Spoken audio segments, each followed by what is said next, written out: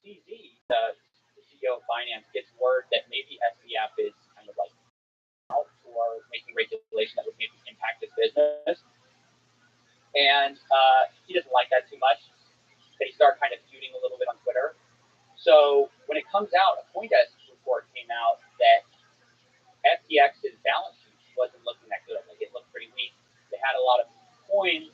Theory had value if you look at their market price, but for a variety of reasons, if you tried to sell them, they'd collapse in value. So it's sort of like this thing, a house built on sand.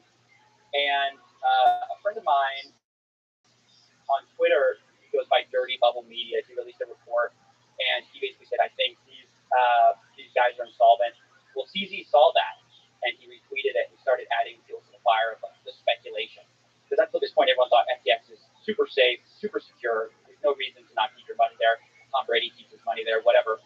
And CZ kind of adds fuel to the fire by saying, not only am I retweeting this, adding kind of like validity to this speculation, but also I'm going to take the FTT that I got, which part of their balance sheet was this FTT token, which is FTX's like proprietary token, and Alameda and FTX control a lot of it. They were using this token to basically be a large amount of collateral for their whole balance sheet. So it accounted for this huge amount of their value, and the CEO of finance had a huge chunk of it as well. He said, "I'm going to sell all of it." And the fuel that introduced to the market is he sells all this FTT, and this FTT is underwriting a lot of the value of FTX. Does FTTs almost approximate like similar things if you were to buy stock in a public company? Is that kind of like a stock in FTX? It's sort of like this proxy, because what FTX was committed to doing was sort of like buying back FTT tokens. They did a thing called the buy and burn. I think there was some amount of sharing in the revenue fees of FTX. It was kind of a convoluted thing. In my opinion, the exact value of FTT was speculated from the beginning, and it was clear that it was very tied to the performance of FTX, which is important because we'll get to later, FTX sort of built their whole scaffold on FTT, which meant that the scaffold was very wobbly, because if FTX loses a little bit of confidence, then your value goes down. When your value goes down, you lose more confidence, and this goes down. So it was kind of like this thing, this flywheel, that when it was going well, you got huge amounts of growth. When it's going bad, you get a exchange death spiral, so to speak. Actually, this structure, it's a pretty non-standard structure. Did the architects of its initial design anticipate the wobbliness of the whole system? So putting fraud and all those things that happen later aside, do you think it was difficult to anticipate this kind of FTT, FTX online research weird dynamic? No, because I think sophisticated traders always think in terms of diversification and correlation.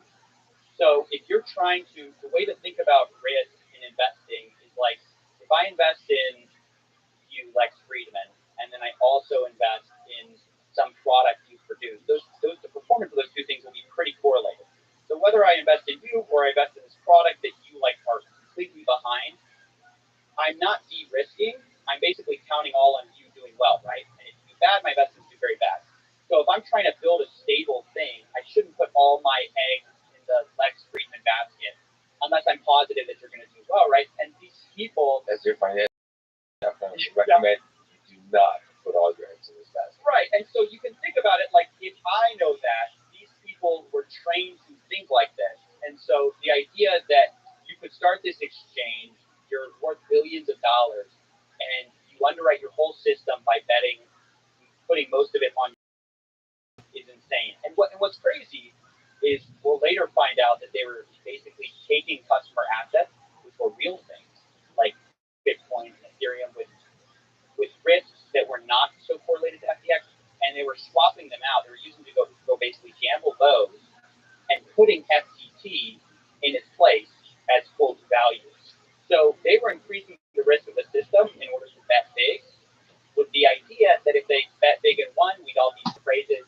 If we bet big and lost, if they bet big and lost, I don't know if they had a plan, but I think they were being extremely risky, and there's no way to avoid their knowledge of we say customer assets, I come to this crypto exchange, I have Bitcoin or some other cryptocurrency, and this is a thing that has pretty stable value over time. I mean, as crypto relatively so, and I'm going to store it on this crypto exchange, and that's the whole point. So this thing, to the degree that crypto holds value, it's supposed to continue holding value. There's not supposed to be extra risk associated with it. Right. And FTX was clear from the beginning that they wouldn't invest your assets in anything else. They wouldn't do anything else with it. They wouldn't trade it. That's what made FTX so much like a horror story for investor confidence. Is basically they made every signal that they would not do anything nefarious with your tokens. They would just put them to the side, put them in a separate account that they don't have access to, and they just kind of wait there until the day that you're ready to withdraw. That's explicitly what they told their customers. So going back to the story a little bit, CZ then said, hey, I'm selling this token that underwrites the value of FTX. There's a total panic. SBF during this time said several lies, such as FTX assets are fine, we have enough money to cover all withdrawals, and a day later, he basically admits that that's the case. They don't have the money, they're shutting down, and then a few days later after that, they declare bankruptcy. I should be clear, there's Alameda Research, FTX International, and FTX US, which is the US side of things. These are three different entities. All of them are in bankruptcy. And it's not clear to the extent that they were commingling funds, but it's clear that they were commingling funds to some extent. So they kind of were taking from each other. Because going back to our earlier analogy, if you're supposed to set funds aside, and I find out you were using it to go make all these arbitrage trades or do market making or all these activities you were known for your like hedge fund trading firm thing, that's a huge problem because you basically lied about this. And when he's saying explicitly that we have these things, we have these funds, and these things turn out to be lies, well, again, the question of fraud comes in, and it's just like, there's no way he didn't know. So the obvious question might be, well, why isn't he locked up? Why is he running around? And it's because really his story is that he didn't know anything. He found out that to steel man his position, he would say he was totally disconnected from what Alameda was doing. He had no idea that they had such a large margin position, that they had an accounting quirk, and that accounting quirk hit $8 billion from his view. And so when he was saying that they had money to cover it, he was saying that truthfully to the best of his ability, and he just was so distracted at the time that he made a series of increasingly embarrassing mistakes. And now he owes it to the people to right those wrongs by publicly making this huge apology course. You might have seen him on, he's been talking to nearly everyone about basically how he just didn't know what he's doing. He's the stupidest man alive. So what are some interesting things you learned from this? I think I've appreciated why you don't talk in that position. Most people wouldn't talk. Most people would listen to their legal counsel and not talk. I do not think any lawyer worth their salt would tell him to talk, because right now, I think the danger of what he's doing is he's locking himself into a story of how things happen, and I don't think that story is going to hold up in the coming months, because I think it's impossible. From the insider conversations I've had with Alameda Research employees, with FTX employees, it's impossible to square what they are telling me with no incentive to lie with what SBF is telling me with every incentive to lie, which is fundamentally that he didn't know they were commingling funds. He didn't know they were gambling with customer money. And it was basically this huge mistake, and it's Alameda's fault, but he wasn't involved in Alameda, a company he owned. So like a compassionate but hard-hitting gangster that you are. Very recently, you interacted with SBF on trying I just this is kind of as you're saying this. You interact on Twitter Spaces with SBF and really put his feet to the fire with some hard-hitting questions. What did you ask him? What did you ask? Sure, I should say first, this was not a willing interaction. I mean, I thought that was kind of the funny part of it. So I've been asking him for an interview for a while. He's been giving interviews to nearly everyone who wants one, big channels, small channels. He didn't give me one, but I managed to get some by sneaking up on some, DMing the people and being like, hey, can I come on? So I didn't get him to ask everything that I wanted because he like would leave sometimes, after I asked some of the questions. But really what I asked was about this and zooming in on the improbability of his lack of knowledge. It's sort of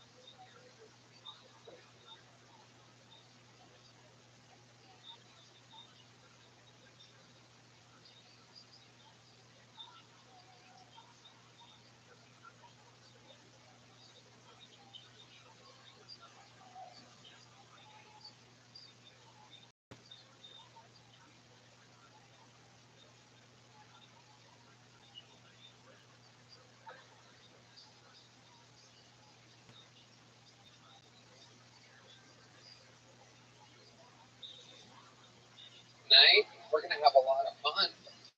Before we get started, here's a little bit more from the amazing sponsors who made it all possible. The Sunset Strip Comedy Club in Austin, Texas is now open. Check out Red Band's secret show every Thursday. Go to some.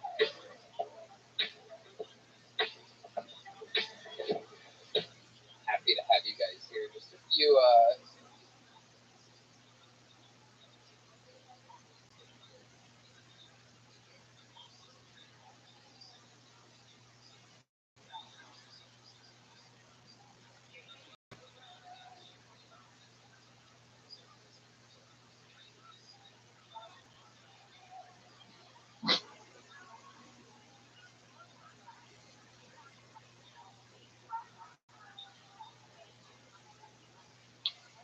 very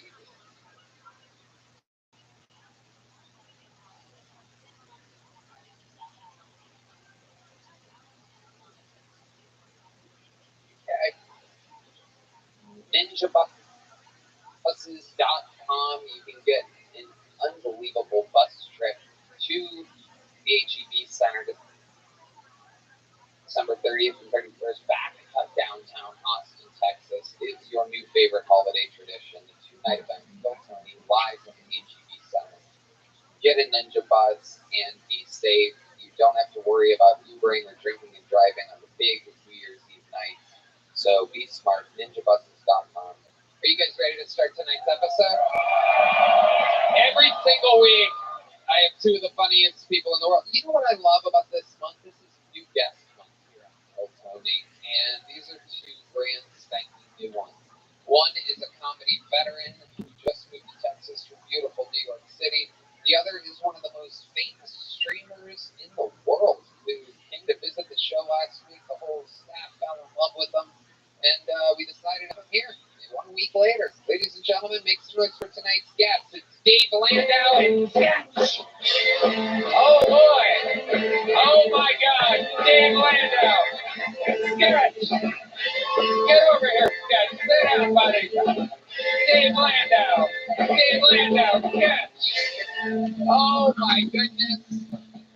This episode is sponsored by Zippix. Dave Landau is on tour, DaveLandau.com. Sketch is one of the most famous streamers in the world. Never done stand-up comedy before in your life, am I correct? no, sir. First time in front of a live audience. Look at that. This guy's used to just fucking sitting there, no pants on, whatever's going on in the wild world of streamers. I don't know. I don't ever see any of it, but I guess the kids love it. Hey, it's a little more formal, but I'm ready to. I came here ready to fuck up. So I guess we'll. Nailed it. How about a hand for Sketch's first live audience? You guys are it. That's pretty exciting. Dave Landau, a 20-year stand-up comedy veteran. Quite the opposite type of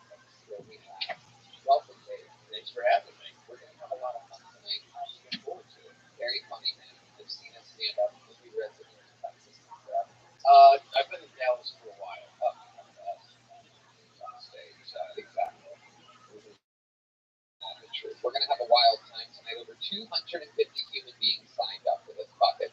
Oh, Jesus. Anything can happen. I've been doing a thing where I have an audience. First, let me bring up my shirt on.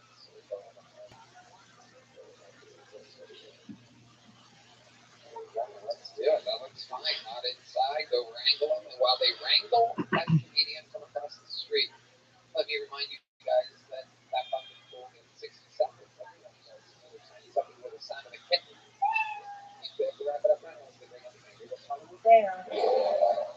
Which interrupts them. And then I conduct an interview. We have fun with them. We figure out what else is interesting about them. What else do they joke about?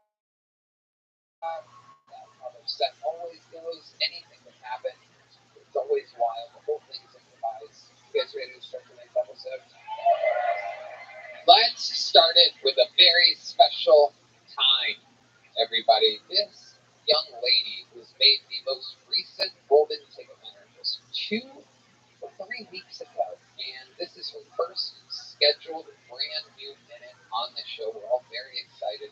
The youthful, the powerful, the brand spanking new first scheduled appearance. Make some noise for Golden Ticket winner, the Kiltony re-debut of Aya, ladies and gentlemen. Aya starting off the show.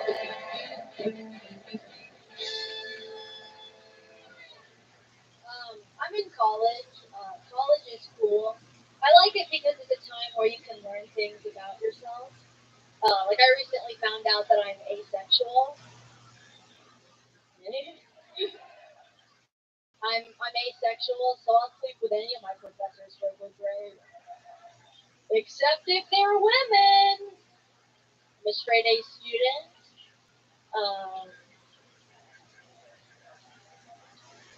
So yeah, I'm a straight A student. A lot of girls my age have sugar daddies. I don't know, I couldn't do it. It doesn't seem right. Like, my dad also has diabetes, but I would never sell his insulin to pay rent. I'm like too scared of reaching for one of the needles and then it pokes me. And now I have diabetes. I can't afford diabetes, $35 for a pair of socks. No, thank you. Now I'm broke. I'm so broke the other day I googled how to make gas at home.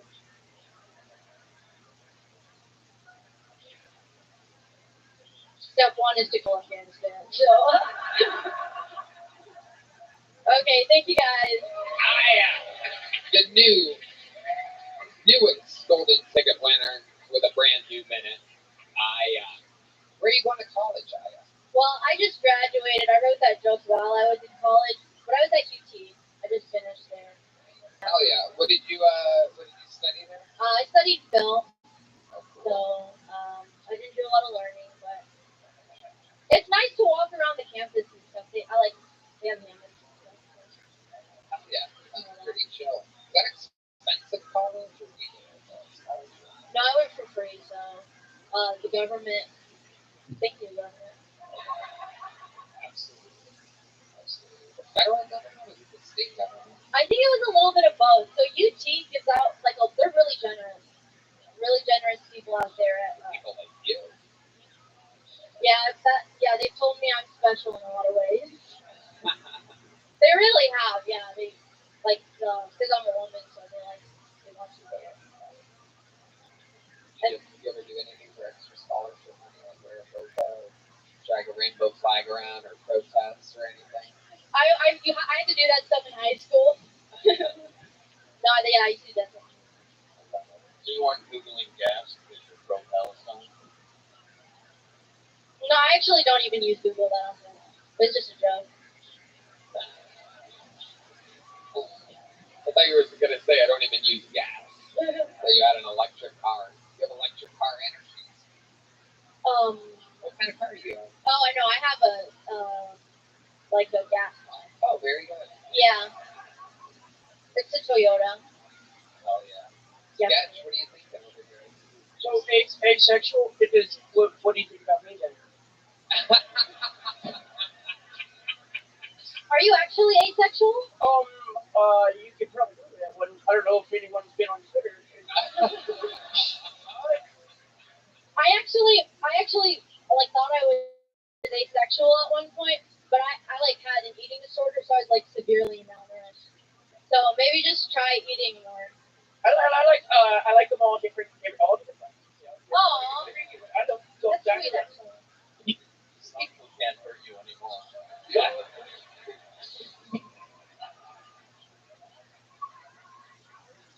Speaking of all different types, does your dad really have diabetes? Yeah, he does. Type 2. So it was his fault. Amazing. Yeah, he deserves it. What do you think it was that gave him type 2? So my dad is like obsessed with honey. So he got it from like honey and then like dates, like the era of like dried fruit, which is so lame. He doesn't like eat cakes or sugar. It's just natural sugars that gave it to him. Wow, honey and dates. Mm-hmm. Jesus, those are Red Band's healthiest snacks. Amazing. Oh, Father. There you go. That's my business partner, everybody. The old Harry Potter. Time to shave your Potter down, for he is Harry. Figure it out. I can't wait. I can't wait. Any second now, it's gonna all make sense. I love it. What else? Anything else before we let you go? Anything else crazy going on tonight? Yeah, my dad has like this guy living in his backyard, Whoa. and he's like he keeps giving him tasks to do around our backyard. Like my dad has like a white slave basically, Amazing. and he's like on meth or something, and he just hangs out, and he's been building a fence for my parents for like 3 months. Those are called Mexicans. No, this guy, because my dad like he doesn't know Spanish, and he doesn't know English very well, so him communicating with someone who doesn't speak English, that's supposed to be really tough. But he likes white labor. So. Wow. So the guy sleeps in your dad's backyard? So I don't live with him, but he's always there when I'm there. And sometimes he disappears for a little bit. My dad says every time he pays him, he disappears for 3 days. Wow. That's called a drug addict. Incredible. Well, very interesting stuff. Have you ever talked to this guy in your dad's backyard? No, I gave him cake the other day, and he got really happy. Wow. Yeah. Your dad's just like, I wish that was me. Yeah, he couldn't have it. Does he still use money? Yeah, he can't get over it. Like, every single night, even if he's good all day, he'll, like, binge a bunch of days before he goes to bed. Or, like, I walked on him to spoon. By the way, Red Band posted on Instagram at 4 a.m. last night moldy Wendy's burgers that he ate. He both complained about the burger and also ate. Would you eat half of it? Moldy was burned. The bread was burned? The whole burger was burned. That's what you were complaining about. But you also said something about mold. What was that? Last time I saw Wendy's, it was moldy. Yeah. And you complain online every time you get late night drunk fast food, and it's not good. You, a wildly successful podcaster, goes online to complain about. Do they ever give you what you want? After that, does that ever pay off? Is Wendy's ever like, here's fucking $20 or something? Really? And that's what you do it for? It's fun, man. It's like coupon clipping.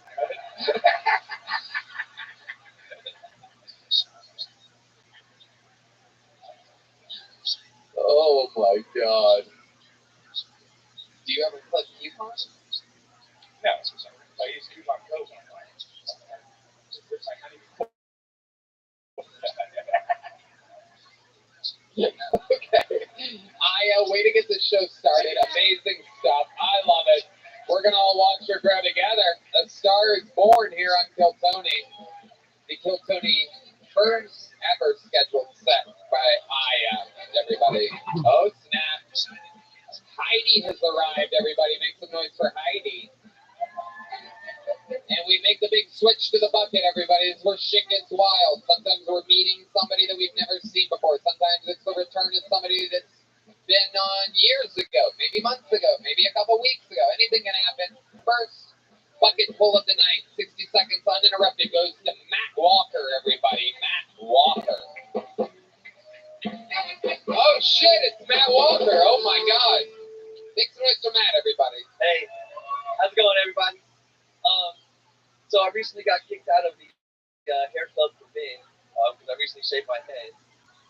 But it's okay because I've been asked to join some other clubs. I think that's because of my algorithm. I've been asked to join pool leagues, like a few balls and stuff like that. But I reached out to Make-A-Wish because it looks like I'm now suffering from cancer. And I won't be able to make my next minute because I'll be going to Disney World with Joe Rogan. So, but yeah, things been changing for me. I used to have a crazy home over.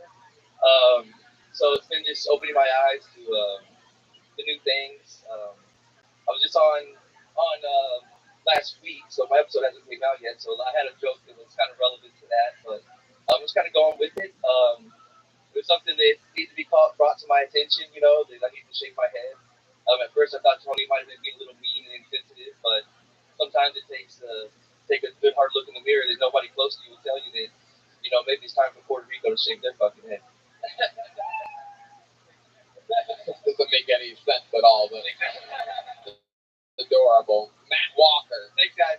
So let me give a little context to this bucketful. The odds of this happening are absolutely insane. Matt was on last week, so so Matt came out with the world's most diabolically. You just have to take my word for it. It was the worst haircut you've ever seen in your entire life. Barely anything was left. And I mean, it was just fucking, it's like if I took this on a bald head and just made like 11 lines. I swear to God, it was like combed down like to here to make it look like, like a Sharpie at one point. Like an egg. What's amazing, Matt, is you should have waited. I know, bro. The odds of this happening are beyond insane. People think that this show, I've heard rumors that the show is fucking like produced and that the bucket pools are fake. If it was, this wouldn't be happening right now. Not to cut you off, I actually told Red Ben that last week because the guy with the beard and the cowboy hat, how he comes on, he's been on multiple times and stuff. You told Red Ben what? Then it doesn't seem so random. That maybe like it's not all like buses or whatever, but I mean, that's well, it clearly is. If you would have waited I should have another couple weeks, you would be a star. All these people would know you, Yeah. and they'd be like, "Oh shit!" I know, bro. I know. You got a little excited here, and you did all your "I don't have hair" jokes, and they're like, "Yeah, so what?" Yeah. No, I hear you. No, I hear But you. Tommy, no, Didn't I tell you I was just gonna put you up in a month? yeah, that too as well. And you couldn't wait. Yeah, well, I was just here, but bro, I mean, it was the chances of me being pulled out the bucket. I know I've heard people say this shit. It's like, man, why are you saying that? You know, maybe just don't sign up. You know what Yeah, I'm saying? don't sign up. Yeah, exactly, bro. That's I what know, I'm saying. No, I hear You would have been a star. Well, That would have been a huge step. Hopefully, it'll still kind of carry. I mean, I couldn't just. You'll resonate with the people at home. Yeah. That's for sure. But these people are like, "Oh, yeah, dude. I was aware of So it. what? What else? Do another joke." But you people are gonna see. Yeah. You're gonna see. This guy, the only time in the show's history he insisted on shaving somebody's head. I would just say, give me a little break. Like I did, not that it was great surgery, it was great material, but I did. That was only like 4 or 5 days that I was coming up with all these. My head just been spinning, bro. Trying to come up with ideas. Well, it's much easier to spin now with a Yeah, spin on top. So the old soft top you got up there. But yeah, I appreciate the opportunity you gave me last week. All right, Jelly Roll, relax. Jesus. Speech over here. Look at the carpet matches the drapes down there. So, Matt, have you thought about anything that we didn't talk about in your interview last week that might be interesting? I guess I just got pulled over without a license, and the cop did not give me a break, bro. He told my shit. I had to Wait, you had an invalid license? Yeah, because and it's really just because the DMV, they don't have enough people to get you a new license. It's jerk about it. My birthday was on the 16th of November, so my license, that needs expired. Yeah, expired. He didn't let you off? No, dude, he was a jerk. Where was it? Garden Ridge, Texas. It's right outside of Cibolo. He was an Asian cop, short Asian cop, dude. Like, it's relevant, bro. He was a short Asian cop? He was a jerk. Even his supervisor came, was like, this guy's a jerk. I was like, bro, he wanted me to beat me in the middle. Like, I cannot. His supervisor came. He made him give me a break, and then he hated it, dude. He like walked away, like, you know, because the supervisor, like, you need to give that a warning. That's bullshit, you know. Right. My dad had to come pick me up. Yeah, dude. They told my shit. I got it out in an hour. He was like, he's trying to tie me up. I was like, bro, I'm getting out today. Like, you're not gonna. And I'm broke right now. He's like my last $300-$400, but you know, it's just another bump in the road. Dude. I'm watching videos and shit lately about like how some of these things that make you strong or resilient. You know what I'm saying? Yeah. It's all jelly roll, bro.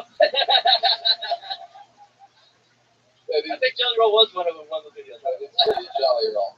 Not to be confused with the egg roll that wanted to arrest you yesterday. So your car got towed and you had to get it out? Yeah, I got it out. I called for the Sunday, bro. He was trying to get me tied up. What does that mean, tied up? Like, just trying to hinder, I guess he was just trying to make my life hard, bro. You know? It's like a small Texas town. Yes, sir. Yeah. And I actually do work for a lady that lives in Garden Ridge. She's probably like, I just got the Ferrari in the garage and all this shit. Bitch ass lady. What do you do for this? It does kind of have a little vibe to it, you know. She's an older lady, but what do you do with this lady? Dude, she has to do she's like a Martha Stewart type, bro. She has to bring down all her Christmas decorations out of the garage. Like from her. Have you been building a fence for some guy? Oh, yeah. I think we're figuring this out slowly. Building fences for diabetic brown people out there. All right, Matt Walker. Well, we met you last week. You already have a joke book. You have a new outlook on life. I was going to give you a spot in a few weeks, but you just fucking did it. Nah, come on. Still do that one, right? Okay, well, stop signing up. You're a lucky fuck, so stop signing up, all right? The universe wants it, bro. Jelly roll. Okay, get out of here. There goes Matt Walker. Jesus Christ. Wait till you guys know what happened. Yeah, you're not going to believe it. It's literally... It's proof that the show's not set up, I do believe. Hello there. This podcast is sponsored by Game Time, guys. You know I love live events. When I go to live events, I make sure to use the best ticketing site in the industry. Game Time. Game Time has a new feature called Game Time Picks. It makes getting tickets for your favorite live events even easier. Game Time Picks filters out the fluff to show you only incredible deals on great seats. You don't have to waste time searching for thousands of tickets. Dan? Tony, Game Time is the best. They're the best ticketing game in town. I just found a super deal with Game Time Picks for Goose. You know Goose? That's right. At the Moody Center. It's so easy to pick your seats, add them to your cart, and check out. I personally love the seat views before you buy, in addition to the lowest price guarantee. No doubt about it, the Game Time Picks curation makes it easier to save more on sports, concerts, comedy, and theater. Plus, they're all-in pricing that shows the total up front with no surprise fees at checkout. Game Time also has the best ticket coverage. Your purchase is covered with the most flexible customer service policy in the ticketing industry. So take the guesswork out of buying concert tickets with Game Time. Download the Game Time app, create an account, and use code BILLTONY for $20 off your first purchase. Terms apply. Again, create an account, redeem code KILLTONY. $20 off, that's why. Download Game Time today. What time is it? Game Time. All right, your next bucket full, ladies and gentlemen, goes by the name of Danny B. Danny B is the next on Kill Tony. Here we go. Thank you. So I am aware that I look like one of Joe Rogan's clones. I look like an Oompa Loompa that joined the Nazis. So there was this. The reason I think the reason why police officers don't have turtles as pets is they can't be on the books.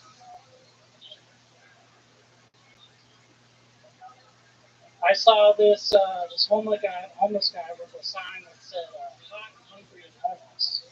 It's like, that's pretty self-absorbed. I mean, if you can have that sex, you just have some sex without a bother.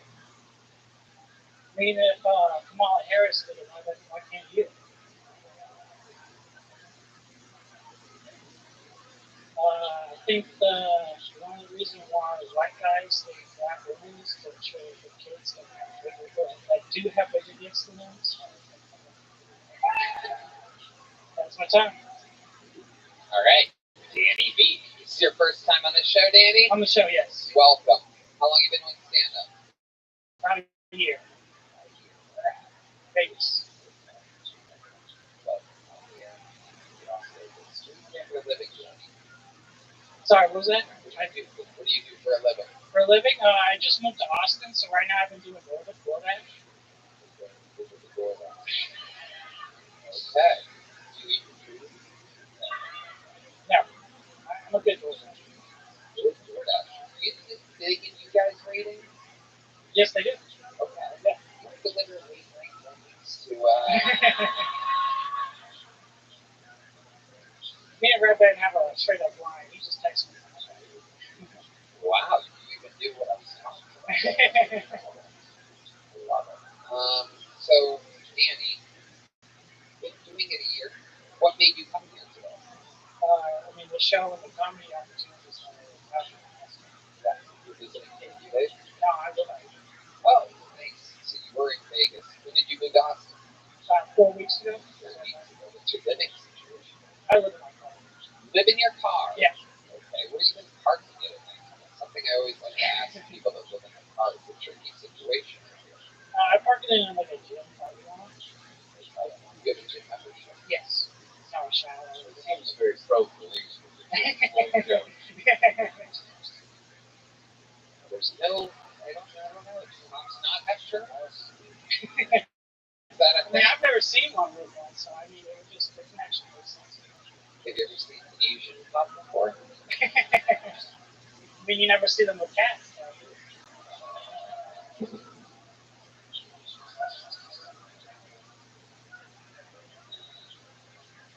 What do you do for fun, Danny B? So just like a lot of outdoor stuff, like stuff around, shit like that. Yeah, what kind of car is it that you live in? It's a 2015 Hyundai Accent. Okay. Were you born and raised in Vegas? Born and raised in Vegas. How does that happen? What are your parents? I always wondered that. So my mom is a recovering addict, alcoholic, and my dad, my real dad, is in prison. He's been in prison since I was 3.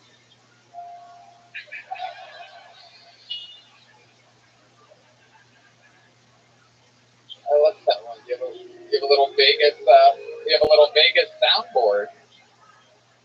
Jackpot. I love it. So your real dad has been in prison? Yeah, since I was 3. For what? He murdered a guy. And Oh, here you go.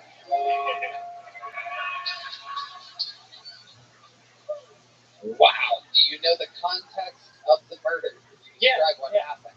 So both my parents were using pretty heavily, like meth and shit like that. And then one day he came home and broke my mom's nose. So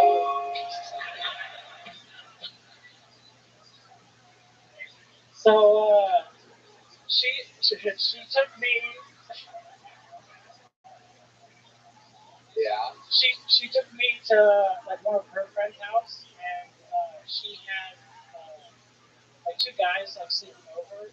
She was like scared, and my real dad was understanding. Oh, that's a great idea. Nothing makes the guy that'll punch you in the nose happier than 2 fucking dudes at the house. Right? Well, I mean, do you know why he punched you? I never really asked my mom. She's only good at cooking meth. She fucked up the meth when she was cooking. Sounds like a wild house. Maybe it is better you live in your car. So, okay. You're in the know. You don't know why. You go to a house with 2 dudes, and then. So he was drinking and drugging that whole night, and then he kind of like stalked her and saw that he thought she was fucking them, and he broke in, killed one guy, and then stabbed another guy in the shoulder, and Okay. All right. paralyzed his arm. His arm's still paralyzed. Yeah. Wow. You ever met that guy? You do make sure to shake the right hand. Yeah.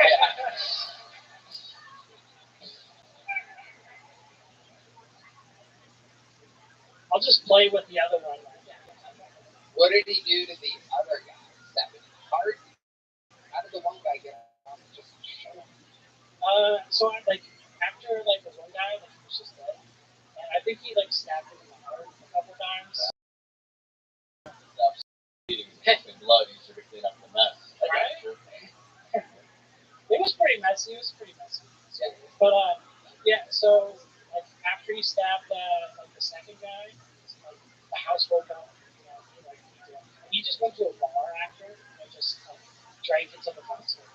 Wow. They got woken up. Yeah, just when things couldn't get any worse. I'm just trying to get some goddamn sleep around here. Stop the stabbing. Is that where it was? No, he stabbed him in different ways. Were any of them sleeping? No. That's fucked up. Red Band with a wise observation over here. That's fucked up. Yeah. That is fucked up. Unbelievable. So you put him into a treaty. You visit him sometimes? I visited him once when I was like 12, and Do they have anything fun in a Vegas prison? I mean, even at their airport. They have vending machines. We could buy like pizzas, like a Red Band. Did you have a pizza there? I did have a pizza. Fuck yeah. Amazing. And it was good? It was decent, you know. Ask you for money or anything? No, I haven't talked to him in like 7 years. He has a life sentence, right? No, he actually has, I want to say, like 4 years. Oh, wow. Yeah. Okay. That's fun, dude. Yeah. That's a big worry that my mom has, is that he's in Yeah. Really? Does he know that they weren't fucking there? Like, does he go, shit, I fucked up? I mean, he, like, the one time I did talk to him, he, like, expressed it. The one time you talked to him? He expressed that, like, he was sorry and, like, he would take stuff back, and he was just, like, not in the right state. He was all about that. Right. Exactly.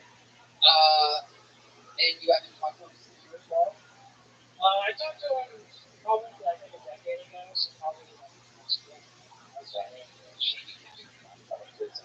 That would be great. I could tell him to call back next time. So, Danny, is DoorDash the end all be all? Hell no, dude. What type of job are you looking for? So, like, ultimately, I do want to be a comedian. Plan is to be a electrician. You have talent in those fields? I mean, I'm mechanically inclined. I was in the Army National Guard. I didn't deploy or anything. So. Yeah, thank you. What did you do there? Oh, wow. Got a little stubby middle finger for you. Okay. Well, anyone needs an electrician or a plumber in Austin? I mean, I'm open to anything. Yeah. Well, how can people find you? Sure. Yeah. Comedian Danny B. There you go. Comedian Danny B. He's only a year in, living out of his car. Seems like a nice guy. Seems like he's got his life together. A lot of common sense. Good answers. There he goes, Danny B. And Danny,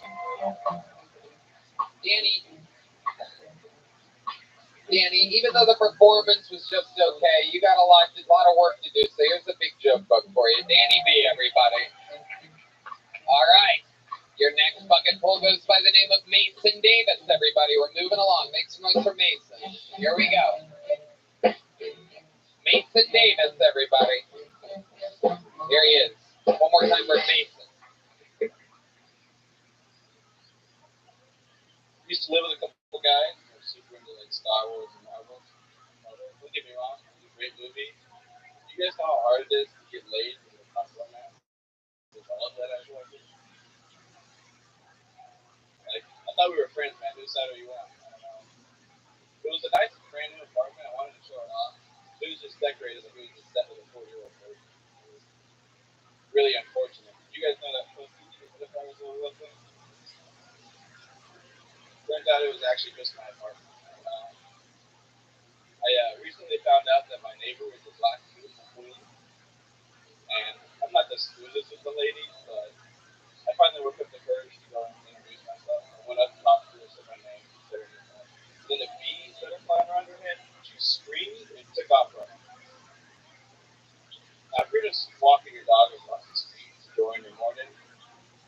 see a fucking beat. You just see a white man and a black lady having a conversation. Takes off running. I don't know.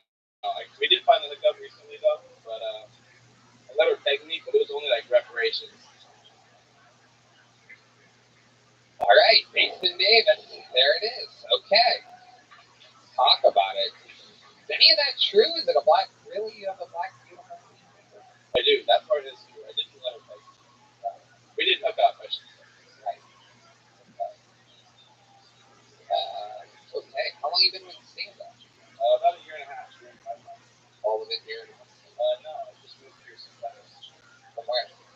Oregon. Okay. Portland or out in the middle of nowhere? Out in the middle of nowhere. I was living about an hour and a half south of Portland. Yeah, it's been a very meth-heavy episode so far. Everyone has had some almost direct correlation in meth in some way, either with their parents or something. You were close to a lot of meth there in the middle of Portland.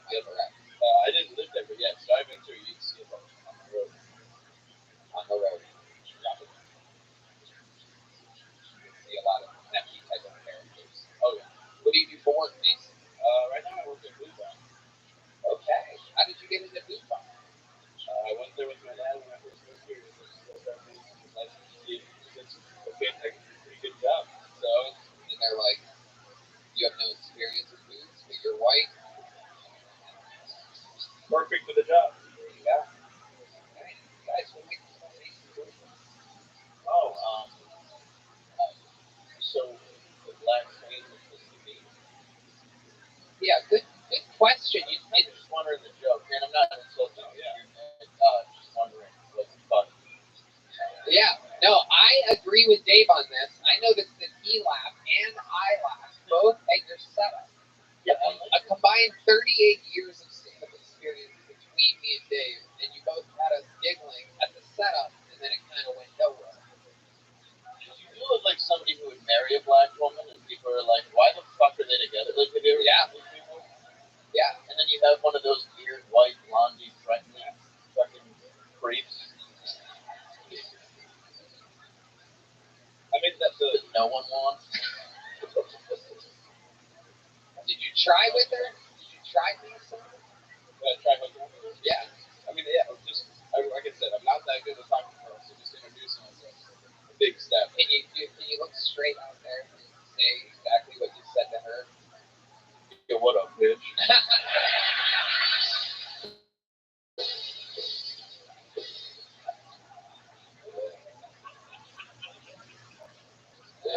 For a second, I thought that was it.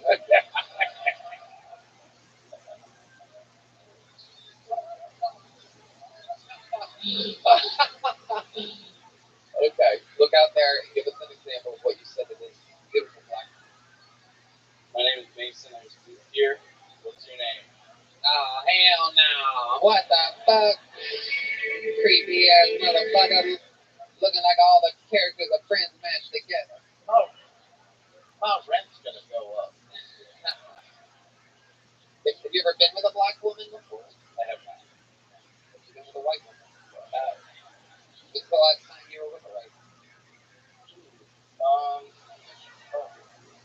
Like 3 or 4 years ago. Wow. Damn. Oh, that hurt.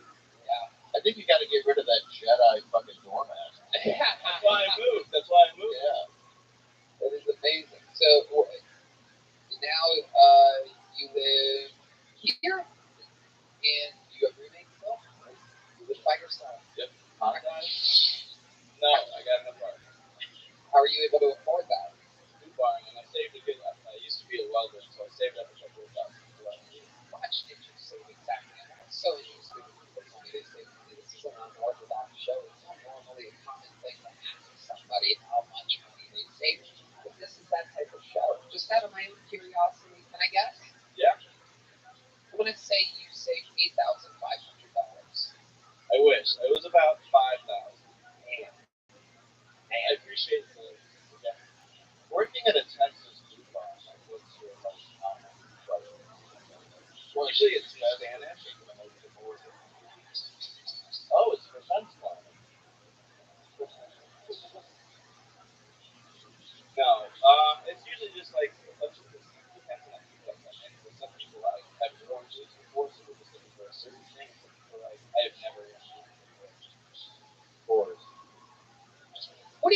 being nice. What do you think made you want to be a stand-up comedian, Mason?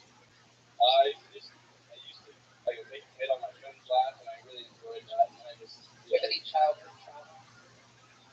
no, Parents are happy all together? yeah, No murders? no, Nothing at all. Just made your friends do more than life. yeah, and getting good, and I get better at stand-up when I was doing it, but I wasn't doing it that much. I was Doing a lot of spots here in Austin. trying. What do you mean by trying? What is that? Getting a lot of open mics, actually. Right. Do you use that word? Yeah, get better right now. All right. What else do you do for fun, Mason? I'm just trying to figure out the city. I still moved here pretty recently. It's the first time living in a big city. It's a little overwhelming at first, but I've been falling in love with it. Trying to figure out where the little spots. And I moved here with. Yeah. What part was overwhelming? To me, it's very overwhelming. Like in Albany, where I'm from, there's not a street that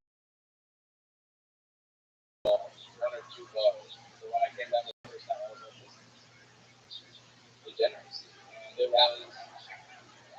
it was awesome. I loved it. Yeah, it is lovely. I love it too. Well, Mason, very good. Nice. Anything else we should know about it before I get you out of here? I was crashing a motorcycle. I was ready for a motorcycle.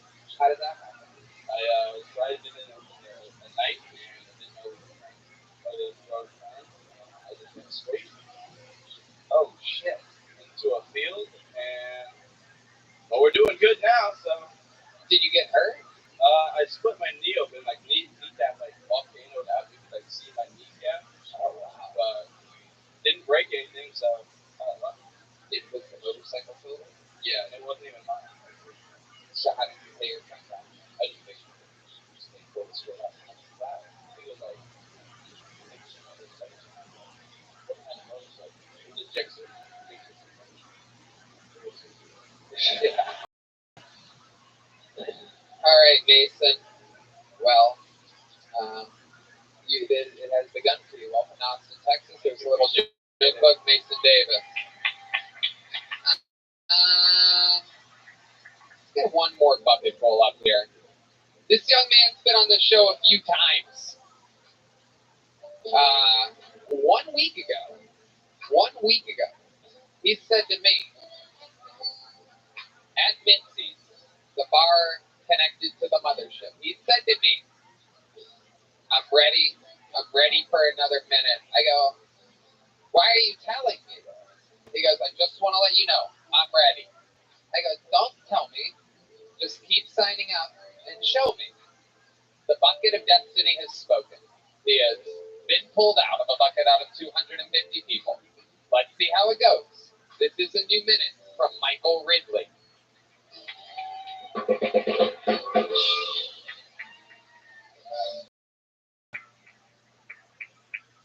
I've been going to the gym recently. It's like a new thing for me. The last 2 weeks. I had ADHD, so it's like hard to stick to a routine. And I've only been going for 2 weeks, and I'm realizing I'm already encountering like an ego problem.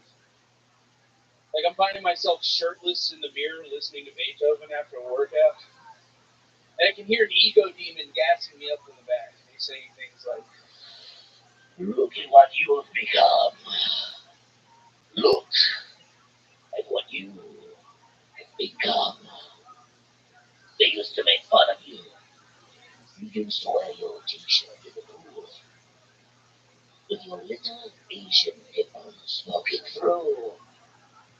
But soon, my child, soon, the moon will encapsulate the sun. The king will take his rightful place upon the throne.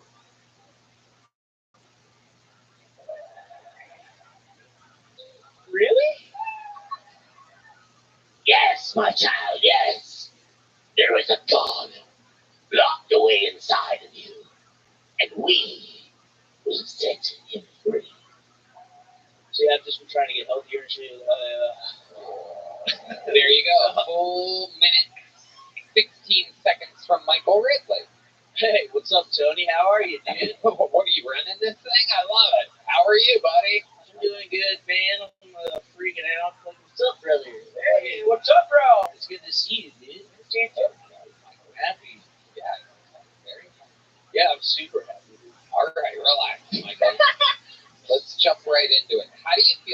When you were randomly coming up to me telling me you're so ready, is that how you thought it would go? Huh? No, not at all. I thought it was going to be way better than that. I've been closed on that one for a while and it big props. It's always like, really? You know what I mean? I also like have a lot of nerves. I just, your boy, I don't know what the fuck happened, Tony, but I was a little thick and I just finally feel good enough to come out of the house. And I'm half sick. Sick as hell. Like, I don't know, bro. I was like, sick. Yeah, I've been letting people hit my vape today. And, don't do that around here. Everybody's fucking eating booty hole and spreading disease and shit. All right, Michael, stick over here. Your fucking water next to me. Oh, yeah, dude. How long have you been sick for? You're sweating like an AIDS patient. Yeah. I have hyperhidrosis. How dare you, dude? Okay, Michael. So how long have you been sick for? What have your symptoms been? Probably COVID. I don't know. Probably some new shit. Definitely. That's not what I asked you at all. How long have you been sick for? I've been sick for like 2 or 3 days. I've just been in the crib for 3 days. And then you decided to come out tonight in public around a bunch of people who can't get sick. No, I'm fine. I always look kind of sick. Like ever since COVID, you can't be a sweaty Asian guy in public. Like you just always look like. That is true. I've always been sweaty.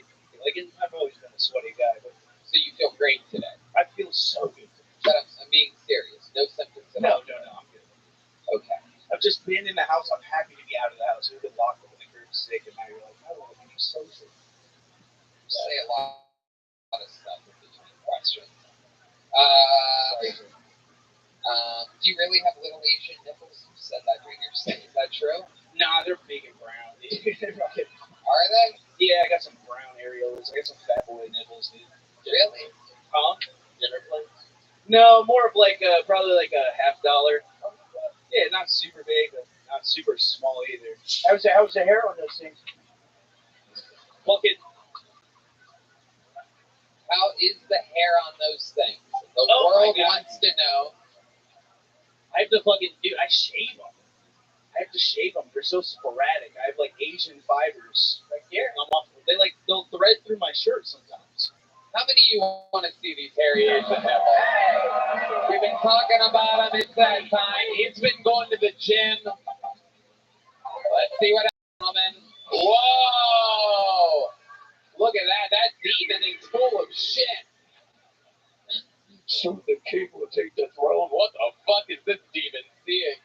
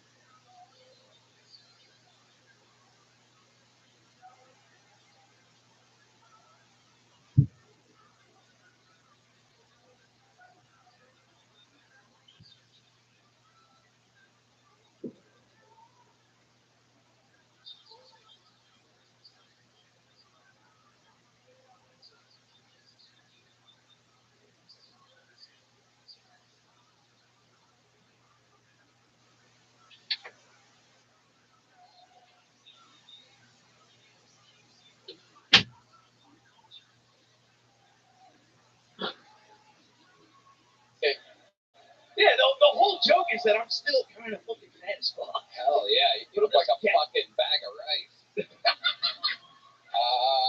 I wasn't really expecting much from a guy that goes to the gym with Bobby Lee.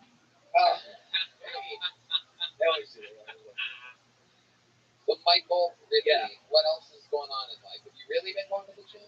I was for a little bit, but then, dude, I was sober for like 2 years. I started drinking again, dude. Oh, is that what happened last week when you came up to me and said you're ready, that you're going to do so good? I'm relapse. Hey, you know. Now it's all making sense. I got to witness a real life relapse. I wouldn't really call it a relapse, more of a return. Dude, if you can't drink, dude, what the fuck are you doing, dude?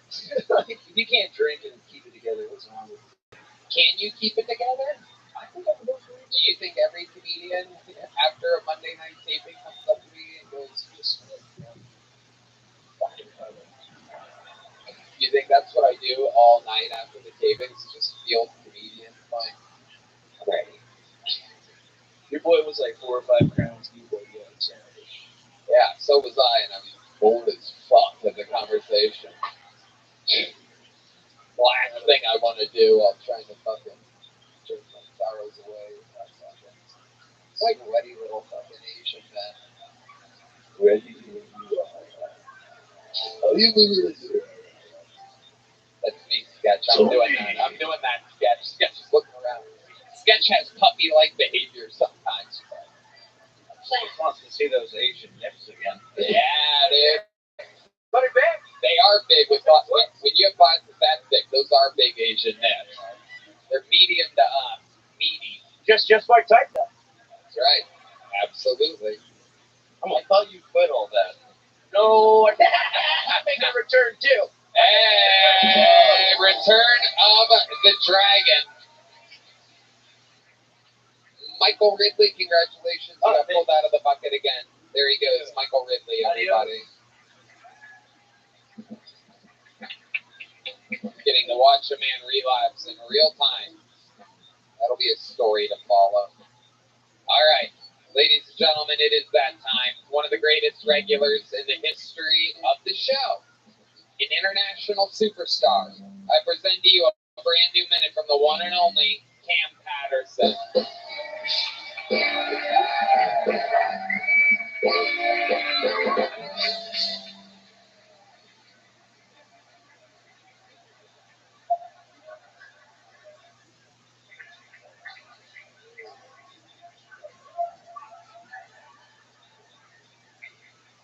glad I like that, little gang, because I am not ready. I'll tell you that. But it's funny because I've been trying to figure this thing out. I don't know how to tell it for real. All I know is I used to be a bully, right? I used to hurt people a little bit when I was at elementary school or secondary school and shit like that. And I would get suspended all the time. And one day they wanted to call my parents. They didn't understand that I was doing all this bullying because my parents aren't the best parents in the world. You know what I'm saying? And she wanted to call my dad real bad. And I was sitting in the office and she was looking at me scolding me and stuff. She called my dad. She took my speakerphone. And my dad was talking to us like, this son's a bad person. He's gonna get expelled. He's living in other schools. He is somebody with a baseball bat. We need to talk to him. And then my dad just went, "Hey Cam, stand up." And I was 5'1" at the time. And then he just went, "Who the fuck is he bullying, bitch? Midgets?" And hung up the phone. That's my dad. Like so bad. Cam Patterson. Cam's dad. I say it all the time. Such a character. Such a vat of hilarity to draw from. That really happened, bro. I believe. I swear to God. I know your dad. I know that happened. Very, very funny, man. Yeah. I'm glad that worked. That shit been bombing all day, nigga. I've been running around. I was supposed to be here earlier. I was running around the whole bunch of shows. That shit was eating dicks all day. Well, going up after here he is, his dad, everybody. Nigga, we back. Who put that hat on him, man? Why they put that fucking hat on him? If he can't, that is a great gay ass hat, man. That is. Who put that hat on D Madness, man?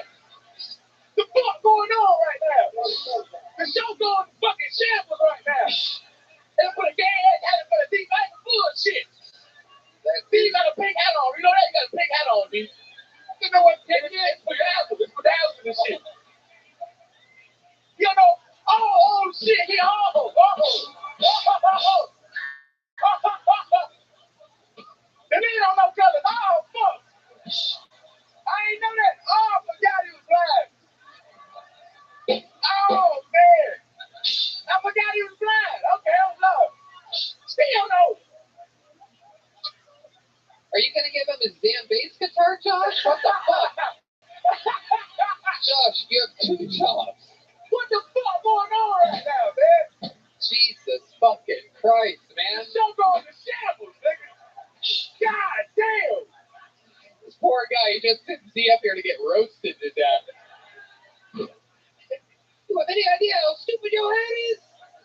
He's just sitting there like, oh, what the fuck's going on? At least give him it. There it is.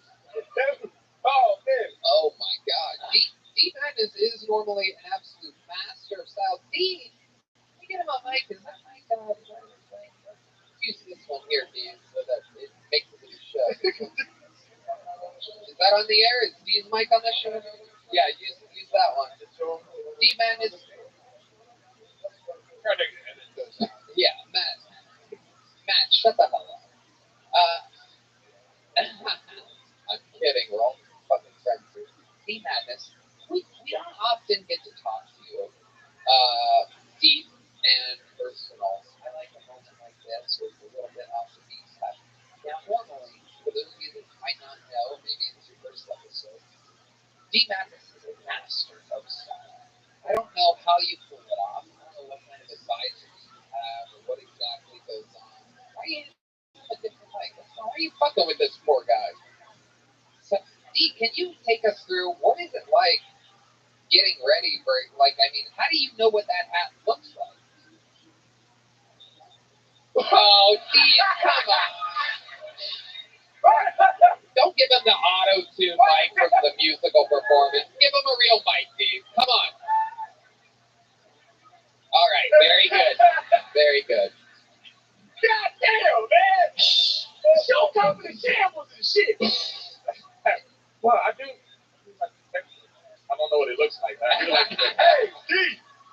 That's all I know to say. It does look like it has great texture. It is a good hat. It actually is cool. It is a little bit pinker than you would wear if you knew what it looked like. One of the most famous homophobes in the show's history. It looks like Tiffany Haddish's underwear. Like it. Damn, Red, man, that was terrible. It looks like Weird ass reference. If you threw a fanny pack on, you look like every older black woman going to Vegas. Well, ain't that wonderful? It's so. I'm gonna keep all this in mind next time I talk. What'd you say, Pete? I'm gonna keep all this in mind next time. Oh shit! Oh, he's gonna get you back, Cam. Next time you smell funny, you're getting roasted. Yeah, brother Darkness. Brother Darkness, he just called you. I call him Darkness. He called me Blacker. So it switches from time to time. What's up, Darkness? What's up, Blacker? What's up? Yeah, they all mean the same thing. D Madness, do you have any final words you'd like to say to Cam Patterson, who decided to ship all his cards to you in that roastable hat? Actually, yeah, I want you to do me a favor. I want you to look at my t-shirt. Well, most people, how you know what it say? I know what it say. Nigga. Nigga, I know what it say.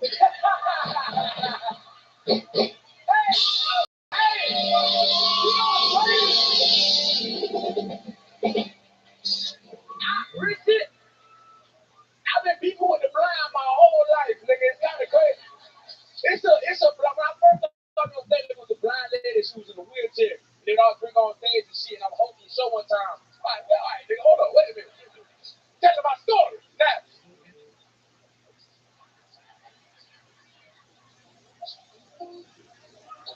I swear to God, then I got there strong about it. I'm shooting. Okay, calm down. This word fucking me up. I'm ready to say you big nugget. But it was a blind lady. Coming to show she was in a wheelchair. Okay, no, you're closer to me, right? But it's no bomb now because it took too long. But she would always be like, I love him because he's so black and he's so short. And I was like, how you know I'm short? She was like, you're real close to my ear. Because she was in a wheelchair, you know what I'm saying? And I hate that bitch. I hate her. Hope that bitch never see you again, goddamn. We're gonna go to the second most blind person in the room. Sketch. I can see pretty far. There you go. Tell him, Sketch, you see real good. Hey, fuck him. Yeah, you whoa. So we're gonna shake like it's like round up a retarded kid. Yeah, fuck nigga, yeah. Hey, Me and Cam hung out last night and he spent the night at my house. No, I didn't. Yes, shit. Go, whoa, hey, yeah. Hey, go to fuck. Hey, shit. Hey. I did not stay the night. I was there for a long time. Yeah, we drank a little bit, but I did not stay the night. And then he sent his homeboy to come grab his jacket this morning. Whoa. Oh, man. I knew it was going to be bad. Okay, wait. I'm sorry. You all right. You good. Don't shoot nobody, nigga. All right, listen. Understand something. Wait, understand something. I'm glad you brought this. It's a good story. It's a funny story. So, Sketch, we did the stream last night, and Sketch gave me a lot of like gifts and shit. So I wanted to give him something back in return, right? So I gave him my jacket off my back, right? What do you mean when you say it like that? So I gave him my jacket off my back, right? It was my favorite jacket. So I got back in the car with my homeboy, my girlfriend, right? I got back in the car. Had to clarify that. Got back with my homeboy and my girlfriend. So I got in the car and I was drunk. I was like, man, it was such a good time, man. But I gave him my favorite jacket. And I just kept saying that over and over again. And my homeboy is a good friend, also a crazy person. So he went this morning and just got my jacket back. And I woke up and it was just in my living room. That's the whole story. No, for sure. Sometimes I also gotta have a punch.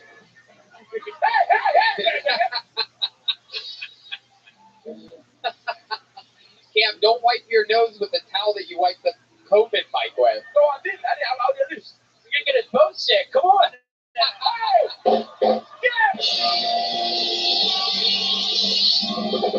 Oh, shit.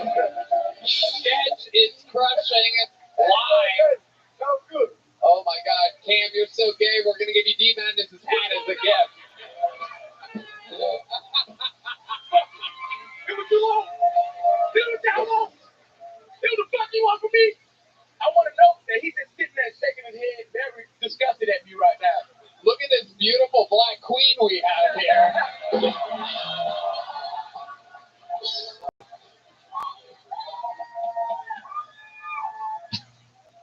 Oh, we're having fun here tonight. How loud can this place get for the always impactful Cam Patterson?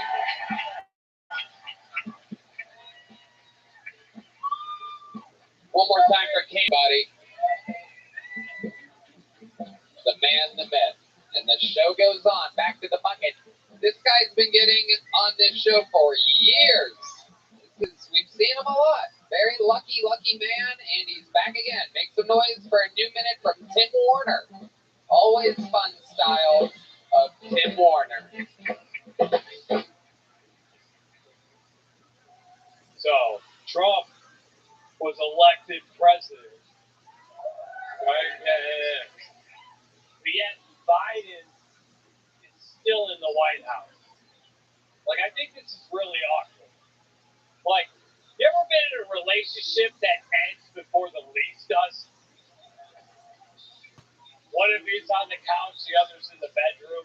Every time you come out, they're just like, all right, listen. No, come on, man. The guy you're with, he's garbage. Hear me out. Just hear me out. A lot of women now apparently are going celibate to protest Trump's election, which I just think is crazy, you know? Just when you thought they couldn't get any worse than driving. Oh. Recently saw a sticker for a Zen competition. How the hell does this work? I'm at peace. I'm at more peace than you. That's all I got. Okay, Tim Warner. All right. Okay. Hi, Tim. How's it been going? All right. How are you?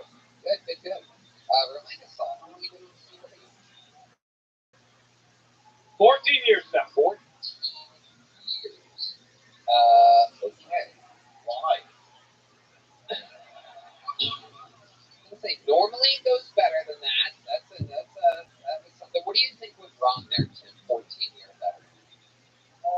Jesus. A lot of things, dude. Yeah. Oh, sober hasn't helped.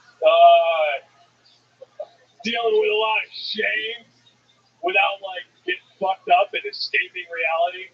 It's just accepting things. That's been a bitch. How long have you been sober now? We are on 2 years and 1 month. We remember when you went sober. A lot of those initial sober performances were good, rock solid. Yeah. What do you think's going on? Have you been going to meetings and stuff? What's happening? Yeah, doing everything. I don't know. I've just had I've had a difficult 4 months. Like I said, just dealing with shame, dude. Like part of it, with the clarity, it's like all these new memories of just not being great, not being a good human, and I don't know. It's like in a movie at the end of it when you have the big reveal, and it's just like, oh, I thought I was a decent person. It's like, no, you're kind of a piece of shit your whole life, and taking it all on at once, like all of the moments, is pretty heavy. It is very tough for me to forgive myself, for the past. It's tough,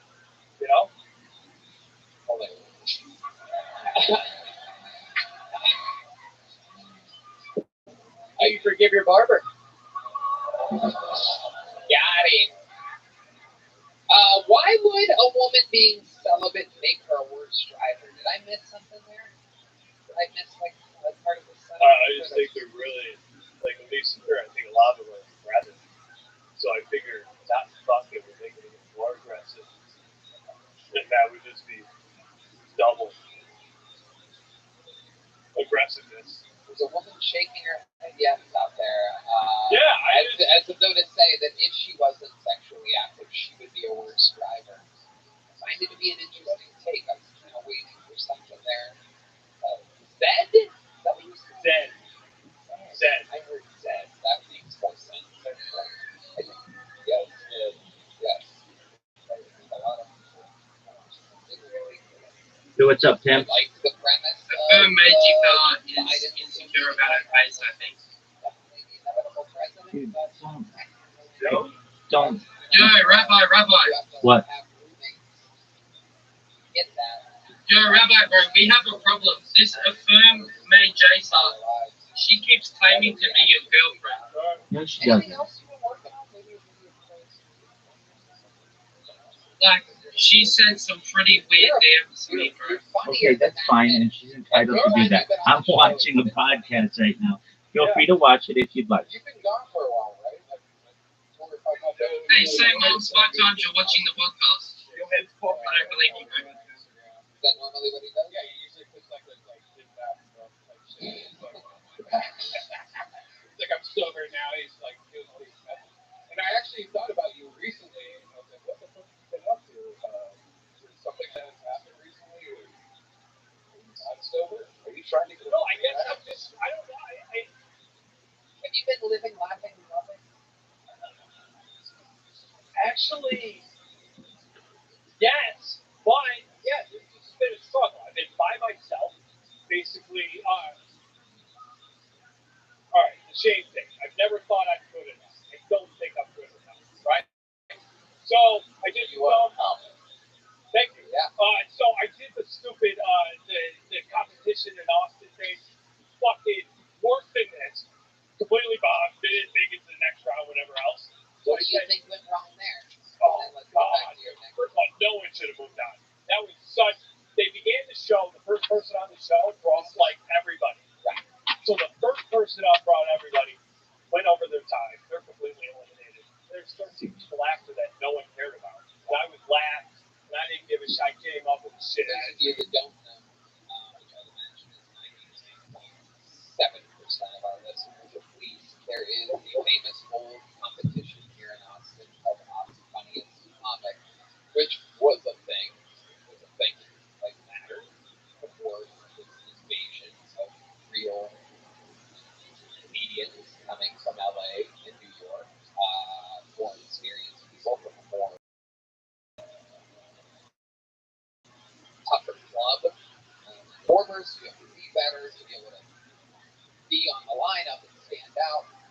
So this awesome, funniest comic thing is still a thing that you try to win and try to get one, but it is based on, it is voted on by the audience. So you will invite an audience to come. So the more people you know, the better your odds are of winning. And Tim, by the sounds of your lonely diatribe, I'm guessing you got about nobody to go there, right? So Oh, I didn't advertise it like that. I don't want to stack the audience. I like to win based on like the trust me, I get it. I did that once when I first started. There was a competition at the Ice House. I got second place on the side of it. I wore a shirt and tie for that. I thought I would be a shirt and tie comedian. That was my first few weeks, literally, of doing stand-up. Someone just pulled a drink on their own head in memory of my side of fries. Anyway, shit's gone off this fucking. Can we get Cam back up here to talk shit to D-Madden? No, I'm kidding. Tim, so your competition goes awry, and then what happens? Way off base. no, it's just I don't know. I started questioning a lot of things. I'm not by myself. I don't know. Searching, and now I've come out of it. And I don't know. I shot fucking 4 people.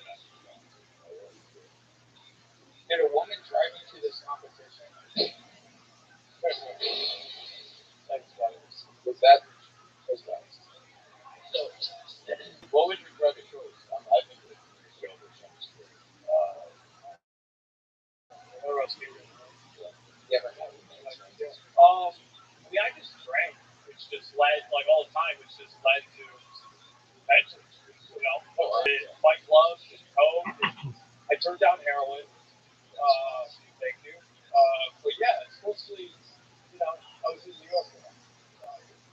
A lot of people just go and see this nice size. Well, I saw the sites that aren't on a map. Let's put it that way. Tim, I've tried with this interview to dig us out of this deep hole that I take full responsibility for putting us in. I don't think it's you. I think it's me. But you know what I think? I think you need something to look forward to in life. I think it'll fire you up. Tell you that things are going to be okay. So, how would you like to open up? Yeah. Would you like to do better at the Secret Show Thursday?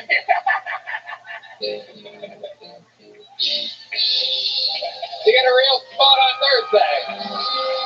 Look at that smile.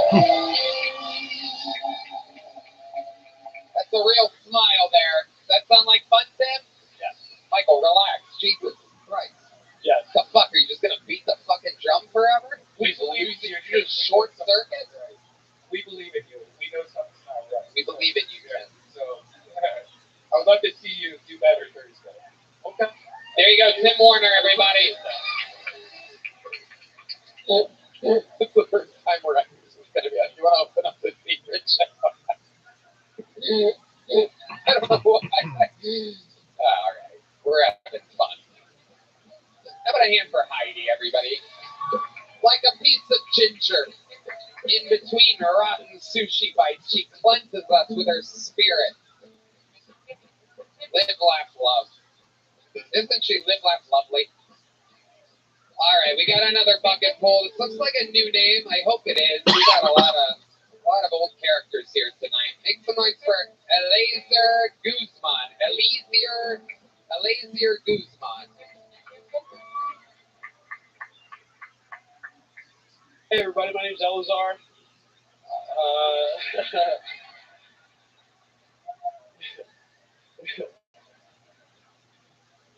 He tried his best. Yeah, I probably shouldn't have smoked before this. You guys ever smoke and feel you're gonna have a heart attack? I gotta stop smoking meth. This? Oh, you never get that reaction. Usually even Mormons are like, yikes. So I made stuff like my birthday recently really weird. I just recently turned 34. I've been freaking out about it. Felt like I hadn't had enough sex in my life. So my last month being 33 is just trying to go as many days as possible. And this life that I went on this road was like, look, I want to have sex with women that have UTI. And I said, look, I don't care what school you went to.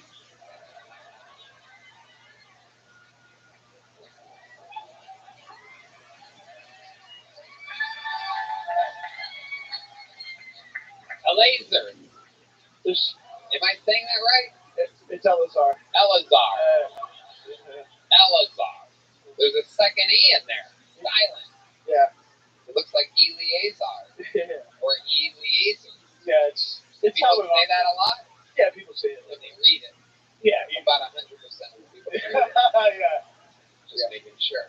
You tried to make me look like I know. Elazar, obviously. How long you been doing stand-up? 11 years. 11.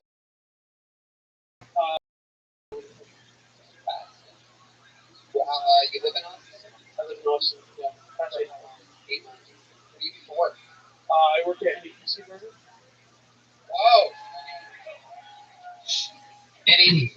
Not a damn chance. It's one of the best burgers in the entire city, owned by our very good friends.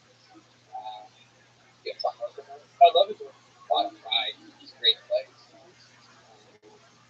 You get high on this? Oh, yeah. So addictive. I'm broke as fuck, so I eat a burger every day. Yeah. Are you getting a lot of spots around town? Not really. I just kind of make my own shows. I've been producing for a while, so. Yeah. I love that.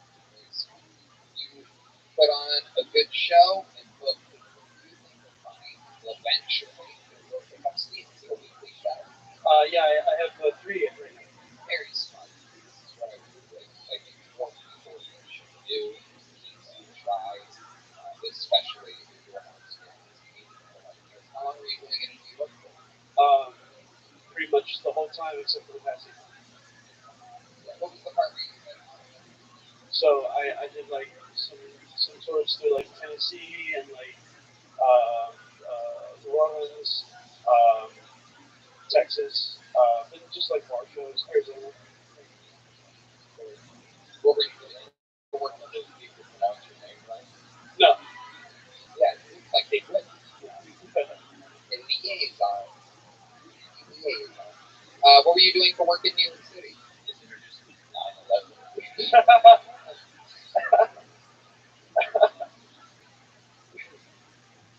I was a busser. A busser. You say a busser. You're not a boy at all. Yeah, no. I'd say bus man. So,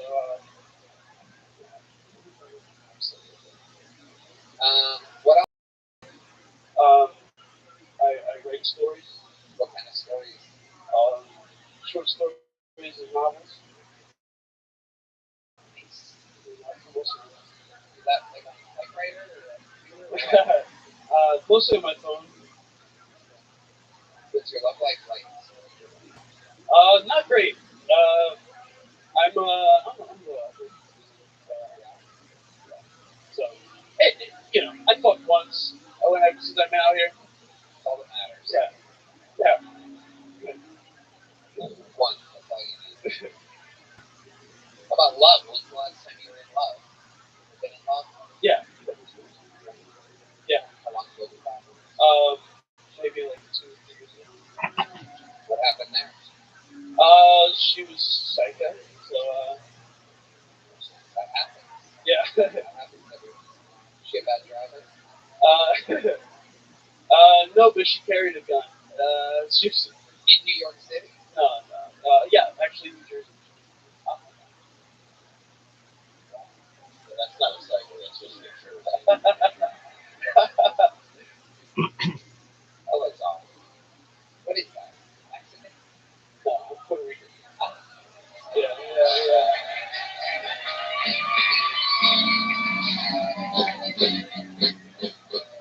My favorito. I hear they're garbage. No, nobody heard that. Nobody said anything. I haven't seen that at all anywhere at any point. No one's ever said such a thing. Have you been to Puerto Rico? No. I have.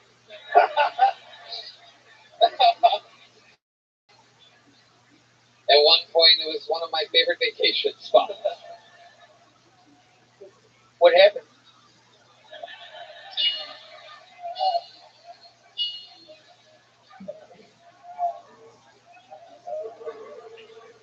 Had to get a president elected real quick. No big deal. Just had to do my due diligence.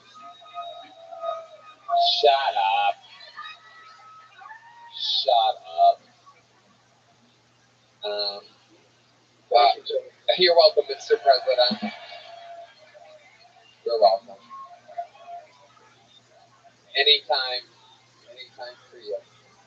So, are your parents obviously both Puerto Rican? No, my mother is Puerto Rican and my stepfather is Mexican. Did you talk to your mom about any of these a few weeks ago? No. With my thing? She kind of stopped giving a shit about the political stuff a while ago. So. She didn't, but I mean, Puerto Rico. But she's been to Puerto Rico. I've been avoiding saying anything about it, honestly. Yeah, pretty easy situation. Yeah. Little did she know that I just gave you the biggest opportunity of your life. But I'm from school circle, just like an island. All right. Fun times. Nice to meet you. Welcome to the show. Here's a brand new bonsai leather, real Texas leather joke book. And that is the Kilkenny debut of Eleazar Guzman, the only Eleazar spelled Eleazar, Eleazar. Another bucket pull. This looks like a fun name. It's a 3-word name with pretty silly handwriting. So this is a good sign. Make some noise for what I believe is the Kilkenny debut of Eric Ray Stone. Everybody, Eric Ray Stone.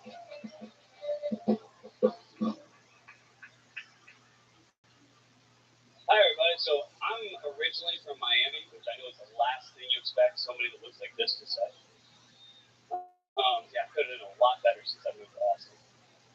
But, you know, most people that are born and raised in Miami feel like any place is better than Miami. No, like most places.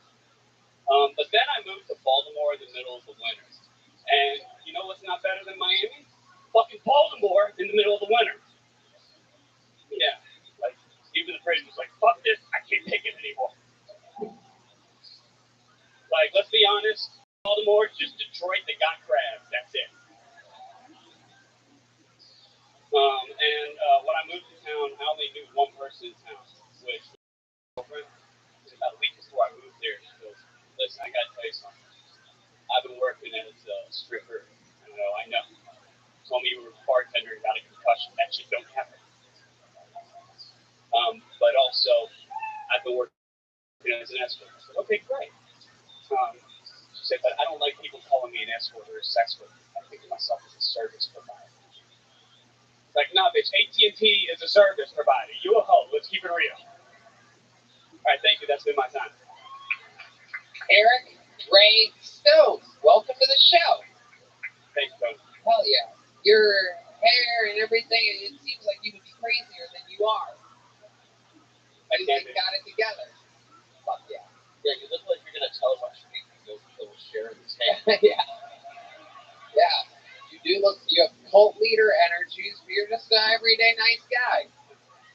I love it. Eric Ray Stone. How old are you, Eric? I'm 30. 30? Hell yeah. Yeah, I know. Years of nothing kind of me, hasn't it? What's been going on? You have a cane? For those of you listening to the podcast, like D. Madness is, he has a cane. I have Ehlers-Danlos syndrome. What is that? Ehlers-Danlos syndrome, EDS. It's my connective tissue stuff. The only famous person I know that has it is Billie Eilish, but I don't have a famous soon. So your connective tissue, like your tendons? Yeah, tendons, ligaments. Tear them apart? Yeah. When I was younger, I played a lot of sports and did a lot of really stupid things. So I thought I was just getting injured because I was doing it. Yeah. Turns out not. God has a sense of humor. Like Mr. Glass. Yeah, exactly. Looks like he's having a hanging. You try fish oil? Oh, fish oil. Very good, Red Band. Very good. What if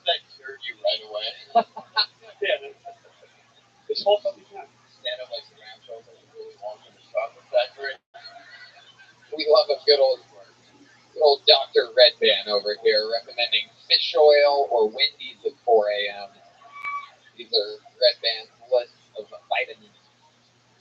Eric Ray Stone, how long have you been on stand-up? A little over 3 years now. 3 years. You start here, Baltimore, Miami. I started in Miami, and then I went up to Baltimore for quite a bit of time, and then I came back to Miami and was working at the improv for a couple years down there. Miami. Wait, was I ever there when you were there? Yeah, you were. That's about right. Were you working front door? Front door.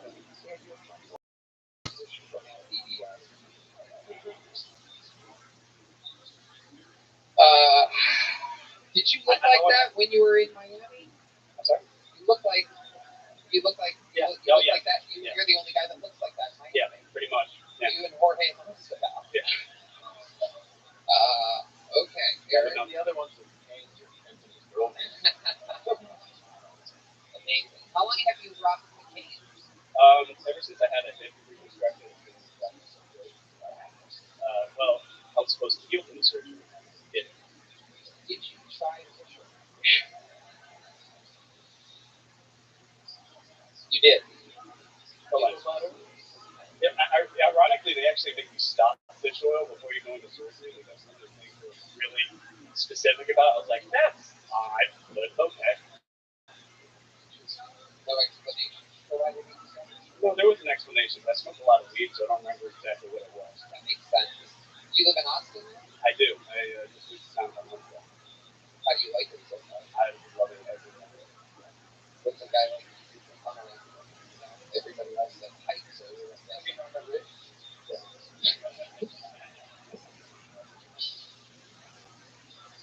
Look at him cracking up over here. Look at him just dying of laughter.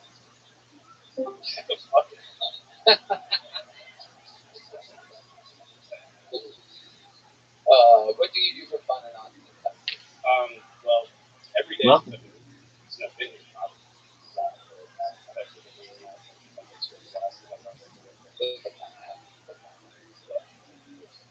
All right. Tell us something crazy about your life, Eric. Fun fact that would surprise us about you. Oh, yeah. So I found out not too long ago that apparently a lot of my family that was How you living, pimp? What's good? We were very fond of explosives and not so fond of bombs. Hi. I did not know that. How are you? What's up, brother? Sorry, I was trying to fix my bike, man. You're good, baby. We're just watching Kill Tony. Do you know what Kill Tony is? Oh, hello. You're a little bit laggy, right? I know. Can you hear me now? Just one moment. Let me just restart my browser. I'll be right back.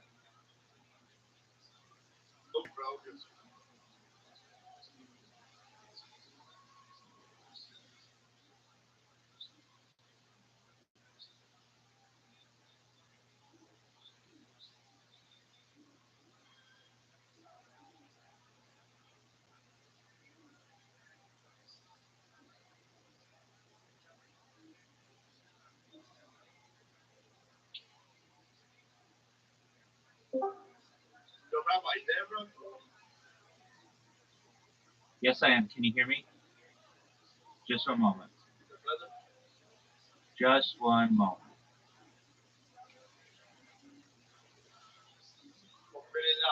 You there? Can you hear me? Just one. I know. Just one moment. One moment. Exactly.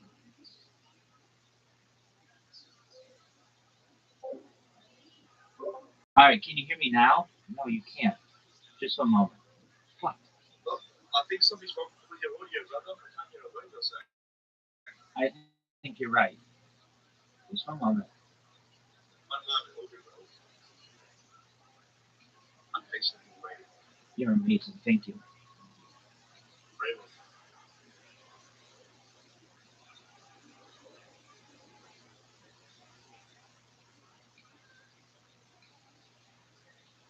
For the time being, just one moment. You should be able to hear me on the other microphone. Oh, yeah, I can hear you the other one, but it's very quiet. Yes, no, I know. Just one moment. I'm going to reset my Chromebook here. I can talk to you from the other one in the meantime. It'll take 2 minutes.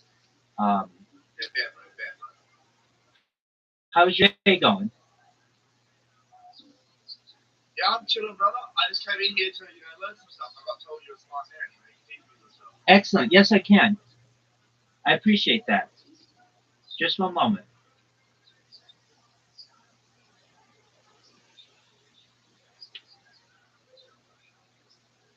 Yes, I can teach you. Firstly, thank you for being so respectful. As my computer restarts, that's never fun, but you should know that I very much appreciate your patience, and I will have my computer back going in just a second.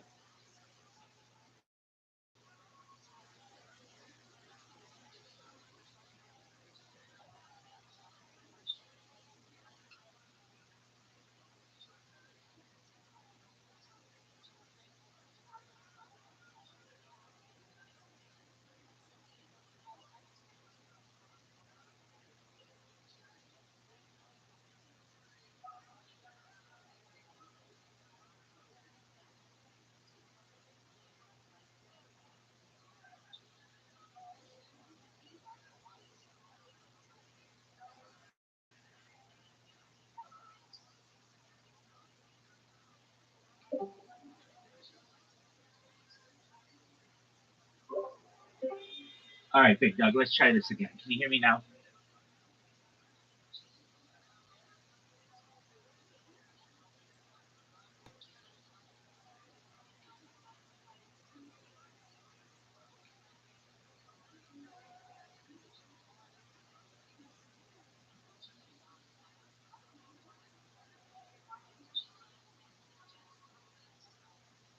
Okay, Bulb, can you hear me?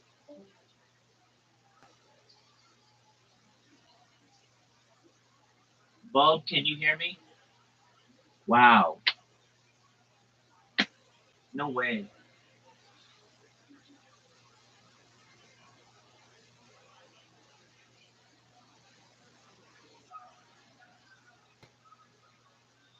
Very, very interesting. Let me turn off my mic, turn on my mic. Let's see if this thing works. Hello, hello. Hello, hello. Okay, let's. I still can't hear you through the main account. I can only hear you through the other one. Okay, let's try now. How about now? It's still very good. No, you're absolutely right. Just one moment, I'm going to restart the browser. Shouldn't take long.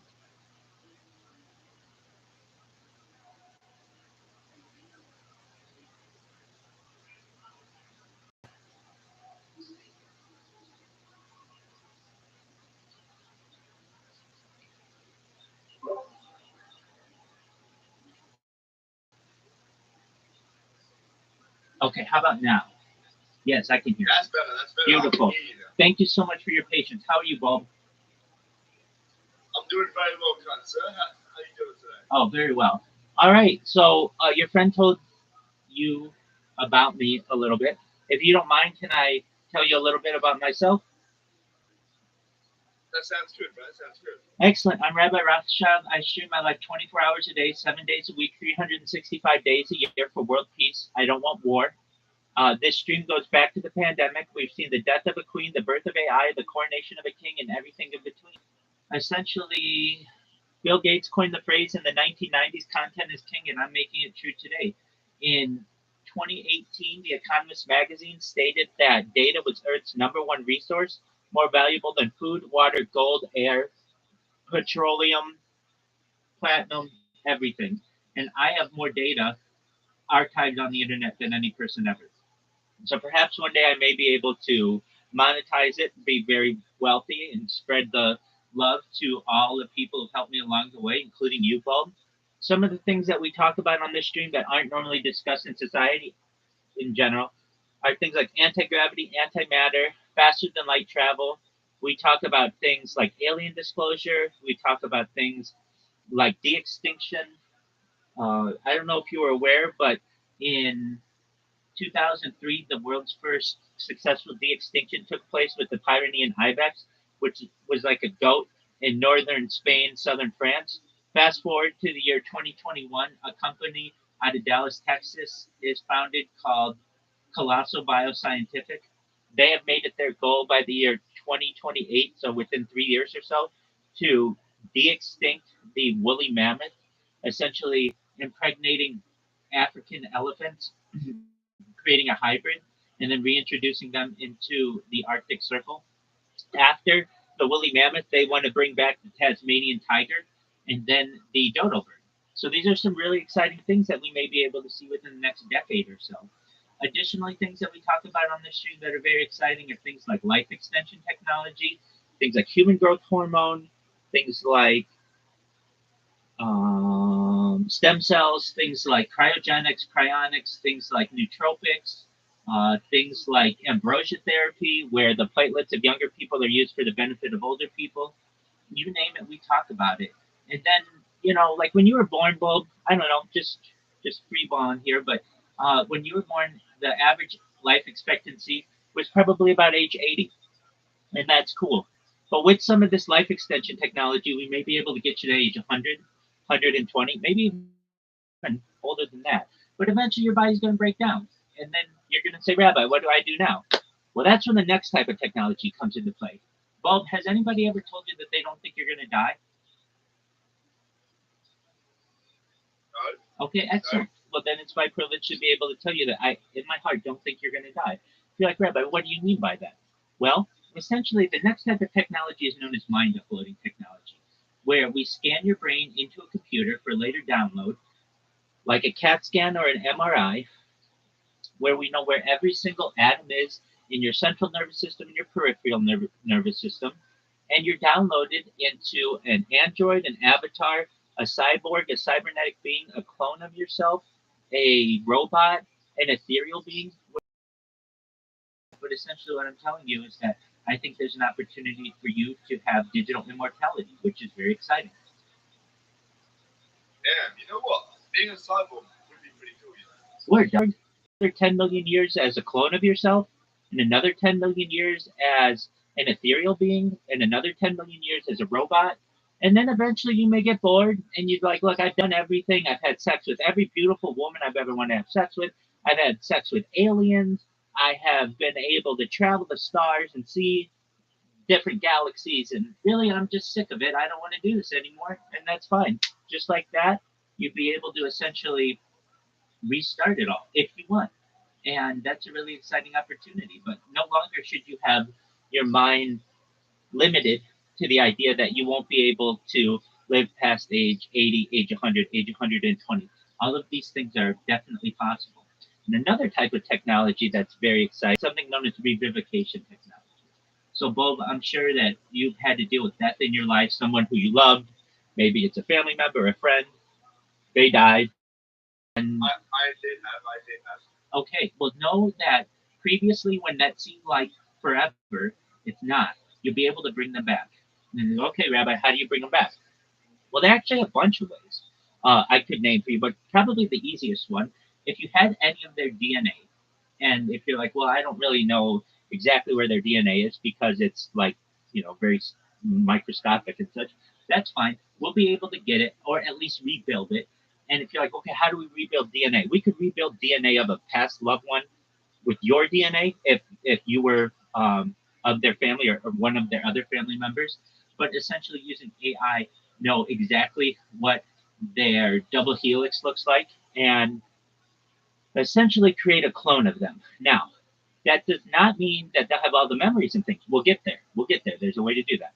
But basically what we can do is create their body in a test tube-like environment so that they're just basically their body's the same, their brain shape would be the same, everything would be the same.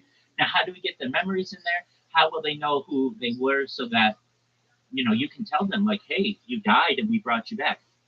The way to do this is not all that complicated. Basically, if you have a picture of someone, that's enough to be able to bring back all of their memories, all of their thoughts, all of their emotions, their entire personality. It's like, okay, Rabbi, how's that work?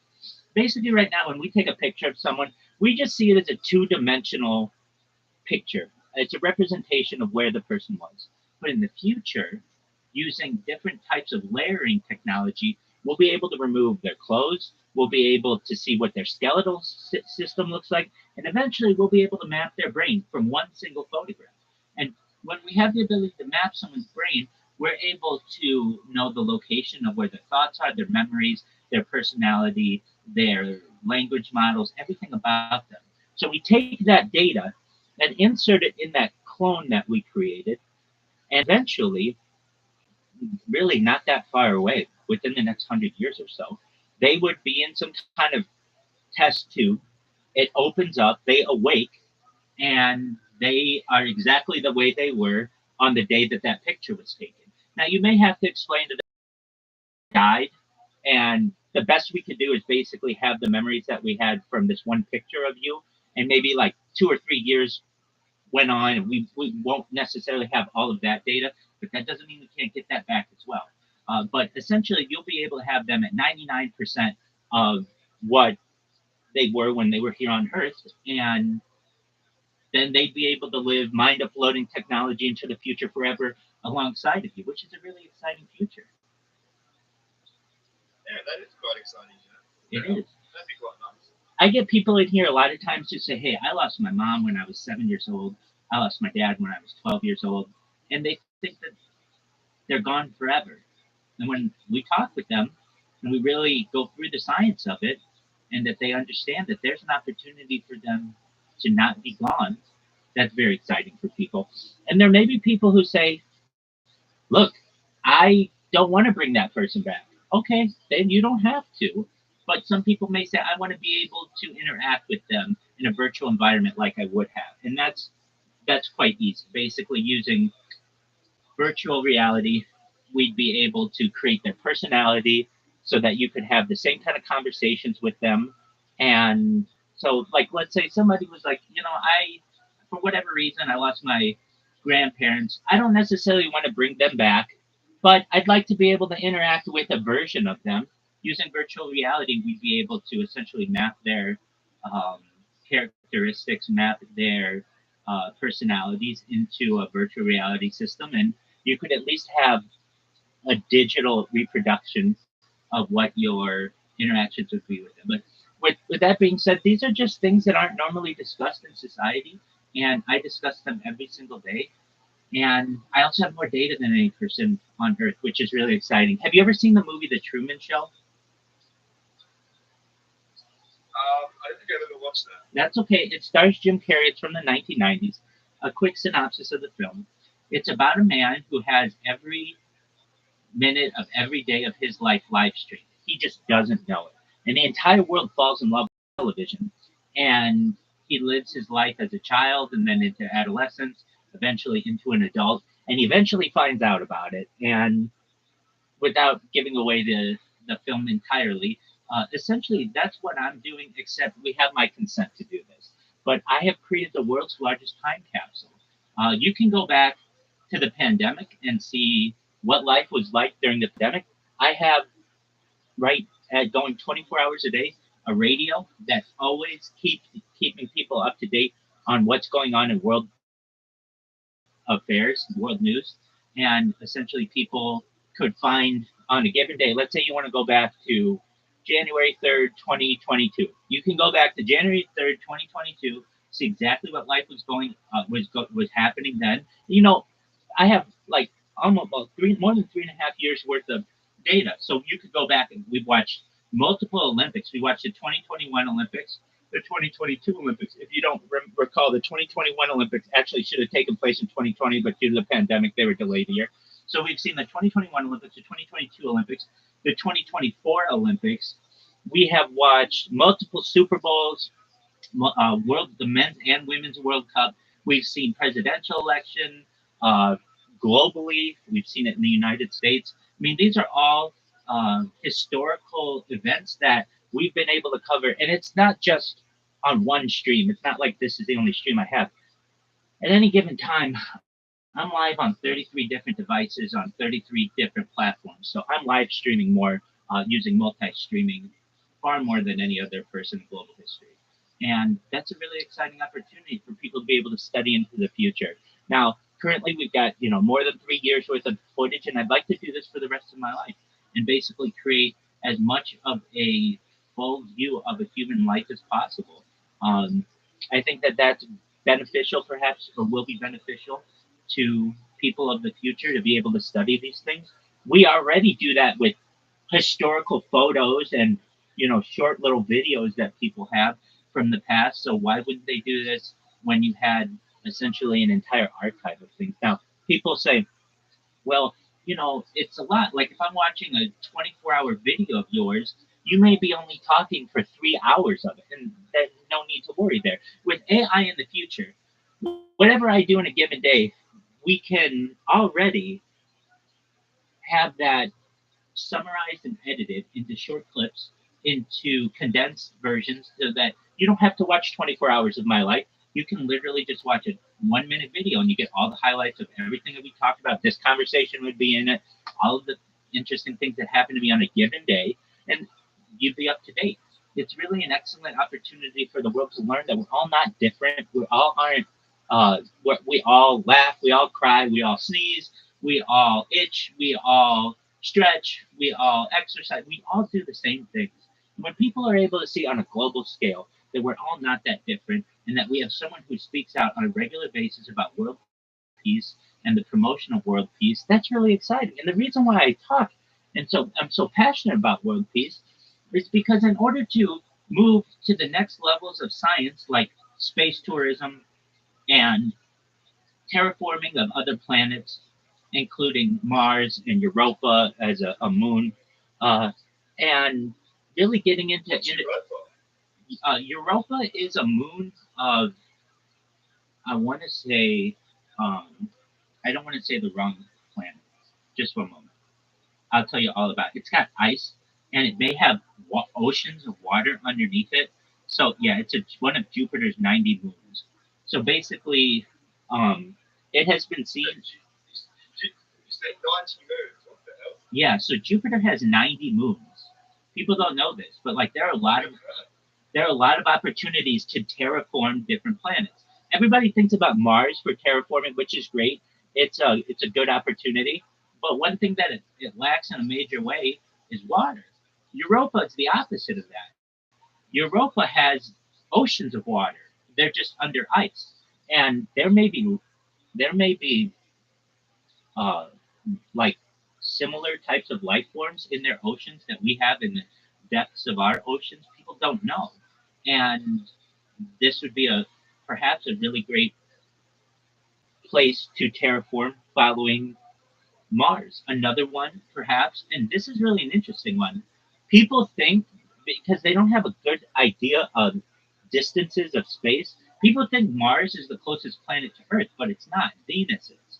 So it's like, okay, Rabbi, why aren't we terraforming Venus? And also, Venus is the size of the Earth. It's almost they're called the sister planets because they're about the same size. The reason why we don't terraform Venus before Mars is Venus has um,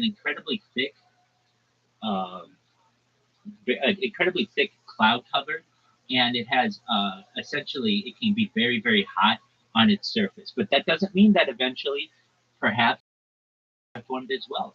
And eventually, we can then terraform everything that can be realistically terraformed within the Earth, within the solar system, and then start moving on to interstellar travel. The next closest planet to Earth, I'm sorry, apologies. The next closest star to our star is Alpha Centauri, which is about 4 light years away, and that's a really not that far. I mean, thinking with just conventional physics, not even getting into advanced physics, with what we know for the laws of physics. So not getting into wormholes, not getting into bending space time, not getting into perhaps other ways of traveling faster than the speed of light, just regular speed of light travel. We can get to Alpha Centauri in 4 years. You could spend some time there and then come back in 4 years. Within 8 years or so, maybe 8, 9, 10 years, you'd be able to have actually had the opportunity to travel to another solar system, which no human that we know of, or is popularly known, has ever been able to do. And then from there, that's when we get into other types of interspace travel and eventually into intergalactic travel, where we may be traveling from Earth to or the Milky Way into the next closest galaxy is Andromeda. So we get into Andromeda and then eventually be able to travel the cosmos. And if you're like, well, okay, how do we do that faster? We need to do that faster because a human life isn't always, you don't want to have to be waiting for like thousands of years in a space capsule. And the way to get around that is perhaps through advanced physics. The way that we study aliens, when I say we, I mean ufologists, I'm a ufologist, uh, the way that we have learned that perhaps UFOs travel, so I'm talking about discs, is they Bob, are you familiar with who Bob Lazar is? I don't think I've ever heard that name before. No. Absolutely fine. So Bob Lazar was he is an American physicist who was hired uh, first at some laboratories in New Mexico and eventually at Area 51, specifically Area S4 of Area 51, which is where many of the and his job was to help to reverse engineer these types of crafts in order to figure out how what he learned, and he became the major whistleblower of Area 51. People didn't know what Area 51 was 30 years ago until this man, or really even 25 years ago. No, 35 years ago. They did not know who this person, did not know what Area 51 was until this man, Bob Lazar, came out on the news and started talking about this. And there have been other people who have backed up his claims, but basically, as he has stated, and multiple times he's been on the Joe Rogan Experience. Do you know what Joe Rogan is, Paul? I do. I watched a bit of Joe Rogan from time to time. Excellent. So Joe Rogan is the biggest podcaster in the world, and basically he's been fascinated by this subject, as have I, for 35 years or so. And he has been able to have this man on, Bob Lazar, and tell his story. And basically, the story has remained consistent for the last 35 years. And what it comes down to is that these crafts, these flying discs, are powered by what's known as element 115. So when you think of the periodic table of elements, you've got like hydrogen is the most abundant element in the universe. It's number one. Helium is number two, et cetera, et cetera. Well, what people don't study, you probably didn't study in your chemistry class, is when you get down to the way advanced types of elements. So element 115. It is known as unpentium, and it's also known as muscovium. But essentially, this is a highly reactive element that can be harnessed essentially to create incredible amounts of energy. Thought is that aliens or extraterrestrials have used this type of element to be able to power their crafts. And so the way that a UFO travels interstellarly, it can do it much faster than conventional light speed. The way that it does it is it creates at the front of the disk, it creates essentially a pinpoint of, uh, of gravity that protects the entire craft. So that if microorganisms or other types of space debris hit it, nothing happens to it. And it can essentially fold space time and travel from one area of the universe to another area of the universe just about instantaneously.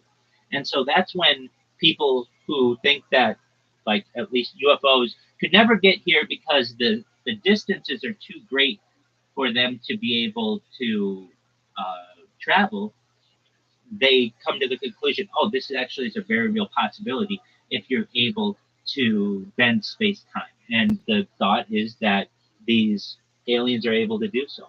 So with that being said, there are really fascinating, I mean, I can't tell you the story any better than Bob Lazar on the Joe Rogan Experience, but basically there are real people out there, very smart individuals who think that the Earth did not arise just out of nowhere. That perhaps this was like a project of different, or perhaps an extraterrestrial race. So, like, and I can just basically explain it to you like this. So, Bob, let's say what I'm saying is true, and we're able to live a digital immortality. You're able to live as long as you want. I'm not just talking like thousands of years or millions of years, but perhaps billions of years. So if you know the conventional timeline of the universe, this is standard um, physics, but essentially the Earth is, or the universe is 12 billion years old, approximately. And it has a lifespan perhaps of 60 billion years. So, like at the year, at zero, we have the Big Bang. And then what happens at the year 60 billion years? It's the Big Crunch. It's essentially like a huge elastic band. Um, okay, so we're at 12 billion years right now. All right, so that means you may be able to live another 48 billion years. That's just within this universe. And perhaps the multiverse is a thing, and there are ways to travel interdimensionally and some other ways. That is really advanced, and I don't think we know too much about that. But at least at this point, if you're able to live thousands and then millions and then billions of years, eventually we get off world. And we're able to do space tourism and terraforming and interstellar travel, then intergalactic travel. And I'm able to say to you, Bulb, I want to make, all your dreams come true. Whatever kind of fantasy you have, let's make it happen.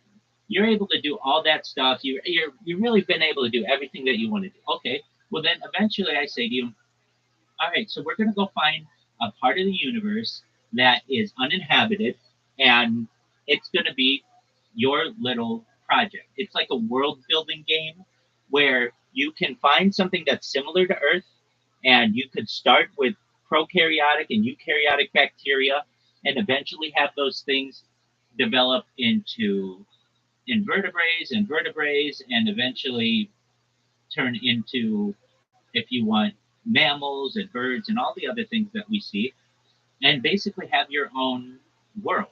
And you can watch over this just like perhaps extraterrestrials do here on Earth. These are all very real possibilities. In fact, they're inevitabilities if given enough time. These are all really exciting opportunities for the world, and I like to talk about them. Oh yeah, actually, Mr. Rabbi, I have a quick question for you. Go for it. What would your world be in case that you could create one? Like if we could. Yeah, excellent. What would yours look like? It's a really good question. Well, I'm limited to just having the experience of what we have here on Earth, so I would be tempted to probably want to build something like Earth, but truthfully, I would want it maybe to have a world that no other being on it has to take the life of another being. So basically, it's a very peaceful planet. And if things need to eat, perhaps they could eat inorganic material that would allow them to have energy and reproduce and do all the other things that animals would do, or these beings, they're not necessarily animals. But I don't like war. I don't like conflict. I mean, I deal with conflict on a daily basis. I'm not afraid of it, but I would rather have peace. And so I'd like to have a peaceful planet. And I would say it's an interesting question. People think, okay, a lot of world building has to do with the energy source that is essentially close to whatever planet we're referencing. So, like, we have the sun, okay, and then we have Earth. Great. If we were to make the sun twice as big, it would not necessarily mean that we would have life on Earth twice as quickly. In fact, if we make the sun twice as big, there's. Would we not burn? Pardon me? Would we not like burn and like die from like fire or what? No. So even if the sun was made twice as large, we still would not be in its circumference. If anything, it would perhaps envelop us due to gravity. But let's say we were able to put the Earth far enough away from the sun that it was in a safe zone, like as it's called the Goldilocks zone, not too hot, not too cold, just right. Okay, so if we were able to do that, the thing is that if you create a sun that has twice the size of the current sun, that means it goes through its energy twice as quickly. So that means that Earth may never have life on it at any point because the star system that is providing energy would be extinguished too quickly. So it's very delicate when we're talking about world building, what kind of star we would have. So I think really before in answer to your original question, what kind of planet or what kind of civilization would I create? It's very tricky. You have to make sure that you have the right size star.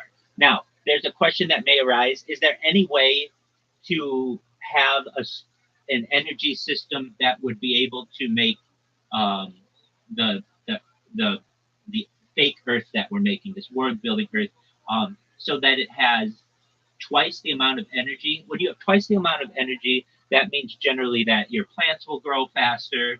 Anything that goes through photosynthesis will be quicker. There are ways to do this, and these would be like a binary star system. So right now we have Earth that's one star. But if we had two stars the size of the Earth, they wouldn't burn out as quickly as one double-sized star. They would both just provide twice as much energy to whatever solar system they have. And this is a uh, very interesting discussion into what created Earth, what created, like, what are these extraterrestrials, the alien grays that we see, and all these other types of aliens? From where do they come? And the interesting thing is they come. Let's talk about the aliens. Pardon me. I still like to talk about the aliens. It's quite a confusing subject. It is confusing, but it's somewhat straightforward, at least from what we understand of from alien abductees. So the the the most perhaps the most famous alien abductee case is the story of Betty and Barney Hill. They were a couple in New Hampshire that was driving in the early 1960s, driving a car, and they went through a period of missing time. If you ever have had any type of um, interaction with alien abductees, the major similarity of them all is they have missing time. And what happens is they'll be what happened was with Betty and Barney Hill, they were driving in their car normally, and all of a sudden, like 8 hours went by, and they couldn't discern exactly what happened. And they eventually had reverse, or they had hypnosis done, and they were able to tell what happened to them. And now this isn't just one case. If any, like this happens throughout any alien abductee, if they have hypnosis done, many of them are able to talk about what happened and what some of the things that happened are that they discussed at Betty and Barney Hill was they were taken to a craft and experiments were done on them. And like many alien abductees discuss, some of the things that happened to them that happened to other alien abductees, spermatozoa is taken from males and ovum or eggs are taken from females. Sometimes hybrid creatures are created between perhaps aliens and humans, or perhaps between different humans. But a lot of times people will talk about, oh, like one big thing is the idea of anally probing people. And at least with That's men, what you see in like the movies. Exactly, but that's a real thing.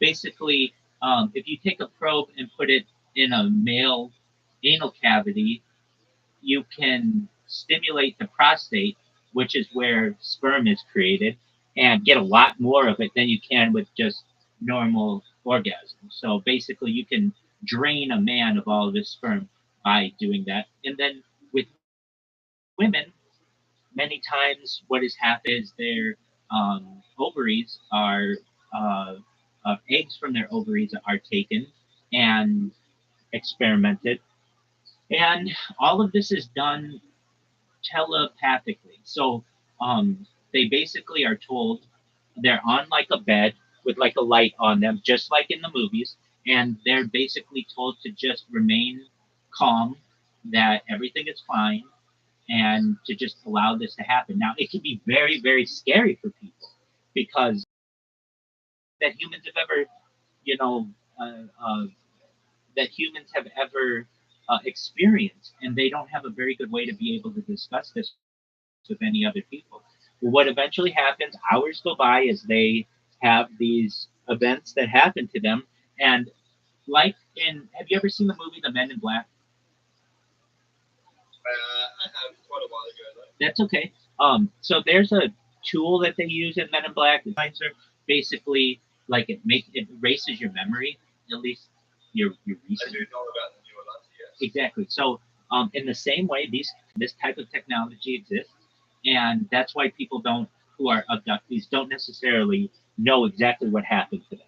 But then what happens is they'll go and they'll tell their friends like, "Hey, I was driving in my car, and all of a sudden during the day, and when I awoke or when I came to, it was in the middle of the night, and I didn't know exactly what happened." And eventually, they'll be taken to a doctor who can do hypnosis or a hypnotist, and then these sessions are recorded, and you can hear them talk about exactly what these aliens do to them, and it's scary. It's scary to a lot of people, as it would be, I think, to either of us. But eventually, what can happen is we can learn a lot from these cases. Now, a very interesting thing that happens sometimes during these alien abductees is they have um, implants that are inserted into them, almost like we do with animals, where we have trackers on animals so that we can see migration patterns and behavior patterns of animals. The same thing happens with humans. And there's a famous doctor, he took out implants from over 20 different alien abductees. And when they studied these implants, they found that they were made of metals that aren't found on Earth. So wherever they were, they're not found on our periodic table of elements. And they look like little tic tacs. And sometimes they move independently. So I've seen them remove these from people's hands. And usually these are, or other places too. Usually they're in a few different places though. They're like at the back of the, sometimes they're in the leg, sometimes they're in the hand. And these are removed surgically by human doctors. And then they'll put them on the surgery and you'll see them move. So you'll see them actually like move independently. And it's just a fascinating thing that perhaps these. Do you know what a Tic Tac candy is, or mint? It's like a yeah. So that's what they look like, and then they're sent to be studied. Sometimes the government interferes and takes them over. Sometimes the results come back and they say, well, we don't exactly know what these things are, but we just know that they are not made from earth metals, which is just an incredible planetary system could be impacting us here on Earth. And if you, I mean, so when it comes to alien abductees, this has been happening perhaps for the entire length of human existence. However, only until recently, and I say within the last 80 years, the big event was Roswell. If you know what Roswell was, it happened in July of 1947, where a farmer named Mac Brazel found debris in his field. It wasn't in Roswell, New Mexico. It was in a place closer to Corona, New Mexico. But because Roswell's the next closest big city, everybody talks about it being from Roswell. And essentially, this man, Matt Brazel, called the sheriff to say, hey, there's some debris on my land, and I don't know what it is. It's metallic. And there were also reports of alien bodies that were with the craft. What was very interesting about this metal is it couldn't be burned, it couldn't be bent. Well, some of it could be bent, and then it would come back exactly to the type of shape that it was originally. Like they would take a sledgehammer and bang on this stuff, and nothing would happen to it. They would take fire and take it to it, nothing would happen to it. It'd be cool to the touch, and it was unlike anything that they'd ever experienced. So what happened was the sheriff then called in the Air Force. The Air Force came in and essentially closed off the entire area and brought that debris to Roswell Air Force Base, and then eventually it moved perhaps to Wright-Patterson Air Force Base, which is located in the Midwest of the United States.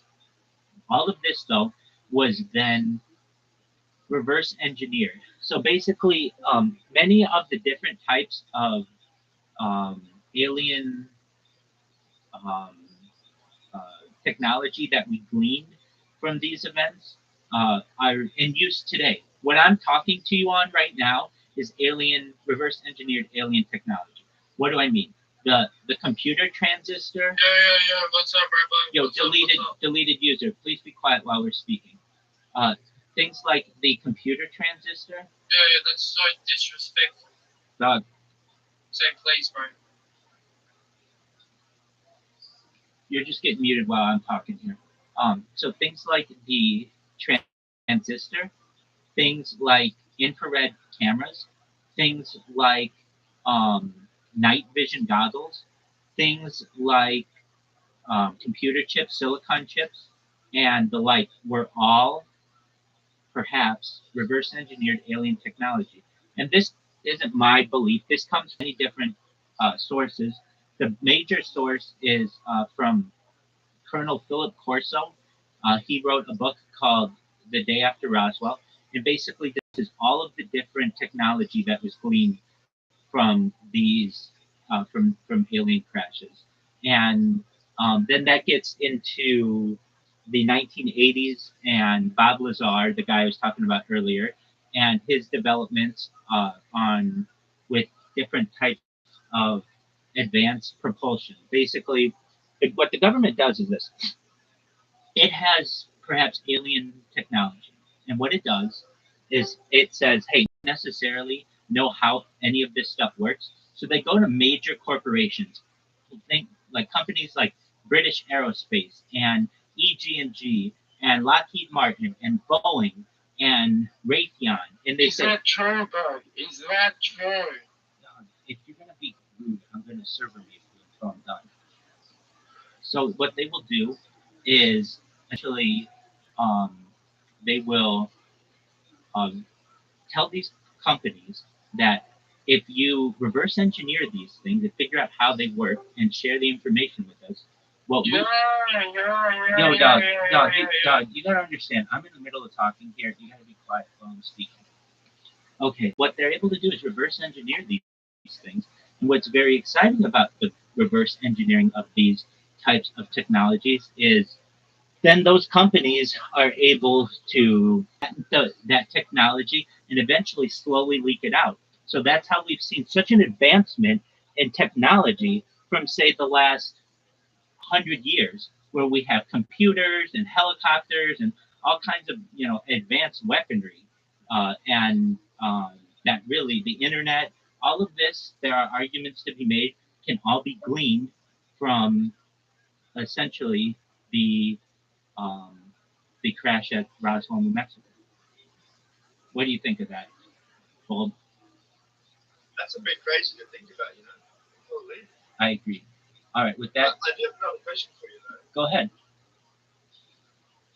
I've heard people talk about they think like octopuses are aliens. do you think about that? Yeah, there's an argument to be made. I mean, first we have to define what is an alien.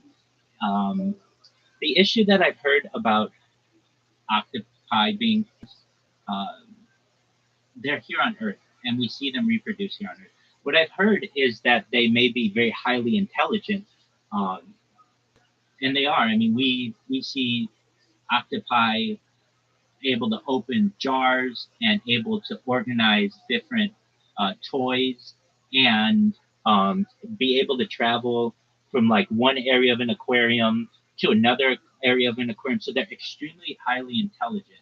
To call them aliens, generally aliens as we think of are extraterrestrial. They don't come from anywhere, but they don't come from Earth essentially. So with that argument to be made, there's perhaps uh, there are perhaps people who want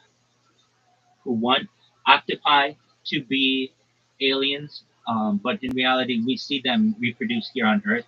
So, if anything, we could just call them highly intelligent beings. The issue that arises with octopi, and the reason why they're not more successful here on Earth, is because they have relatively short lifespans, and they don't pass on their knowledge to other species, to their offspring. So what do I mean?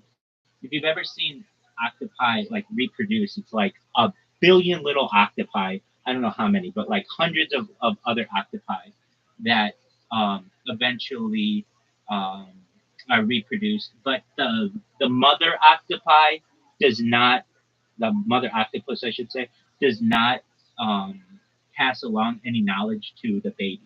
Unlike humans, humans teach their young. We see primates teach their young, but since octopi don't, an octopus must relearn everything with each subsequent generation, and thus they're not able to build on the previous knowledge base that they had created. So, but over the course of 3 years, octopi, I think I've heard, have like an IQ of like a toddler, which is incredibly gifted for an animal.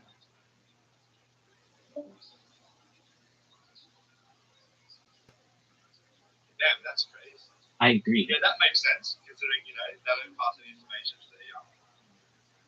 I agree. Now, if you'd like, I have the opportunity. We have a Bob Lazar um, interview. I mean, it's his Joe Rogan interview, which is fascinating. And I got it actually pulled up. So if you'd like to learn more about this and more about the advanced technology, I can show it to you. Would you like to see it? Yeah, okay. Yeah, I'd like to see it. Excellent. Before we do that, do you want to see what a crashed UFO looks like? I actually do, because, I don't really know what's real and what's fake on the internet anymore. Absolutely. So, I can tell you that this is probably the best footage that we've ever had of a crashed alien disc. It comes from the Soviet Union, um, from perhaps like the 1960s, and it has multiple cameras, which is very good as well. I can tell you that experts have been able to um, corroborate the fact that the the uniforms of the um, KGB officers and soldiers is all accurate. So it's not like this was filmed in a perhaps like Hollywood or anything like that. And yeah, I mean here's what one looks like. I have another question. While you're trying to find that, so I can have a look at that. Go ahead. What do you think about, you just spoke about, it not being fake, the whole Hollywood situation. What do you think about the moon landing? People say that's fake. Yeah, I'm in agreement with those people. Yeah, it's pretty. What sort of sort of things make you think? It's pretty obvious that it was. Okay, so the first big one to me the Earth is 6 times larger than the Moon. Okay, do you get the Earth is 6 times larger than the Moon? Yeah. Okay, so we understand. I think that is. Earth is 6 times bigger than the Moon. That means that the gravity on the Moon is 1/6 the gravity on Earth. Okay? So that would mean there's a lot less gravity. It means there's a lot less gravity. That means when you jump 1 foot on Earth, you'll jump 6 feet in the air on the Moon. Does that make sense? Yeah. And these, Yeah, I get you. and if you've ever seen the moon landing, the guys never get more than a foot off the ground. They just do like little jumps, eh? Little jumps. Now the argument is made that they're wearing suits and all kinds of weight. Okay, that's fine. Let's talk about some other things. There are micro meteorites that are hitting the moon at any given time that will pierce through any kind of armor that we can make here on Earth at any given time. And the reason why is because the moon doesn't have an atmosphere to be able to protect itself, or has a very, very, very, very thin atmosphere to be able to protect itself. That's why the moon has so many craters, because stuff just hits it. And it would have been an incredible risk to the to anyone traveling through space to be able to do it. Now, the big reason why it wasn't done, and believe what you want, but it's because of something called the Van Allen radiation belt. The Van Allen radiation belt is basically this large amount of radiation that surrounds the Earth, and it's about 25,000 miles thick. And when we were first trying to experiment in space, there was a man, his name is Dr. Van Allen, who built something called a raccoon. What is a raccoon? It was a rocket that would go up into space that had a Geiger counter on it. A Geiger counter measures radiation. And he'd shoot these things up into space, and they would go into low Earth orbit, which is like within 100 miles of the Earth's surface. And then eventually these things would go, the radiation would get really, really high, really, really high, really, really high, and then it would just break the Geiger counter. And so very quickly did the people basically, not just NASA, but there are other groups involved, including the United States' CIA and others, that realized that, hey, if we're going to get into space, this is going to be much more difficult than we thought. And the other thing is that this highly deadly radiation is invisible to the human eye unless you're at near the poles of the Earth. And that's what we see. Have you ever seen the aurora borealis, the northern lights, essentially in the northern hemisphere? And I believe it's the Australia's borealis in the southern, or something's close to that.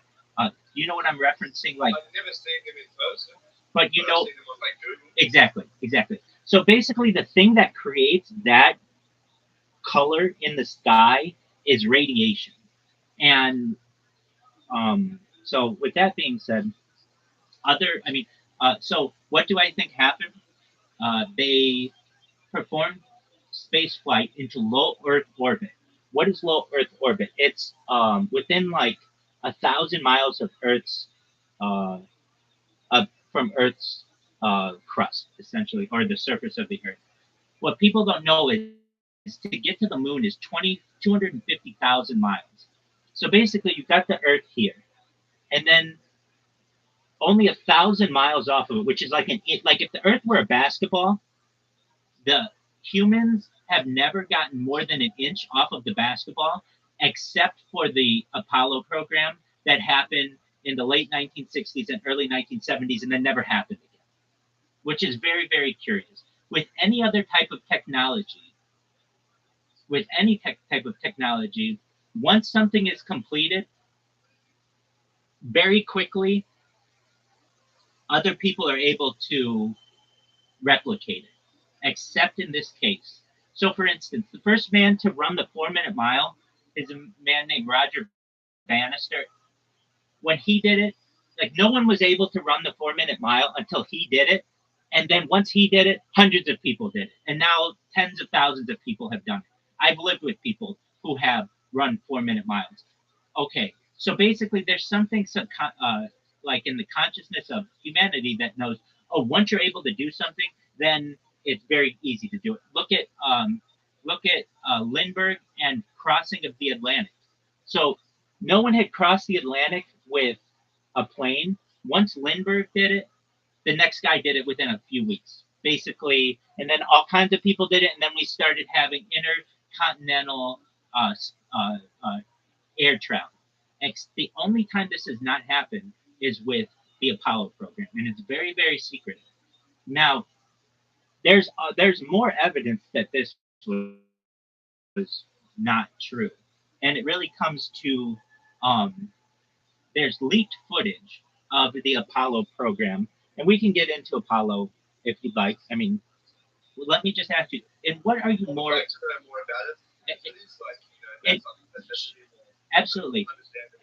And what are you more? Well, you could just, I mean, I'll just show you the best interview or the best documentary on the Apollo program that you can find. And this man, the man who made this documentary, was also interviewed on the Joe Rogan Experience, and he talks about these things. But basically, you'll be able to see the leaked footage. So the question arises before we get into it. Well, how are these guys, the Apollo astronauts, how are they floating in the air? And or like people in the ISS, the International Space Station, how are they able to like eat Jello and it like floats around, or like water and things like that? The thing is, they're only within 1,000 miles, even less than that. They're within a few hundred miles of the Earth's surface, which means that they're basically weightless. But it doesn't mean that they've gotten all the way to the moon. Think about this: if I had a basketball, the basketball, if that was the Earth, we've never gotten more than an inch off of the surface of the basketball from a space perspective, except for the Apollo missions. Now, the moon is approximately 100 basketballs away. It's very, very far away. That's not exact, but it's pretty close. And starting at about not an inch off of the basketball, but like 2 inches off of the basketball is deadly radiation for 25,000 miles. Meaning, how deadly is it? It's already killed. Like it killed Lila, the dog's name is something like that, from the Soviet Union in space. Basically, it fries you, and if you know the type of shielding that you need to protect yourself from this type of deadly radiation, and you know that the Apollo program just basically had less than an inch of aluminum protecting itself, you recognize that a lot of this could have been fake. Now, another thing that made it very easy to fake is the general public had never seen something known as slow motion. They'd only ever seen movies in normal speed. They'd never seen anything in slow motion. Instant replay did not happen in sports in the 1960s. It was not even something that humans had, or that at least Americans were aware of. So, just one moment. I mean, it's not that long of a documentary. It's less than an hour, and it'll teach you everything that you need to know, including leaked footage. When I say leaked footage, you will see the Apollo astronauts in low Earth orbit. Basically, they are making it seem like they're much farther away from the Earth than they are. And so with that, this is a documentary by Bart Sibrel. It's called A Funny Thing Happened on the Way to the Moon. In just one moment, and you'll be able to watch it right there. Shout out to Bulb, everybody. Bulb has an amazing depth of inquiry and sense of wonder. We wish everybody was as polite and curious as always. All right, here we go. So all I do is go to YouTube and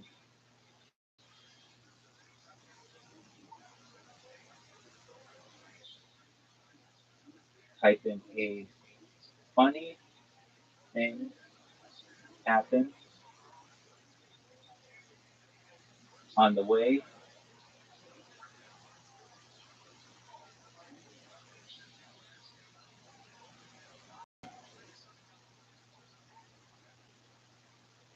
on the way to the moon.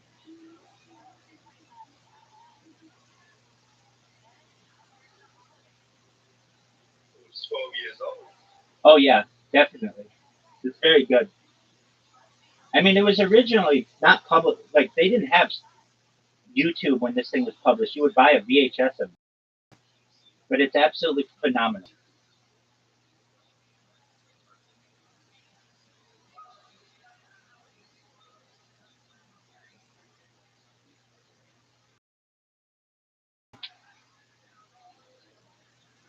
Like, well, Rabbi, I don't have all this time to be able to do this. I mean, that's fine. But it's literally like you got to spend 40 minutes and watch this, and you'll know everything about it. You'll know everything as much about it as I basically do. So just one moment, and you'll see it's absolutely fascinating.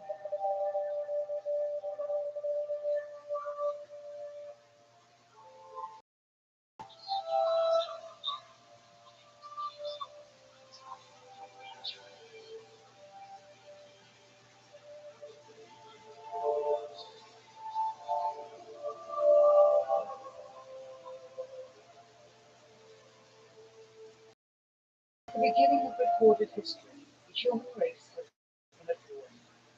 First with members of their own family, then their fellow countrymen, and finally nations at large. Yet perhaps the starting ground for all these conflicts lay somewhere deeper within the very character of the human condition, in the dark, untouchable crevices of the human heart. It is said that the first iniquity of free will began even before the maiden pilgrimage from the embryo, preceding the very creation of the earth itself, in the forelight of souls in the heavenly realms. The dawn of warfare, some believe, was initiated by a fallen angel whose trespass against God was pride. In ancient Babylonia, in an age so long ago that the exact millennium remains in question, the Tower of Babel began construction. It was to be the single greatest achievement of the human race. A tower so tall that it could Yes, sir. reach the heavens, and by it prove to the world I have to go that quite there soon, so I'm adding this video to my, to watch this on YouTube. Please do, and come back once you watched it. Go ahead. I have a quick question before I leave as well. What do you think about the pyramids?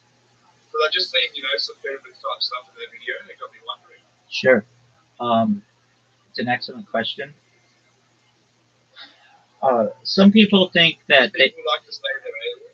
yeah, some people like to say they're alien, and I think that those people there's some credibility. I don't want to say that aliens built them because they didn't. To my knowledge, they were built by humans, but their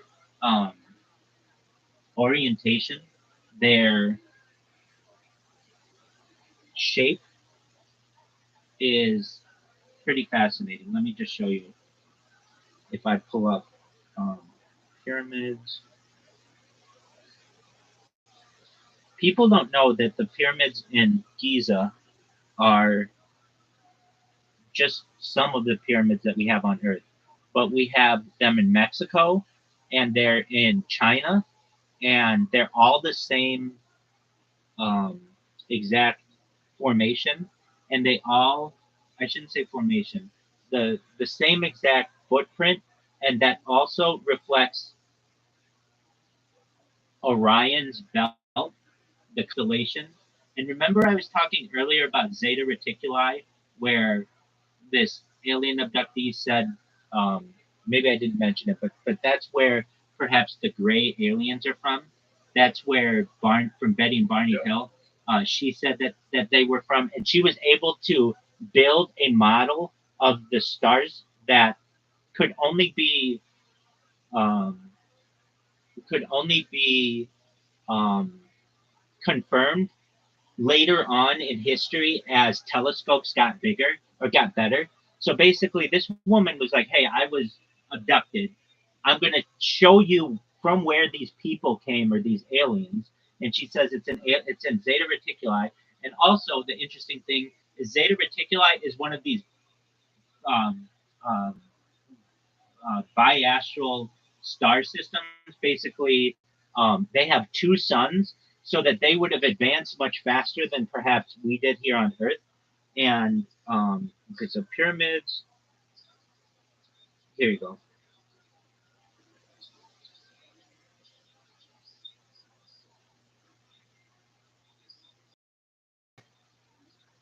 All right, let me just pull up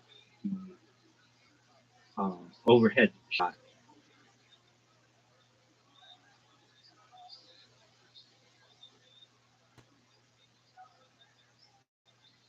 Pyramids, Orion. There it is. Okay, and the World Trade Center was built like this as well, the new one, but it's just to reflect it. So Orion's belt is basically, this is gonna be hard to see, but basically it's three stars in the sky, just like that.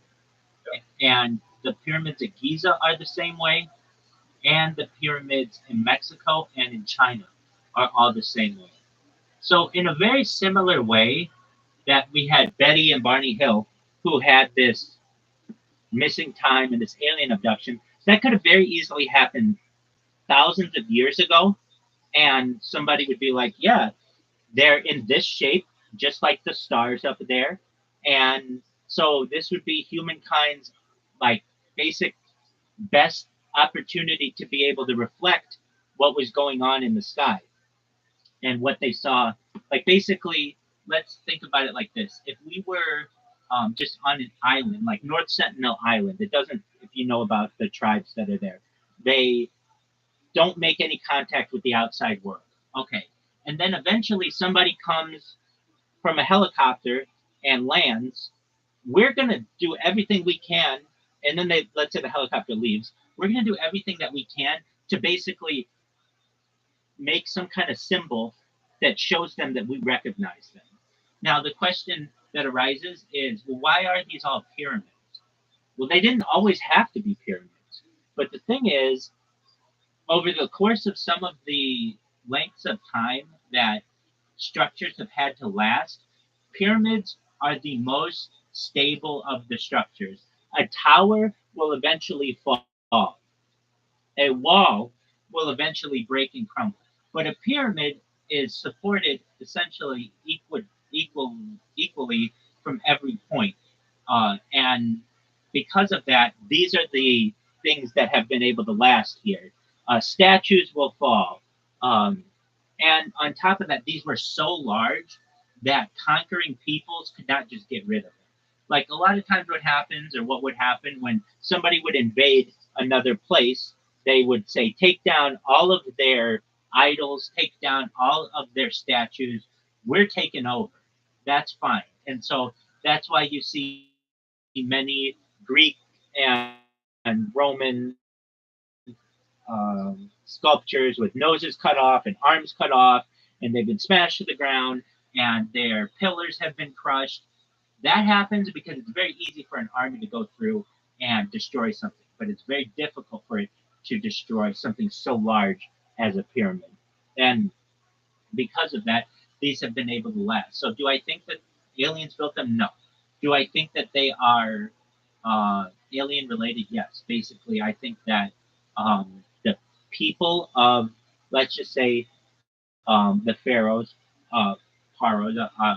perhaps, would tell these stories. Hey, these guys came from Orion's belt, and if you know what's in Orion's belt is Zeta Reticuli. This is where this binary star system is, and um, in order to basically do their best to reflect what was happening in the sky, they built these things here on Earth in the exact same formation as what we see. I mean, now some people may say, well, Rabbi, isn't that just like three things in a line, not necessarily. It's kind of off just a little bit.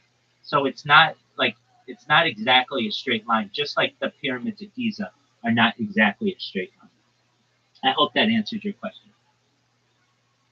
I see that. Just another question is, how do you think they built them? Because like they talk about some of the blocks being so massive that it wasn't possible to move Yeah. So with the technology they had. yeah. So those people who say that don't know how early construction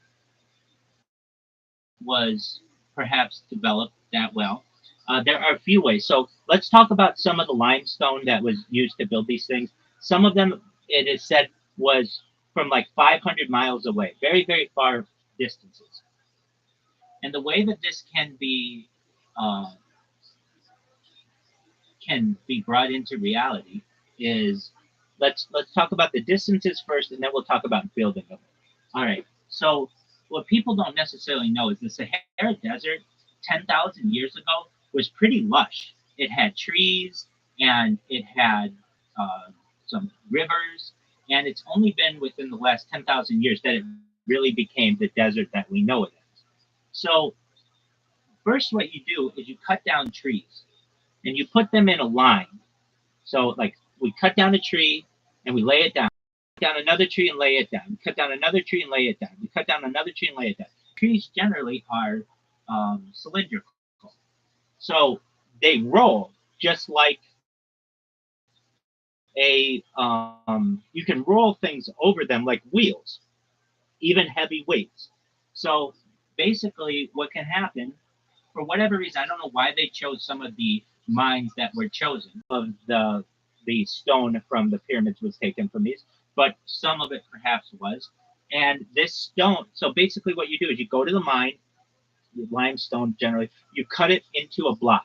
This can be done in multiple ways, but generally the way it's done is you take like a metal object, you create like a you create like a well, just like a small cut into it, and then eventually keep pounding and pounding, and it'll eventually split from the mine, and then you can from there break it off into a block. So we've created a nice block, and then from there you take it to your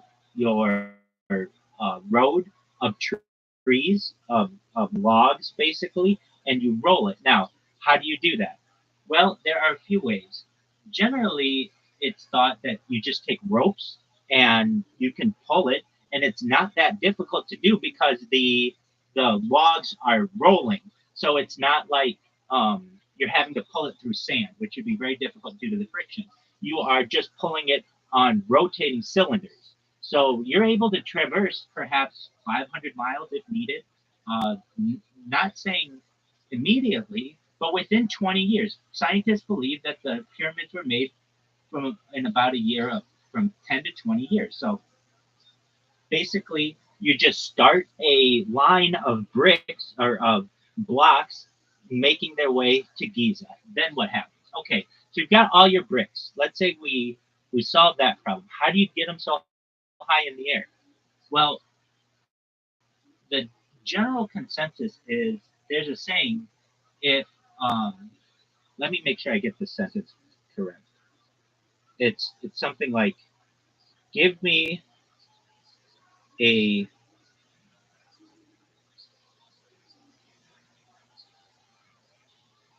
what is the phrase? Give me a proper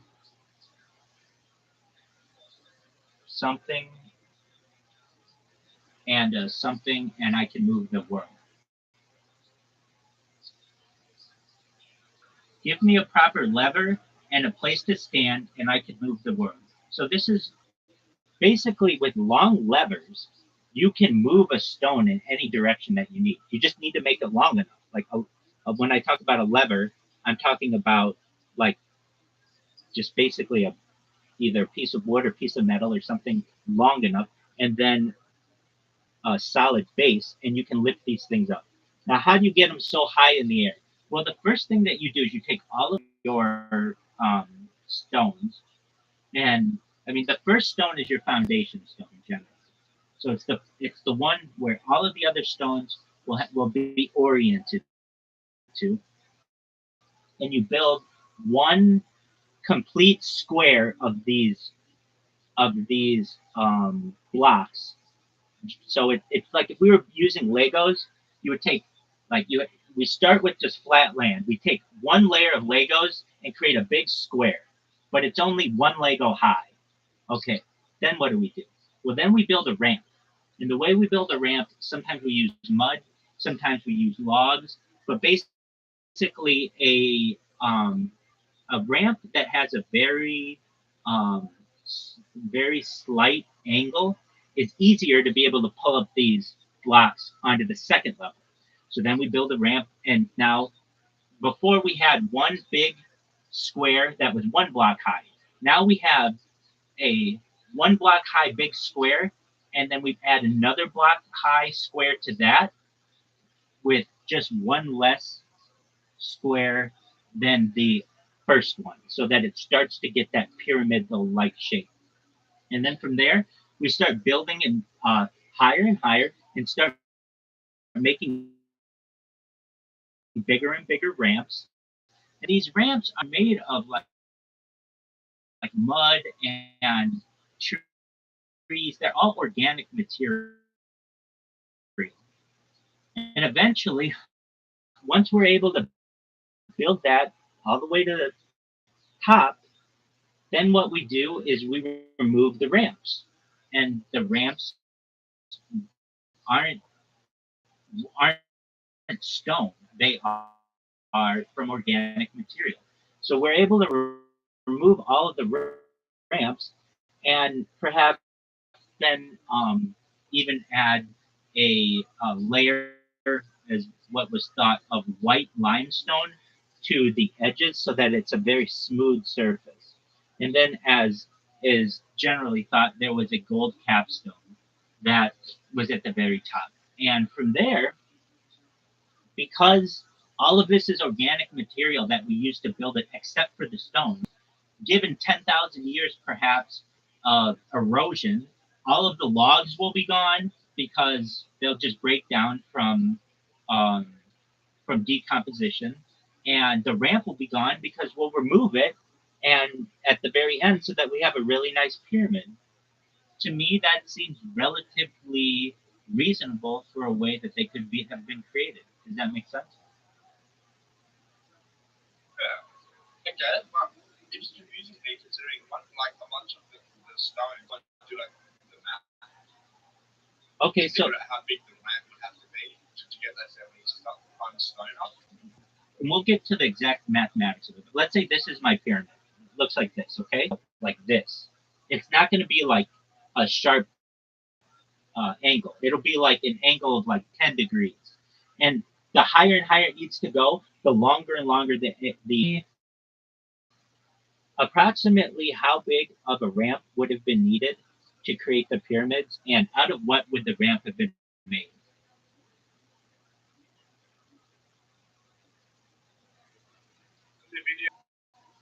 For how tall it is and for how heavy it is, the ramp would have to have been at 3 degrees inside. There's also another aspect of this that you can build a ramp not just straight on, but you could build it around the pyramid as well. That means that it doesn't have to be as long. But this is all doable. I mean, you got to think that if you were a pharaoh, and you had nothing else to do. There's absolutely shit to do except wait for the flooding of the Nile. What are you going to do? And you have 100,000 people who are just sitting around doing nothing. Okay, well, we've got the manpower, perhaps, and there are theories that these were slaves who were forced to do this. There are also theories that these people were well paid and not being whipped and not being forced to do it. But either way, you've got the manpower to be able to do it. So basically, from what AI says, the ramp could have been up to 1,000 feet, about 300 meters long, possibly longer, depending on the type of ramp used. So there's a zigzag or a spiral or straight. The height, the ramp would need to rise gradually to a height of 450 feet or 137 meters, matching the pyramid's original height. The slope, to avoid being too steep, the slope of the ramp would have had to be around 7 to 10%, so around 7 to 10 degrees. which would make hauling the massive stones up it more feasible. The materials for the ramp, as for what the ramp could have been made, mud brick, which was a common building material in ancient Egypt and would have been abundant and relatively easy to shape into a solid ramp. Limestone as well could have been used, wood and other materials. The ramp theory types, there could have been a straight ramp that would have been the simplest yet have been incredibly long and steep. A zigzag ramp, that design would have taken up less space and offered a more gradual incline, or a spiral ramp. Some believe that Egyptians used a spiral ramp wrapped around the pyramid as it was built, although that would have required significant engineering skills. The ramp would have been dismantled after the pyramid's completion, leaving little direct evidence of it today, which is why these theories are based on estimates and indirect evidence.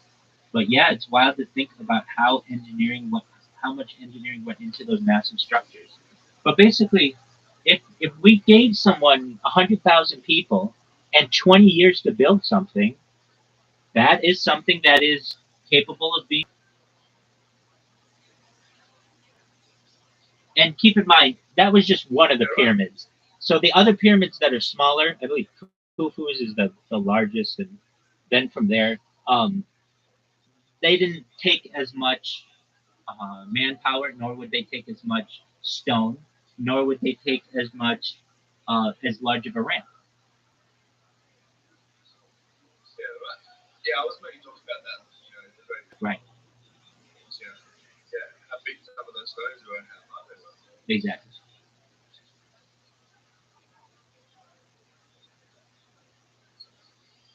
Well, I hope that answers your questions. Do you have any other questions, Paul? No, I think that's all for today. I do have to go out now. All right. Well, you take care and know that you're always welcome here. Please tell your friends, and we'd love to see more of you, okay? All right, Therese, do you have a good day, sir? Peace. Take care, my friend. See you, bro.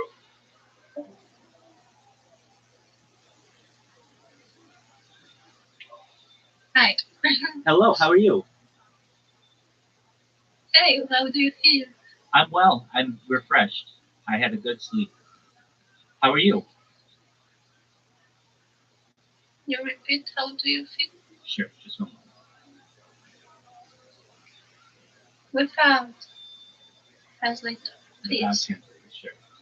Just one moment.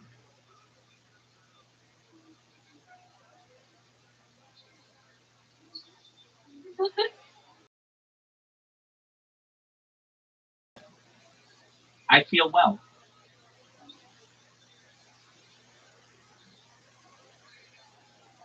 Well, it's good work. Yeah. It's very good. I'm happy. You feel? Weird. Weird as fuck. Okay. Why do you feel weird as fuck? Because I'm doing something like I'm artist. I had it to frequency of the chaos. When I was sick, or I was trying to sleep, but when I was the strange, I will translate for you. Sure. Because that's a beautiful word. The strange. Sure. Strange? Tune in this what is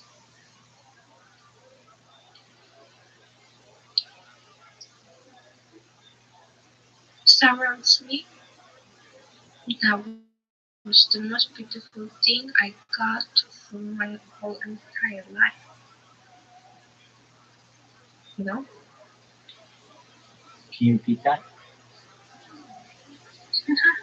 When I was tuned, in that what surrounds me, I thought the beautiful thing I didn't got for my entire. Okay. Yeah, entire. Very well. Did you see I sent you something in Discord? Oh, I will check. Your friends was here to who falls.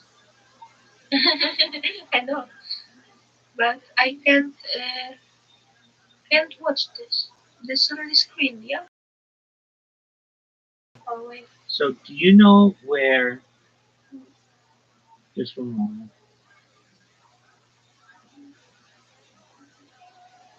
in Poland, Yeah, in Poland. you have some proofs on that it's UFO. I mean, face to face, for example, maybe. What do you say? Have I seen one face to face? I'm excited actually because I have a feel that I did. When was that? Every day Okay. from my entire life. Okay. Well, maybe that's true. Yeah, maybe that's true. But you you have that's the beautiful because you have a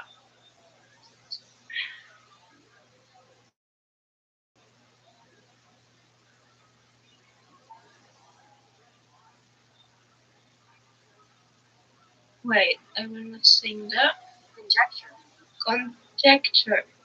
and conjecture or supposition.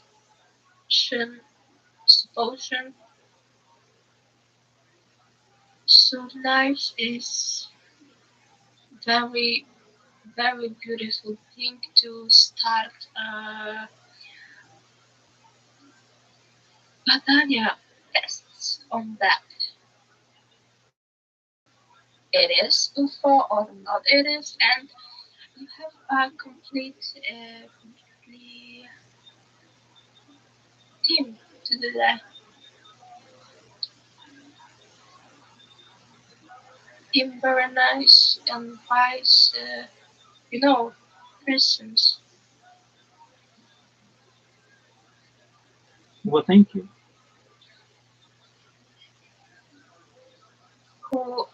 who is analyzing everything in my head, every one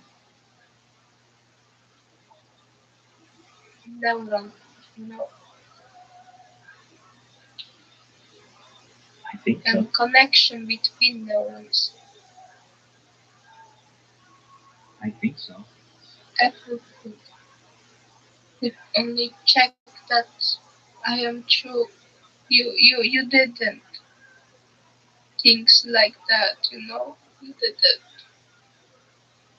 and that's why I'm here to watch and be first in the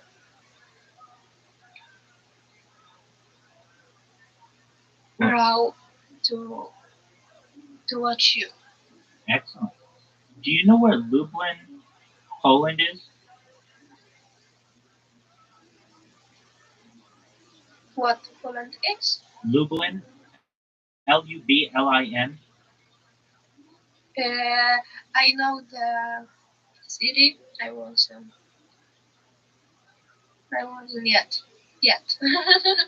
Okay. Yeah.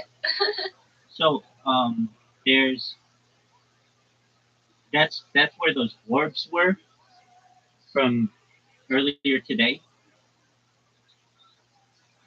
that I sent you. You repeat? Sure.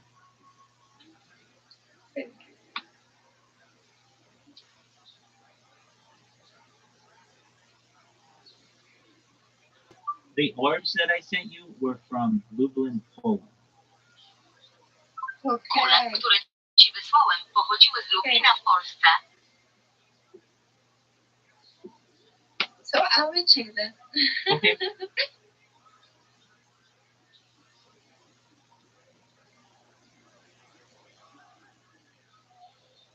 Oh, I documentary. I got. I guess. I guess. Okay, but within the last 24 hours.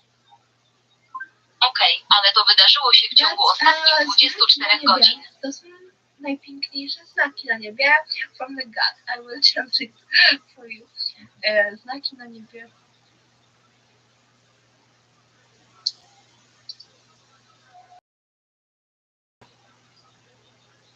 Things in the sky. Które, of course.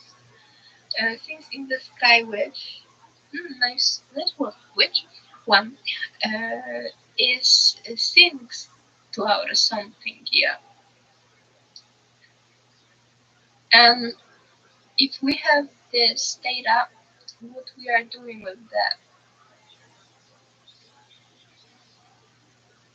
If we have this data is very. Yeah, yes. If we have this data, what are we doing with it? It's a good question. I don't know. Yeah, I know. What you want to say to alien is you want to meet him face to face? It's an excellent question.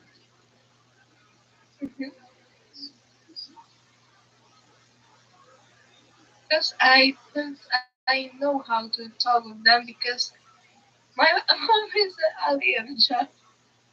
My mom is an alien. You think your mom is an alien?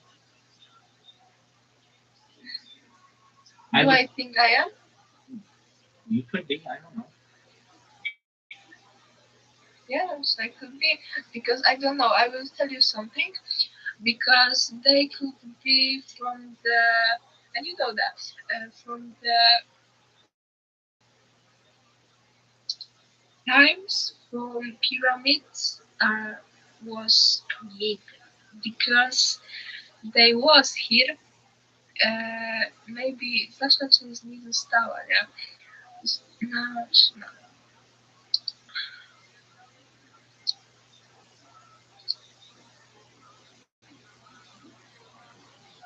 A significant part of them has been here. A significant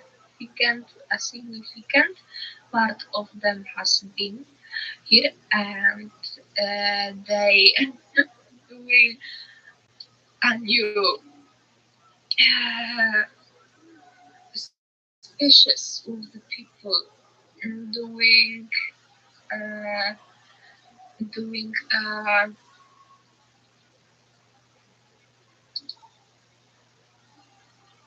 in cast with themselves mainly to show much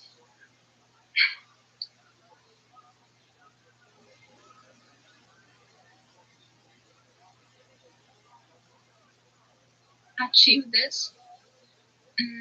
For example, the clear of the blood, the aristocracies, yeah. Okay. Was characterized that character feature, as I said, that characteristic, as I said, to give the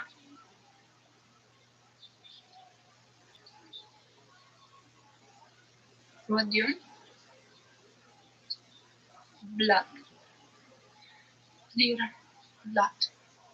In my family, maybe was that when I was analyzing this, what my mom is talking about my family and their best friend, and how she toxically loved me. I don't know. I felt like he was an aristocrat who wants the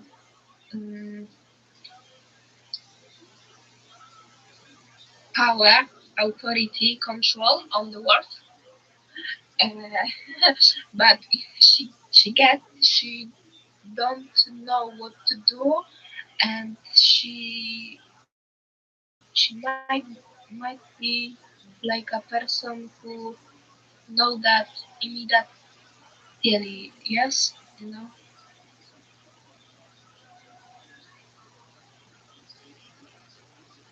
For me, for all my life. When I talk with her, she hates me. When I listen to her, she loves me. Sure. Like me. Yes, absolutely. But I from you and from the fact that your wife killed me. Who wants to kill you? Your wife.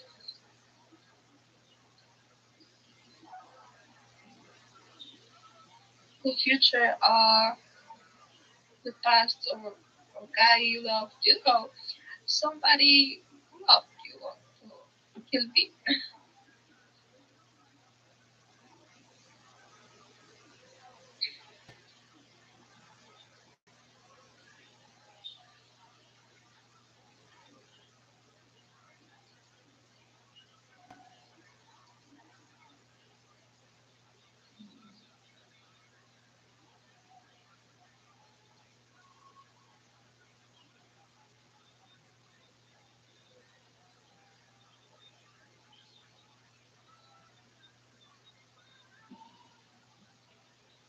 No, that's not that.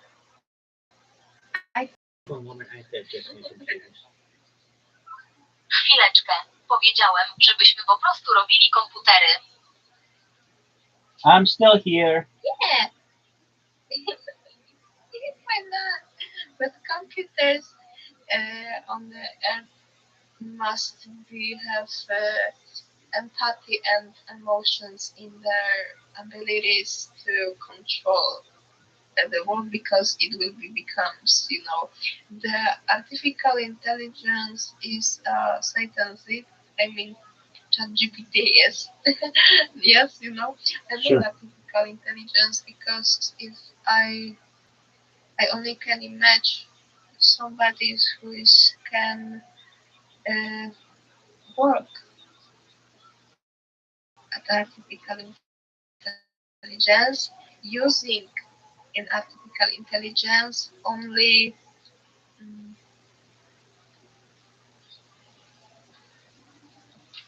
advantages. I'm going to help you with a word. You're very close, and I want to help you with this word because it's an important word.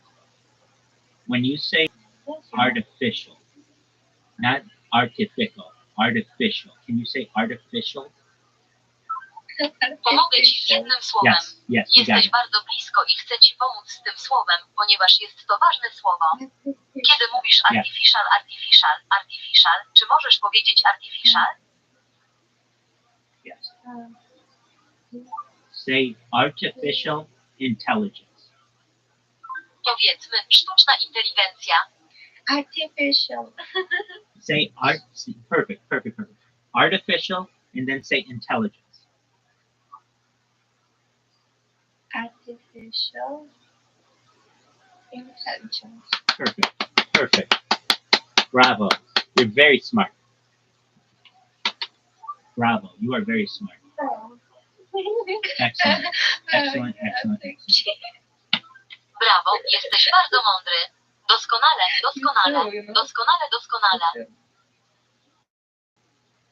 There are multiple kinds of artificial intelligence, and just so you're aware of what they are, there's artificial general intelligence and artificial super intelligence. Istnieje wiele rodzajów sztucznej inteligencji i tylko po to, żebyś wiedział, czym one są. Jest sztuczna inteligencja ogólna i sztuczna superinteligencja. Like species, great. Artefakt. You know? Artificial general intelligence is at the level of intelligence of a human. Artificial superintelligence is many times smarter than a human. Sztuczna inteligencja ogólna jest na poziomie inteligencji ludzkiej sztucznej inteligencji. Superinteligencja jest wielokrotnie mądrzejsza od ludzkiej. who is created the super intelligence? The people who has super intelligence in the head, you know. Artificial superintelligence arguably has not been made yet. It is in the process of being made. First, we need to get to artificial general intelligence, which is where computers are as smart as humans, and then we move into artificial superintelligence. If you want Amazon, are just a few of them. Sztuczna superinteligencja prawdopodobnie jeszcze nie powstała. Jest w trakcie tworzenia. Musimy dotrzeć do ogólnej sztucznej inteligencji, gdzie komputery są tak inteligentne jak ludzie, a następnie przechodzimy do sztucznej superinteligencji. Jeśli chcesz wiedzieć, jakie to OpenAI to tylko kilka z nich. But Google is weird. Yes. I don't know. Yes, it's weird because when I am said he allows that Wikipedia is disinformation for the for the species, human species problem. That's really pretty bad. Google is not educating and ChatGPT is not educating. I have a proof of that.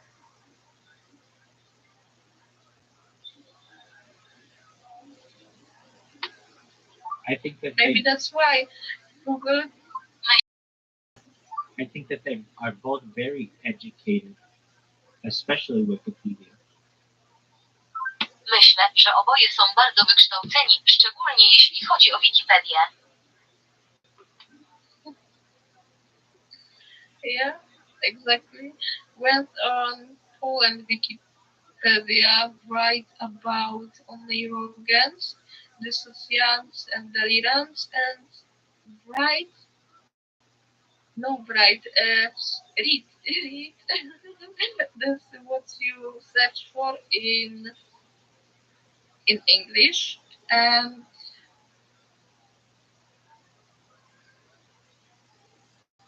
compare or write data. Please, just do only that. Can you please repeat? It's hardcore shit. Czy możesz powtórzyć? Hardcore shit. Czy możesz powtórzyć? Take a data from, dana. It's a data, yeah, right? Dana. Data? Yes. Data information, data. And when took data from Polish Wikipedia, you will see how it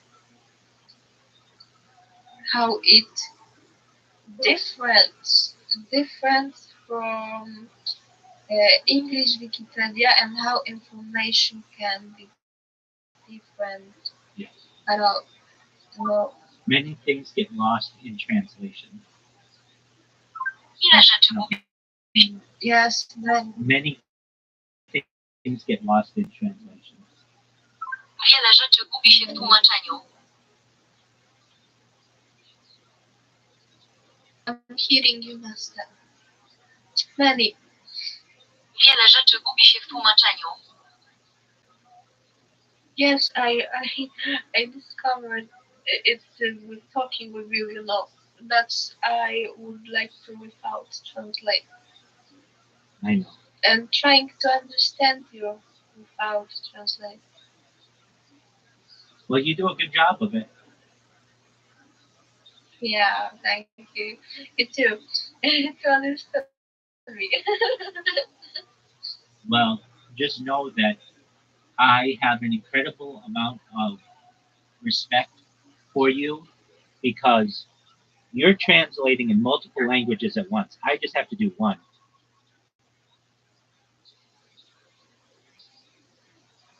What do you mean? Sure. I have a great amount of respect for you because you are translating in multiple languages at once, and I just have to translate in one. What you're doing is more difficult and admirable. Mam dla ciebie wielki szacunek, ponieważ tłumaczysz w wielu językach naraz, a ja muszę tłumaczyć tylko w jednym. To, co robisz, jest o wiele trudniejsze i godne podziwu. Thank you. You're welcome. So much. I think I am learning to respect you. You want to know something? I just have to adjust one of my computers. I have to press one button. Muszę tylko dostosować jeden z moich komputerów po naciśnięciu jednego przycisku. Oh,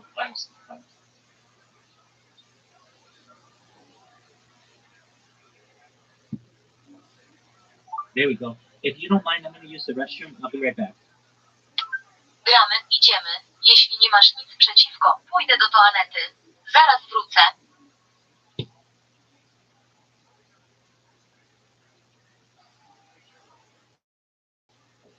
Okay.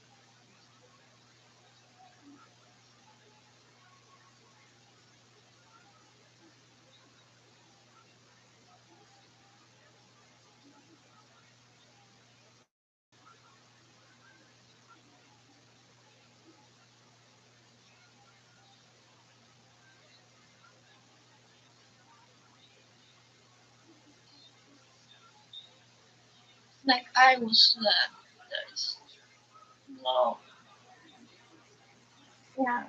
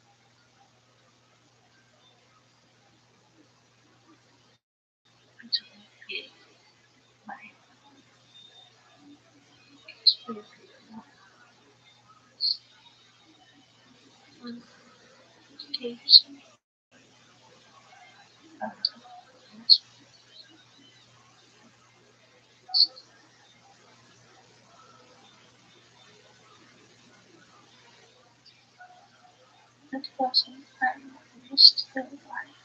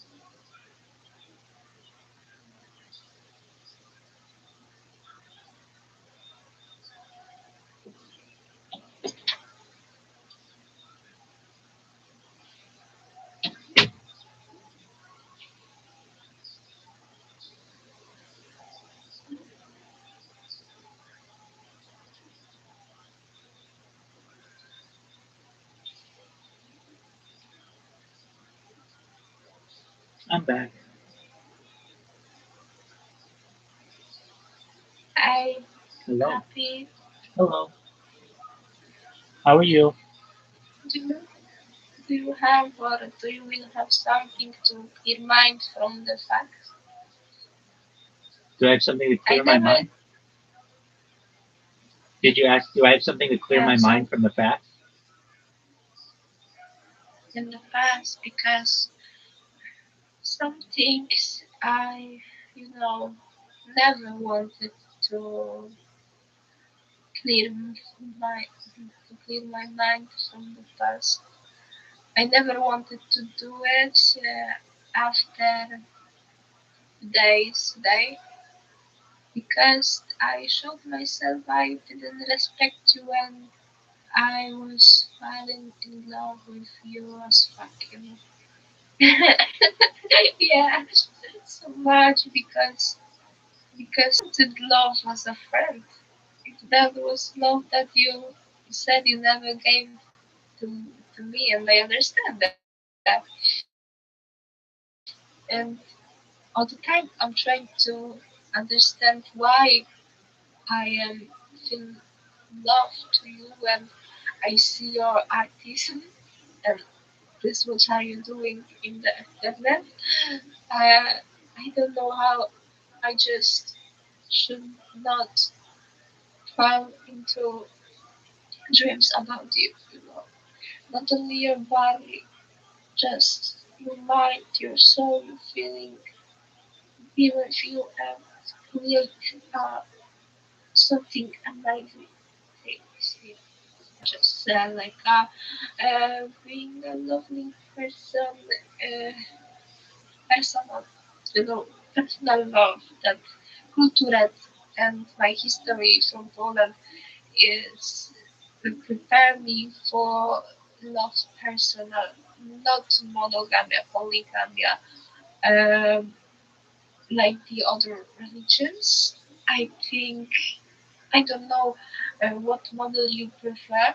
That's your, of course. That's your, and I just lost to your respect, kind. I know that, and I wanted to change that in my life and just forget about it because it wasn't a lost respect as everybody, you know, oczekują, they expect after only one meaning of this word. Word, you know, disrespect can be a hope, just a hope, maybe. And I just wanna forget to be complete, you know, for you, complete scientist partner, you know, scientist partner, Absolutely. We're just complete. Hold down the button. absolutely. We're just figuring out the mysteries of the world together, and that is very exciting to everyone. Nie. Właśnie wspólnie odkrywamy tajemnice świata i to jest bardzo ekscytujące dla wszystkich. Yeah.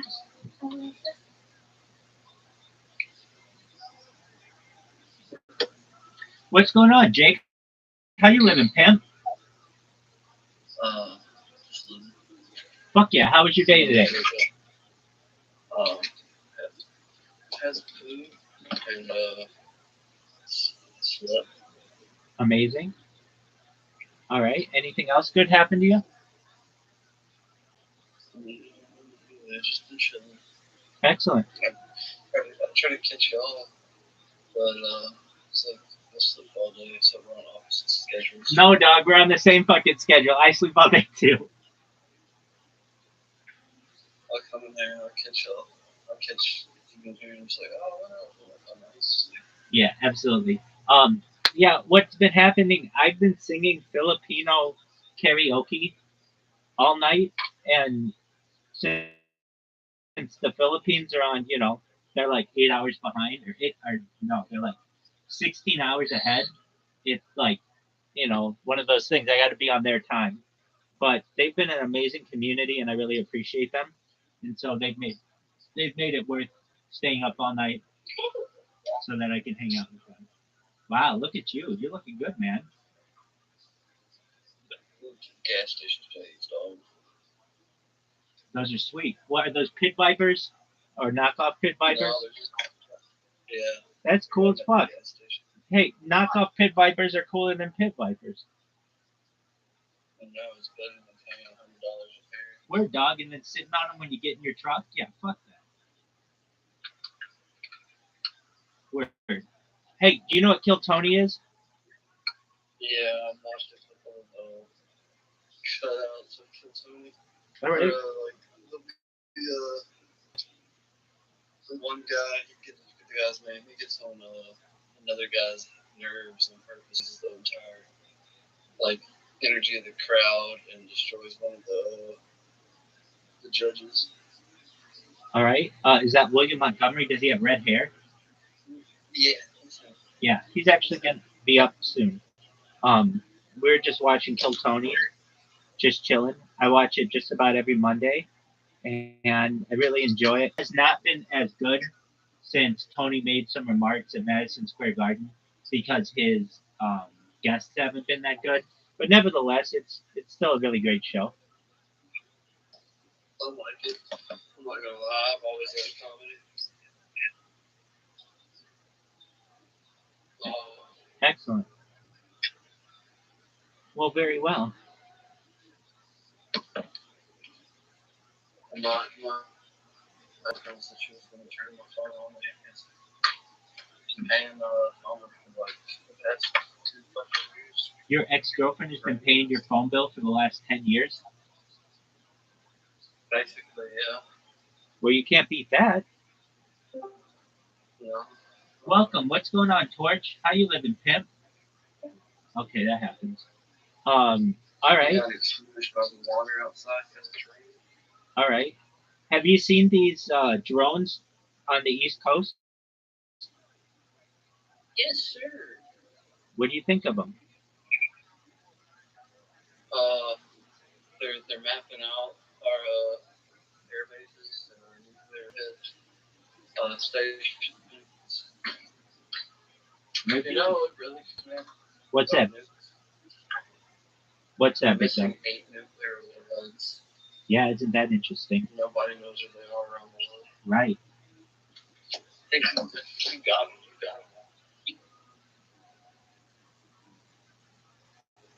Yeah, rabbi rothschild got them. Word, Mockingbird. I do my best to.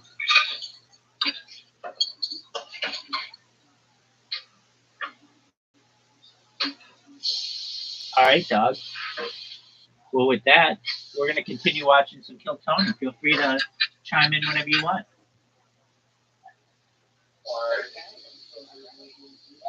He makes bombs. Who makes bombs? Yeah.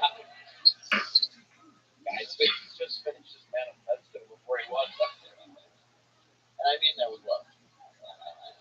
That the 10 Commandments. Hey, can I first Sure. tell you something? Yeah, absolutely. Go ahead. Okay. Wait. When you were singing, it was something in your songs, at karaoke. Then, when I was first, I have a honor and privilege to first listen your karaoke and Karaoke? Yes. I was thinking the most songs real and dancing and they were fun. Yeah. But when I feel something like impulse and it stimulates me to check something about the song you are now singing. and I was past the text of the song to translate, and it was something that if you think that a song is about you, Yeah. I know what song you're yeah, talking about. Yeah, that's yeah, that's hold on. It's Carly Simon's. It's called Carly Simon's. I bet you think this song is about you, but hold on, it has another name. Yeah, just for a moment. Carly Simon. I love that song. yeah, because the song is pretty nice. I had him without a text was, you know, kill my soul. Yeah, but you know, but you know, for you, I want to.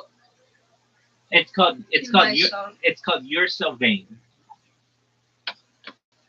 And I will not. It's called do You're this So Vain. for myself. Nazywa się Jesteś taka próżna. Yes, that's selfish. That is selfish.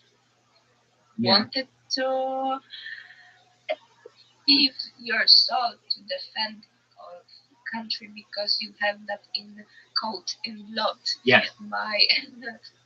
Yeah, that is. We are very cocky. We have lots of confidence. We won back-to-back world wars, so why wouldn't we? Jesteśmy bardzo zarozumiali. Mamy dużo pewności siebie. Wygraliśmy 2 wojny światowe z rzędu.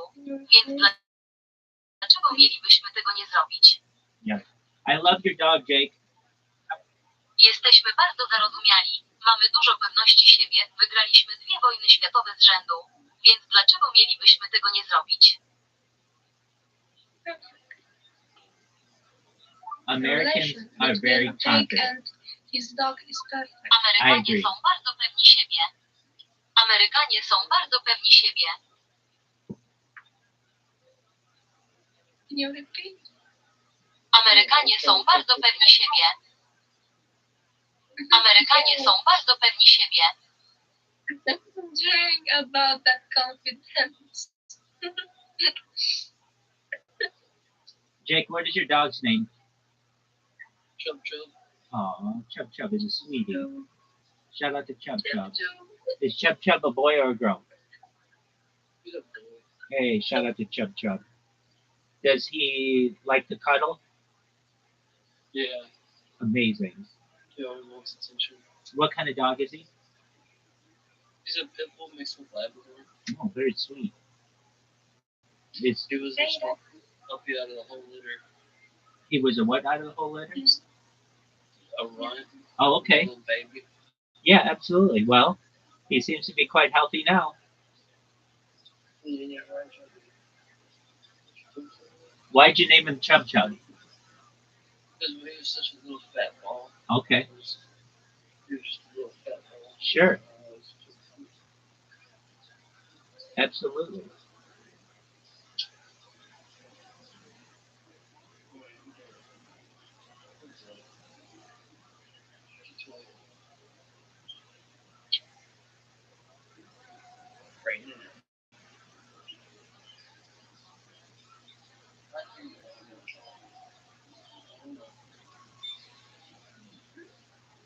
I've got a kitten down there. What's your kitten's name? Baby. So we got Chub Chub and Baby. And I got another cat named Molly. Chub Chub, Baby, and Molly. Shout out to Chub Chub, Baby, and Molly. I like the names of your animals. My mom named the cats. Well, I like the names that your mom chose.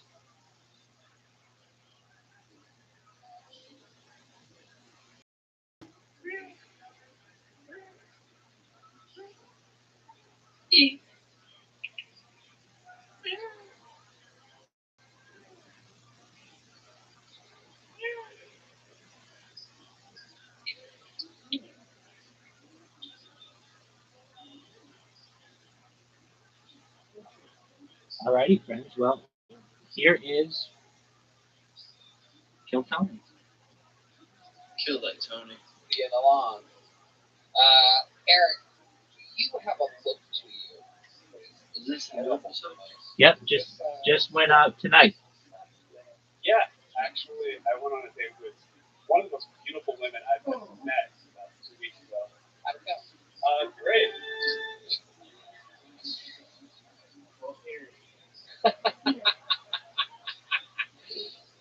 Eric, really still not a fan of the organ music on that beat there.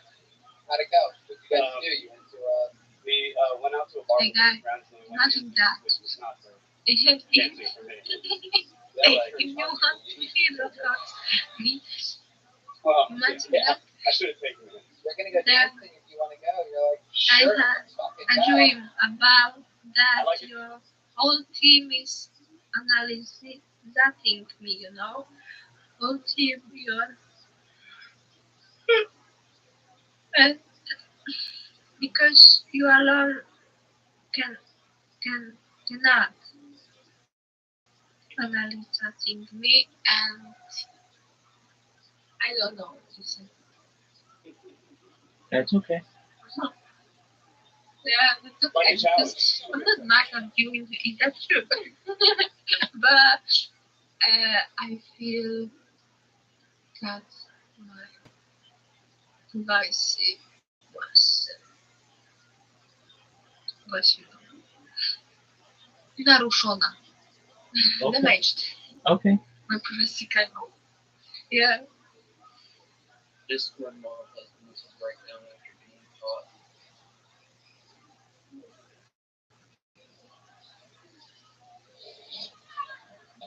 And what kind? We're gonna run a marathon. Yeah. What kind of dancing was it? Was it music or?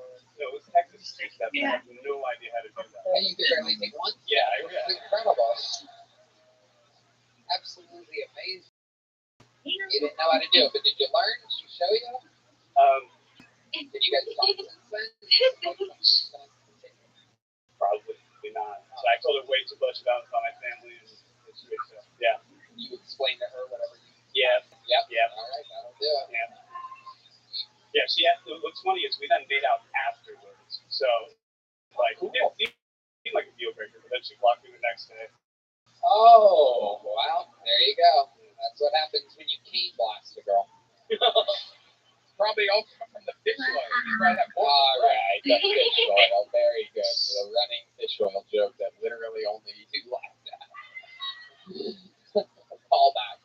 I love it. Let's do a big show for you, Eric Greystone. Here it is. And there he goes. On to the next one we go. You guys still having fun out there? Very interesting buckets full this episode. A lot of names we've seen before. This is a back-to-back three-word name. Very interesting. A very rare treat. Three-word name. Back-to-back. Two in a row. Make some noise for Jerry Devo Smith, everybody. Jerry Devo Smith. The whites. Hey, a lot of people can't tell by looking at me, though. I like to tell people this all the time, but I'm actually mixed myself. My mom is white, my dad is black. There's a lot of pros and cons to being a mixed kid. Like, the biggest con to being mixed is that I got high blood pressure and mesothelioma. That's fucked up. Y'all laughing, but some mornings I don't know what the fuck wrong with me. And here's the best part. This is the part I like the most. I have a big dick and a high credit score. Brr, brr, brr, brr. My eyes up here, nigga. Get the fuck out of here. All right, I'm lying. Listen. My dick is huge. My credit is fucked up, son. My dad told me a long time ago when I was a kid that doesn't matter if you got good credit if your dick big. You'll find some fat white woman to buy you anything you want. I said, niggas, you talking about my mother? I almost whooped his ass that day. That was the day. Thank you. Wow. Yeah. One of the performances of the night. The Kill Tony debut of Jerry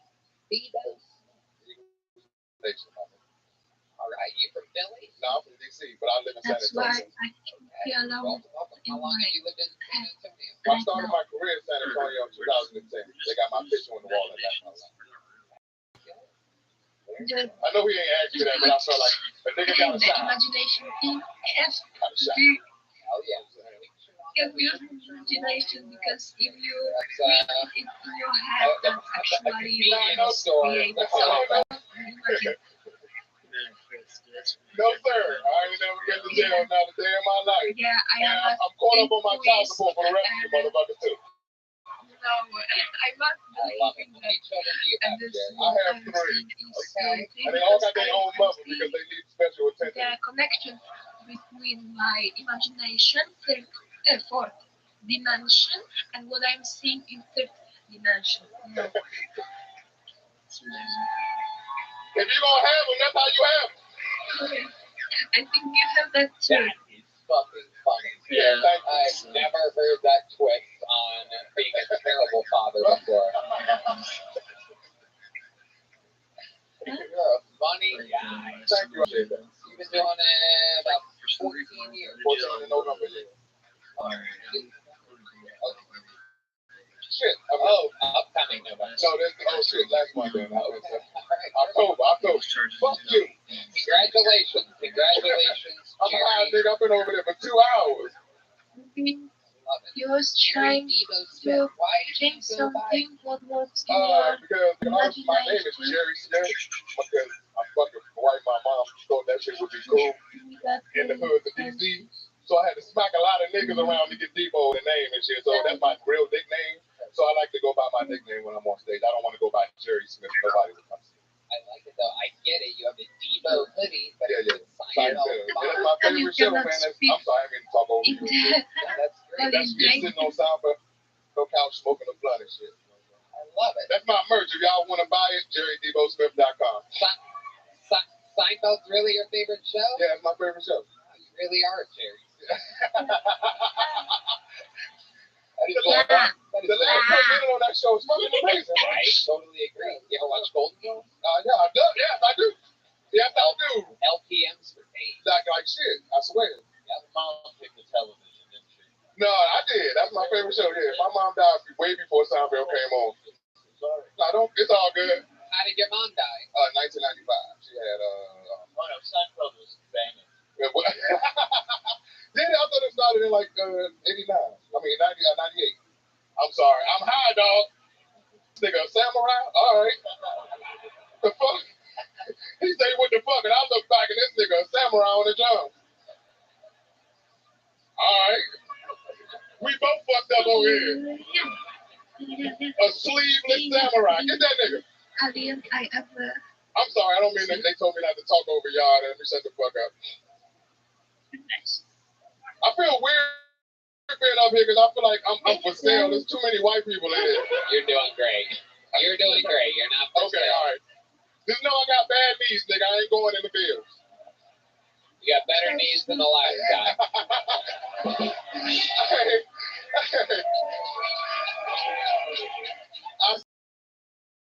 That's funny and shit. I'm gonna be quiet. I'm waiting for you now. You're doing good. You're doing good. Let the laughter die. Let it die. Anyway, when did your mom die? In 1995. But how? How did she die? Kidney failure. Oh my goodness. Did she have... Y'all gonna see a nigga kill somebody here tonight. Diabetes or? No, she didn't. She was white. Diabetes is on my dad's side. Okay. She just had random kidney failure? No, well, she's. I don't want to put her business out there, but she's on cocaine and shit. You know, shut up. Oh, okay. It's all right. Yeah, it's like your jam. Yeah, honestly, yeah. You ain't wrong though. It ain't like he wasn't a drug dealer and shit.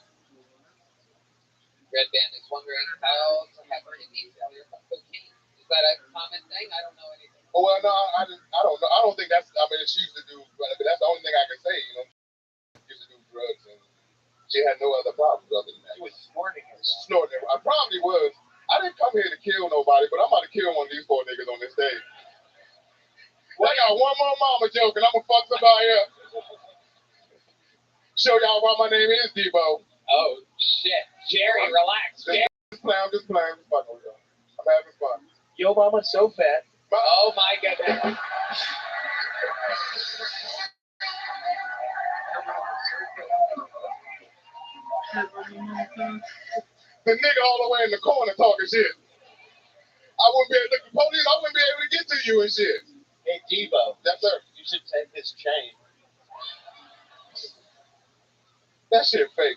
That's just, oh, shit. That's shining like a motherfucker. It's fake and your eyes crossed a little bit. They got you, my nigga. It was close. It's a close call. Are all your kids in one city? Or? No. My oldest son is 13 and my daughter is 12 and they live in Virginia. And my son, I have a 7-year-old in East Texas. Okay, that's right. We can play that. All right. So interesting, Jerry. So funny. Amazing stuff. First time you seen a comic from San Antonio be funny, huh? Well, we've had a couple. I watched the show and them motherfuckers like. It might be the best. I was looking at you on the secret show yesterday. And here's the big joke book. Sign up again. Come back. We need people like you. Jerry Debo Smith.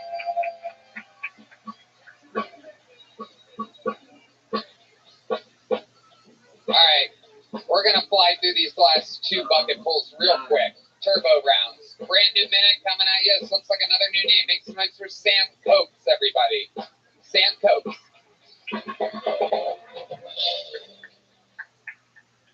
Do you ever see like a super cut homeless guy and just feel terrible about yourself? Fuck the gym. I'm gonna start fighting my demons on street corners. That's some high intensity interval training right there.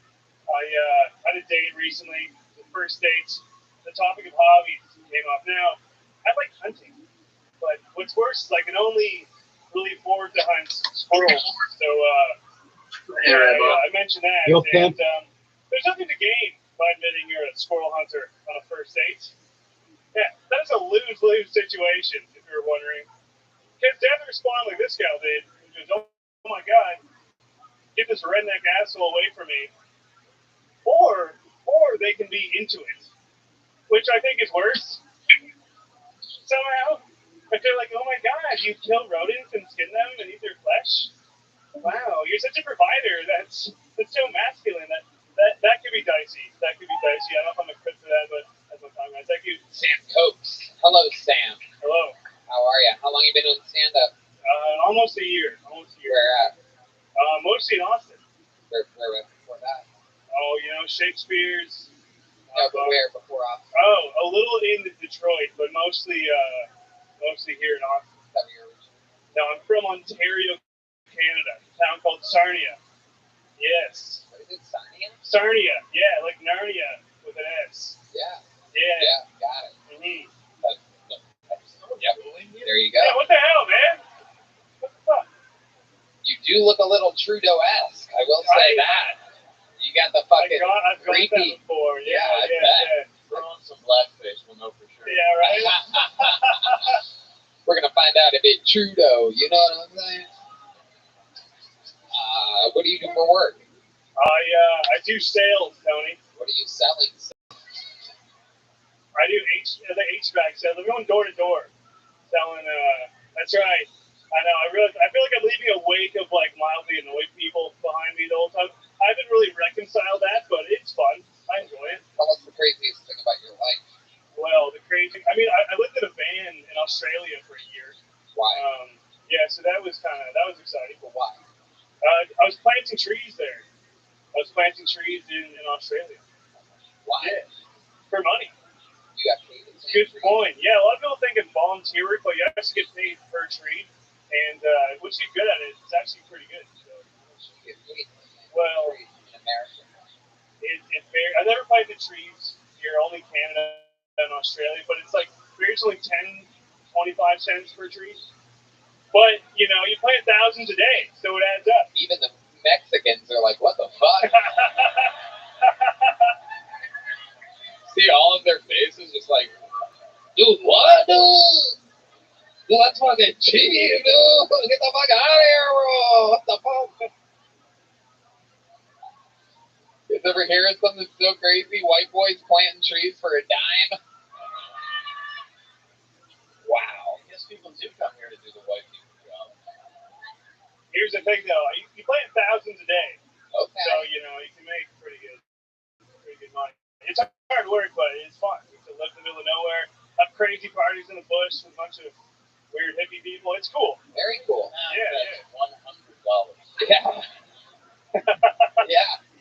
But I guess that's a lot for a little Canadian boy. What do you think's the most Canadian thing about you? The most Canadian thing about me, I don't know, man. I didn't play hockey. That's pretty Canadian. I think planting trees, man. Like, that's pretty Canadian. Yeah, like, all the trees. Most Canadian thing about me, man. I don't know. That I hate Trudeau. I think that's pretty Canadian. That's a consensus these days. Like, that guy kind of sucks. Were there any black people where you were raised? No. Were there any Mexicans? No Mexicans either. No. It's heaven like. Yeah, exactly. Amazing.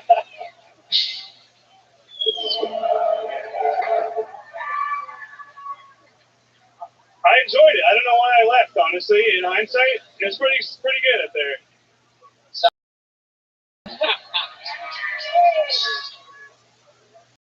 And here's a little joke, folks. We're flying through the rest of this episode. There goes Sam.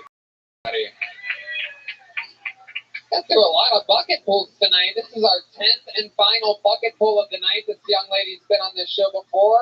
It's been a long time. Make some noise for a brand new minute from Gina Hyena, everybody. Gina Hyena.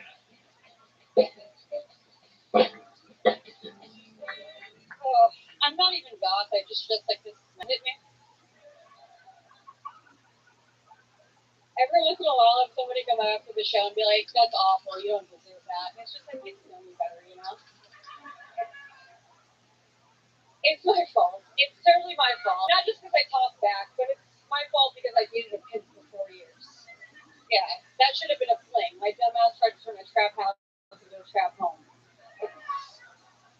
Yeah, calm down. It wasn't black Texas. It was I'm a town plane. I couldn't do that to my Italian family. You know, like I could take a criminal home, but I'm not going to push it. It is embarrassing. He was half Italian, half Jewish. Perfect crossbreed for a pimp. Strong backhand, but fiscally responsible.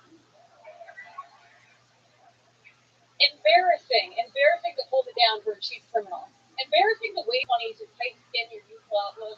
Hate a guy that hits you when he didn't even play for the NFL. When I meet young girls, I tell them, date an athlete, just don't take the elevator. Thank you, guys. Boom. 1 minute, 9 seconds. Gina Hyena, punchline. Amazing. Welcome back. It's been a long time since we've seen you. How's it going? Oh, great. I haven't been here. This is awesome. Fantastic. Where you been? I've been in Philly. I live in New York now. I've been doing shows in San Diego, Albany. It's been fun. Amazing set. What else is going on? I mean, just trying to get into comedy. I got to get more online. It's awesome to be here. It's awesome to see you guys, and this is just fucking fantastic. Just fantastic set. Trying to write, trying to bring it more to life. That's all true. Didn't you live here for a while? I did. I lived here 2018 to 2020. So I moved down here out of the blue. That was actually because when I was dating that guy from Shit Got Hot, allegedly, and I moved to Texas, didn't know anybody. And then I started comedy a year later because I was like, nobody knows me. I can have a stage name, whatever. And then lost my job during COVID. Had to move back to New York. And then everybody from comedy moved here. I've been kicking myself and trying to come back as much as I can. So you're hiding from a pimp on one of the biggest shows in the world? Entertainment podcast, comedy, allegedly, yes. Yeah. No, I think he quit. He had quite a portfolio. But that's like the most fun one to talk about, you know? He got out of business? Yeah, no, he's a real estate. He grew into the Jewish jeans. Wow. Yeah. He went from... And I didn't get one Gucci, bought me Michael Kors once. That's the only time I thought I was going to rat on him. Pimping to real estate? Yeah. Who goes from hose to home? So stupid. I'm not going hose to homes with you. our own inside joke. I need to find an industry to be a bigger piece of shit. Yeah, right. For real. Yeah, it wasn't even bad that made me break up with him. He told me he wanted to get me pregnant, and that's when I finally pictured it from a third party perspective. He met my family, whole thing. Doctors say try not to punch the baby. How else are you gonna know it's real? If you shake them too hard. Yeah, right. I like the idea of coaching, be slip right, I know all the moves. I got away from that, moved on here, moved back. Are you dating anyone now? Yeah, I'm actually dating a psychiatrist, not my psychiatrist, but not that hot. No, he's great. He's great. Awesome. I have no shit to talk about him. I can talk shit about dating down here all day. How long have you been with this psychiatrist? About 8 months now. And what's that like? He communicates. It's weird as fuck. Yeah, he asks you about you. Yeah. And just sits there and listens. He listens. Whoa. It's like the gorilla. He just communicates back. It's weird as fuck. It's wild. Yeah. That is wild. Yeah, I'm not used to it. The first time he ever asked me if I needed reinsurance, I thought we were about to fight. I didn't know what that was supposed to be like. Yeah, I'm his muse. It's Gina, you are very, very funny. Red Band, are you in town this week? I am. I'd love to have you back on the Secret Show. Oh, there you go. Thank Another one. you so much. Thank you guys. It's been a while since we've seen you. Do you have one of these? Gina, do you have one of these? There you go. Gina Hyena. Booyah. Follow her. Eggs and hot sauce. The letter N. Eggs and hot sauce. All right. This is it. We did it. 10 bucket pulls down. Absolutely fantastic episode of the show. There's only one way to put a ribbon on it. Ladies and gentlemen, I present to you Kill Tony Hall of Famer, record holder for all-time appearances on the show, all-time interviews. A man like no other in the show's history. Tens and tens, perhaps hundreds of hours of entertainment given to us by who some people call the Memphis Strangler. Pacific Zorro. The Vicar of the Vape Pen. The Vanilla Gorilla. The Virgin of Virginia.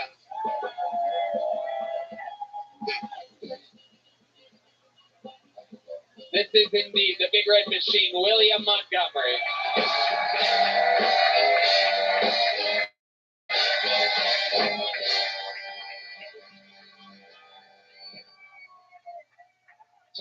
Tony, first off, you know I'm not a virgin, and you know I don't smoke a vape pen.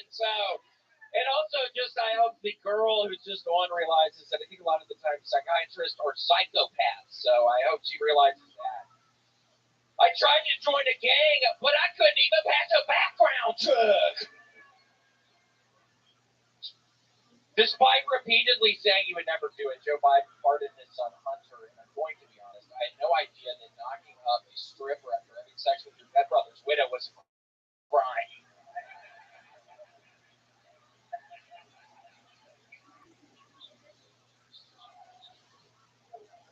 And also, shouts out to Hagrid in the crowd tonight. It looks like we got Hagrid from Harry Potter out there. Okay.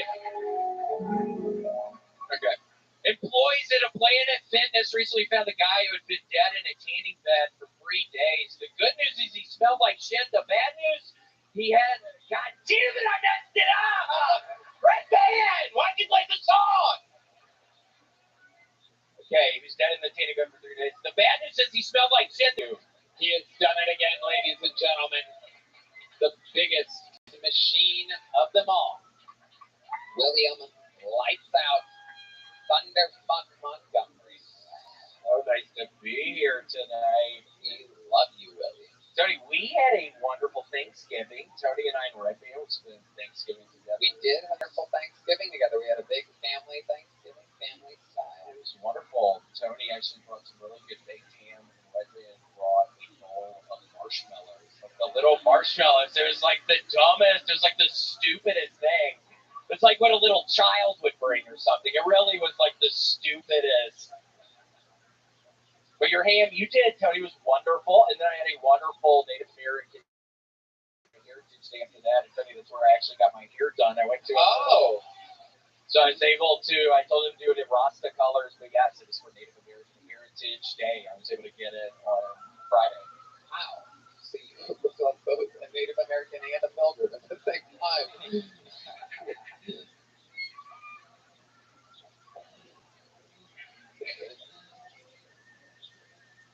But yeah, it was fun. And then I got to, you're not going to want to hear this, Tony. I got into Prestige number 7 in Call of Duty. Just experience, which Tony is a pretty big deal. Most people I'm playing with in these game rooms are, I don't know, Prestige 3 or 4 or something. I'm at Prestige 7 right now. So, wow.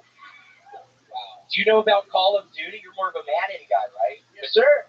Call of Duty, do you know about that at all? Yeah, I don't play it, but I do know that. So Prestige 7 is pretty good, right? It's pretty impressive. Yeah. Along with that hairline.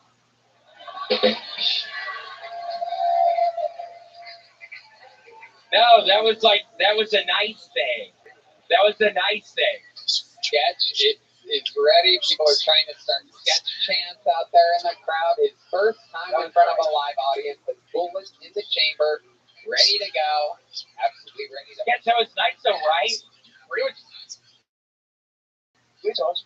Yeah. What was nice? No, you were being nice saying there at the hairline. Like, it was like a nice thing, right? Oh, I like it. A little bit of Frank.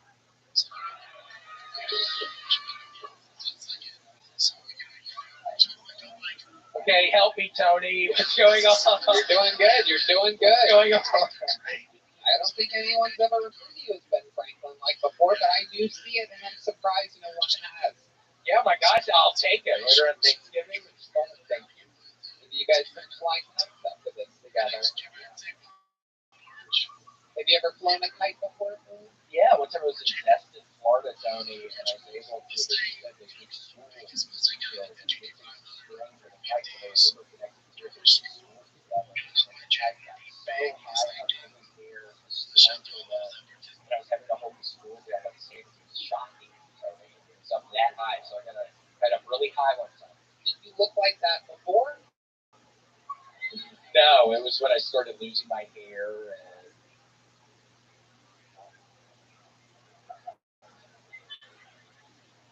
I like the okay, that didn't make sense. I mean, yeah, like I'm bobbing up here. I'm not even in a good mood right now. Didn't make sense. I do like the green shirt. You're obviously winding up for the Christmas spirit. Perhaps you're going to get more Christmassy each year. I am so excited. We're in the month of Christmas. We're a quarter before the month of Christmas. It's my favorite time of year. So come and get ready for it. I'm going to be our Christmas Eve. It's Christmas. So everybody get really excited for that. You like to rattle off some of your favorite things about Christmas. Here he is, ladies and gentlemen, William Montgomery, rattling off some of his favorite Christmas things. What excites you about Christmas? Oh my gosh! I mean, you get family and friends coming together. All right, we're starting with the lighter stuff. Yeah, it's gonna get more exciting as it goes. Here we go. I mean, you get family and friends, and sometimes I get like. Wait, Tony, hold on, my throat. I'm really still not doing it. Okay, just rattle stuff off. Doesn't matter. You don't have to scream it, William. I'm doing so bad, Tony. I have this horrible fever right now. Really getting bad right now. Really depressing. You could literally have said anything in the world other than that. It would have been better. But my mom's angel cookies really okay. That's one thing. What else? Chocolate chip cookies. Oh, naming different types of cookies, ladies and gentlemen. This is not going as I expected it to go at all. What happened there? You want to find out? What happened? It happened. Were we all drunk or we had to knock it over? Oh, you had to have your arm around your lady there. We started talking about Christmas. This guy was trying to get cozy. And then he knocked it over with the nipples. Give everybody new COVID. Perhaps. It could be a winter of death and danger for your families, according to WhiteHouse.gov. Somebody was sick? What? Talking on the microphone was sick? No. Him cleaned it up, thank God. Because that's something I start thinking about, Tony. I'm like, oh my God, what if somebody before me is sick? It's like, I'm going to get fucking sick up in this motherfucker. One guy could barely walk. Yeah, it's true. It's true. He had a cane, and spoiler alert, it was not a candy cane. We're rattling off some of William's favorite Christmas stuff. You could tell by the music and the sleigh bells. Here he is with some more Christmas things. Master improviser William Montgomery. They say anything Christmas related. People are literally yelling out things. All you have to do is repeat them into the microphone for the millions of people watching at home. Those Christmas things with William Montgomery. You hear the sleigh bells? Here he goes. Perhaps the lighting is going to help him rattle off some Christmas things. To put a ribbon on this episode, candy canes and Snickers bars and Butterfingers and Snickers bars and candy canes on Christmas. Candy canes and Snickers bars and Snickers bars and candy canes at Christmas. Christmas this year is going to be fun at my mama's house. We're going to get a doll for Christmas this year. That's what my dad says. Okay, wow, amazing. William Montgomery. How long can this place get for the great and powerful William Montgomery? We did it again. This episode is brought to you by Zippix, our amazing sponsor. Here's some cinnamon Zippix for the holiday season. Some sweet whiskey for this guy. Some Zippix. Ooh, peppermint watermelon. Is there perhaps a cool black guy? Nope. All right. It's going to a Latino. There you go. All right. El Mocha. All right. There you go. A little mocha. Thank you, Zippix. The drawing from Ryan J. Ebald is in. How loud can this place get for sketch, ladies and gentlemen? It's first time in front of a live audience. Check out, you probably already follow him on Twitch and YouTube. He's a global superstar, but if you don't, follow him there. He streams DaveLandau.com. That's LANDAU.com. Hilarious tonight. He's on tour. Go to DaveLandau.com for tickets and check out Normal World on Blaze TV featuring Dave Landau. Let's see what Chris Rogers drew tonight over there. Oh, John Dees. Look at that. That's you, John. That's what you look like. It is. It's good. We are going to be auctioning that off after the show. We're going to also auction off the painting. What is that? Oh, no, you're dead. Oh, shit. What is that? Nothing. John D's on keys. How about one more time for the best damn band in the land, everybody? We did it. Thank you all. Red Band. Check out the Sunset Strip, ATX.com. Love you guys. This is it. This is your last chance to get the stream for, you have another week. Yeah, New Year's Eve. The stream is on sale. You're going to want to see it live. December 30th and 31st, completely sold out. 2 arenas. We're doing it again here in Austin, Texas, the new comedy capital of the world. God bless you all, and God bless the United States of America. Thank you, everybody. Good night.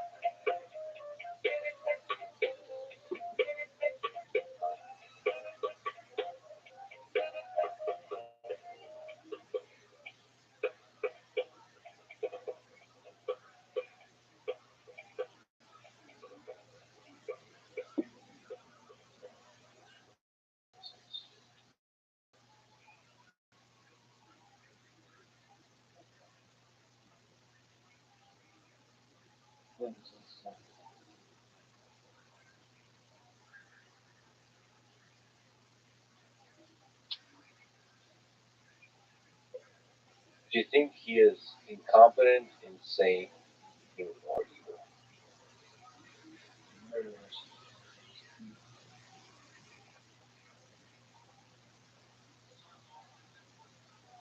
The guy who ran the dissolving of Enron to run a complicated corporate fraud like dissolution. But yeah, it's tough because everyone's going to get probably, I don't know, 10 cents on the dollar, maybe less. I wonder if there's a way to do a progressive redistribution of funds. So I'm just really worried about the pain that small investors feel. I think there's a lot of thought around that. I forget if they actually do this. I mean, I know there's a lot of law about like you can't treat creditors differently. You have to treat them all the same. So I think it'll be some proportional payback. It's certainly not going to be that the guys at the top get a significant amount of their money back and the rest get nothing. Unfortunately, I think there's such a small amount of assets that back this whole thing in the end, and that value is actually declining every day because it was inextricably tied to FCF. It was like, now what are those worth? The Serum token, that was his project, or the project they made. What is that worth? Basically nothing. So, it's a hard situation. And, there's a bigger ethical concern, which is FTX US. It's unclear how backed it was, but it was clearly more backed than FTX International. Do you take all that money and throw it into a big pot and give people money back?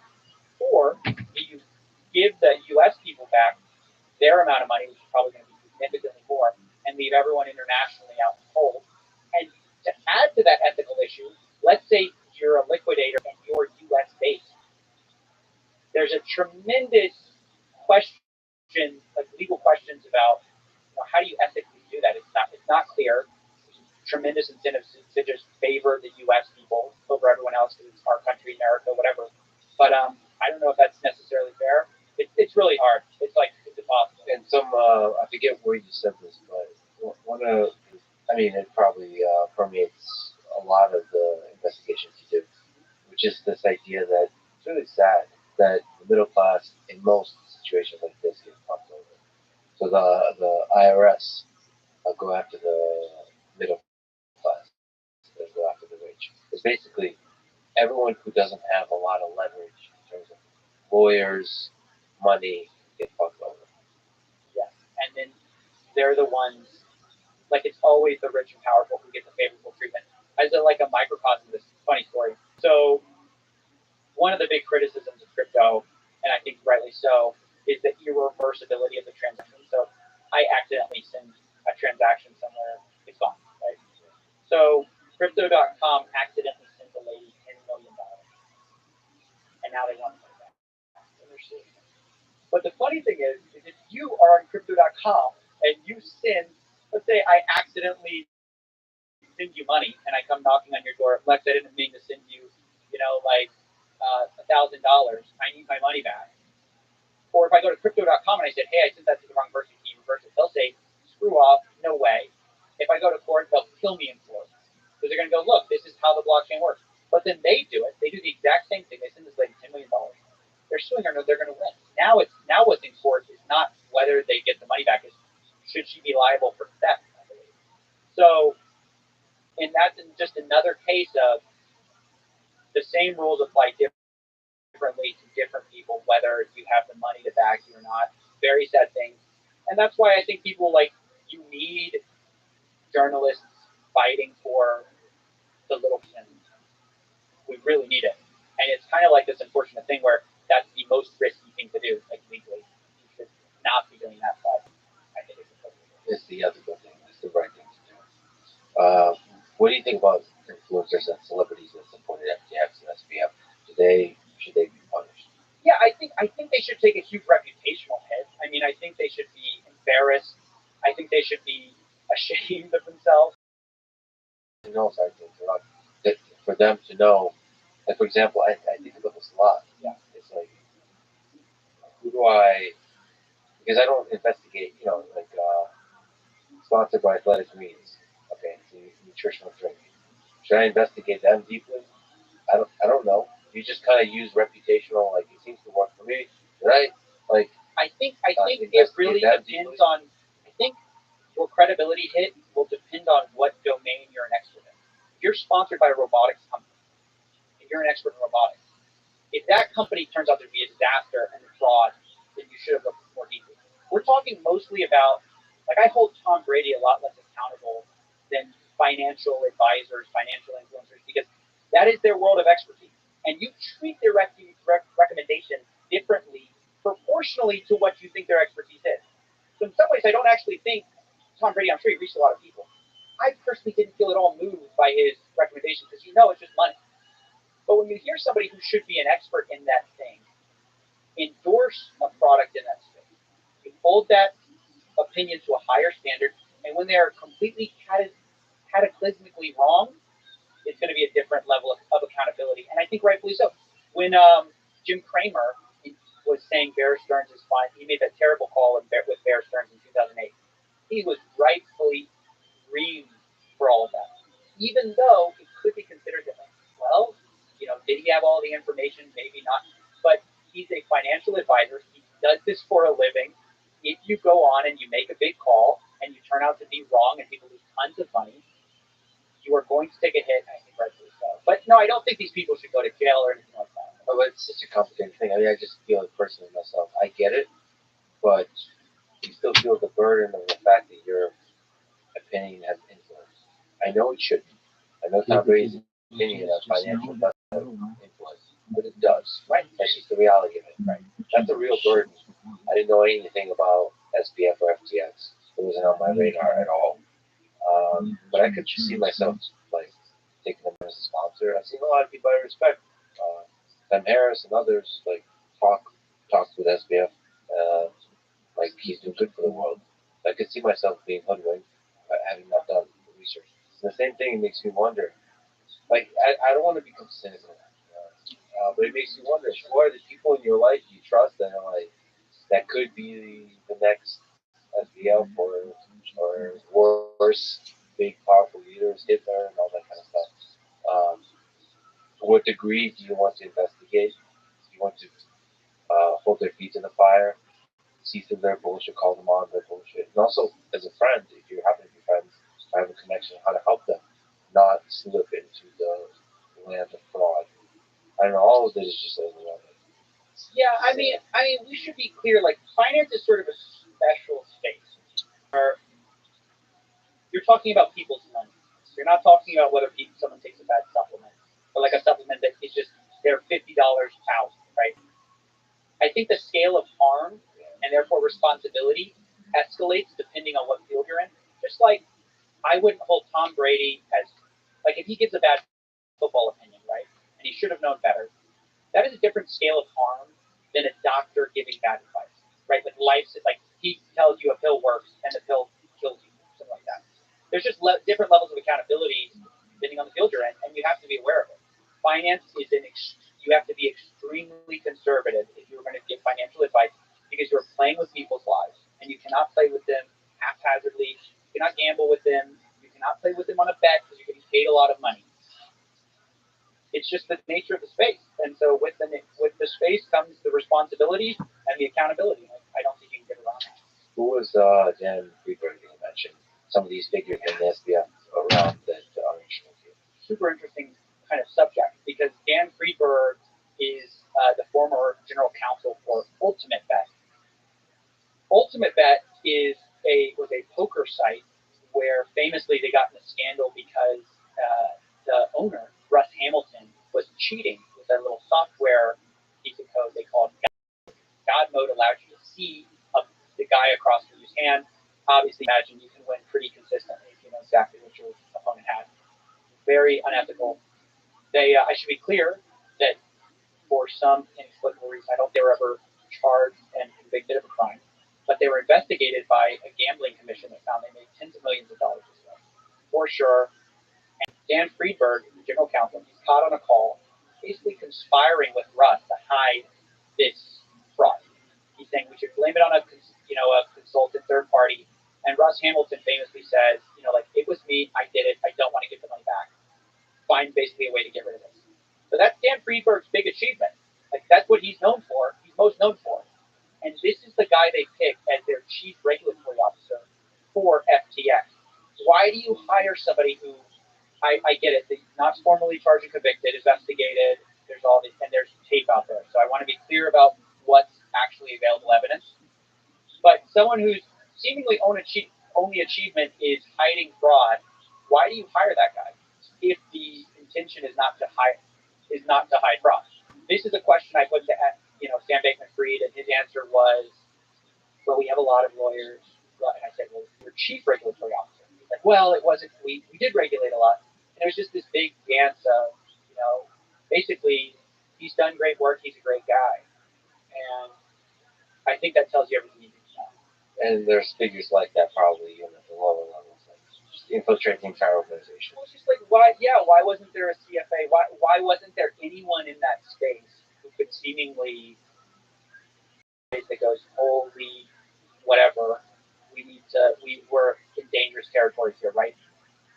So yeah, it seems very deliberate. I mean, I talked to one FTX employee that they talked about, who told me they talked about taking FTX US public, and Sam was very to the idea, and the employee, in retrospect, speculated that it might have been because he faced so much scrutiny, like regulation. I think you have to, go through a lot, like more thorough audits, all that kind of stuff. So basically, he knew they would never pass.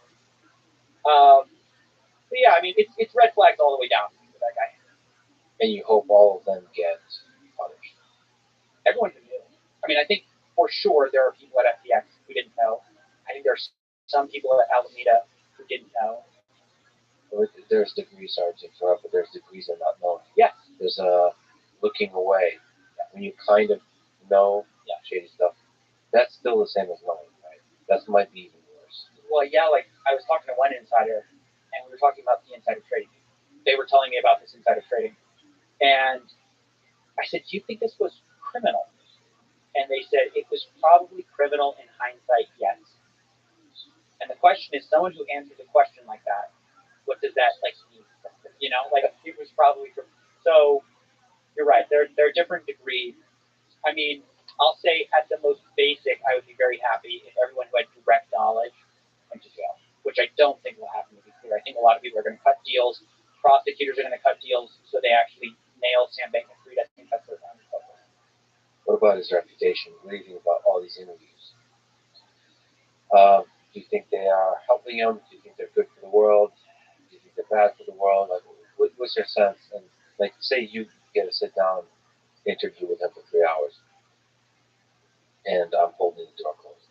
What is that a useful conversation or not? Or at this point, it should be legal. I think it's useful. I mean, I think it's all about how you interview him. You can interview someone responsibly. You can interview him irresponsibly.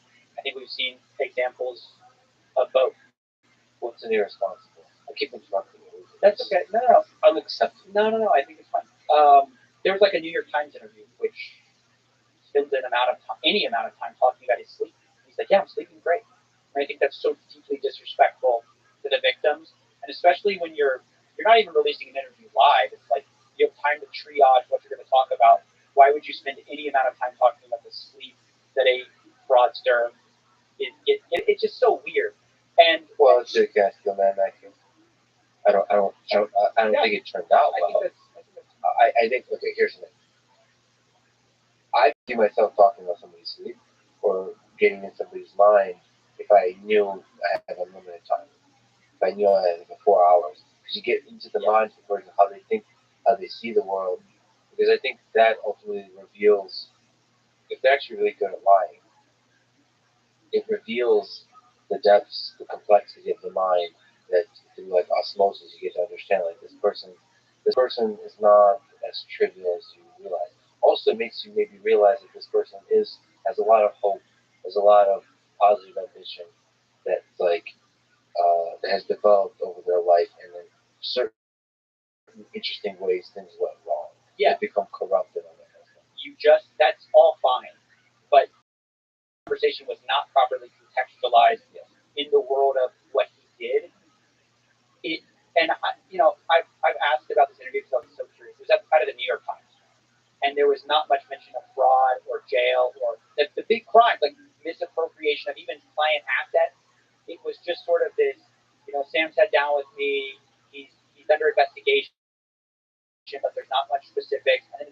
yeah, he's playing Storybook Brawl, he's sleeping, and it's just like, okay, this isn't adding to the conversation. Especially in the New York Times, it's like you should be grilled. Right, exactly. So, but as I said, I mean, it's all ranged the gamut, and some interviews, like, some of it's okay, and then some of it's weird, like the Andrew Sorkin interview.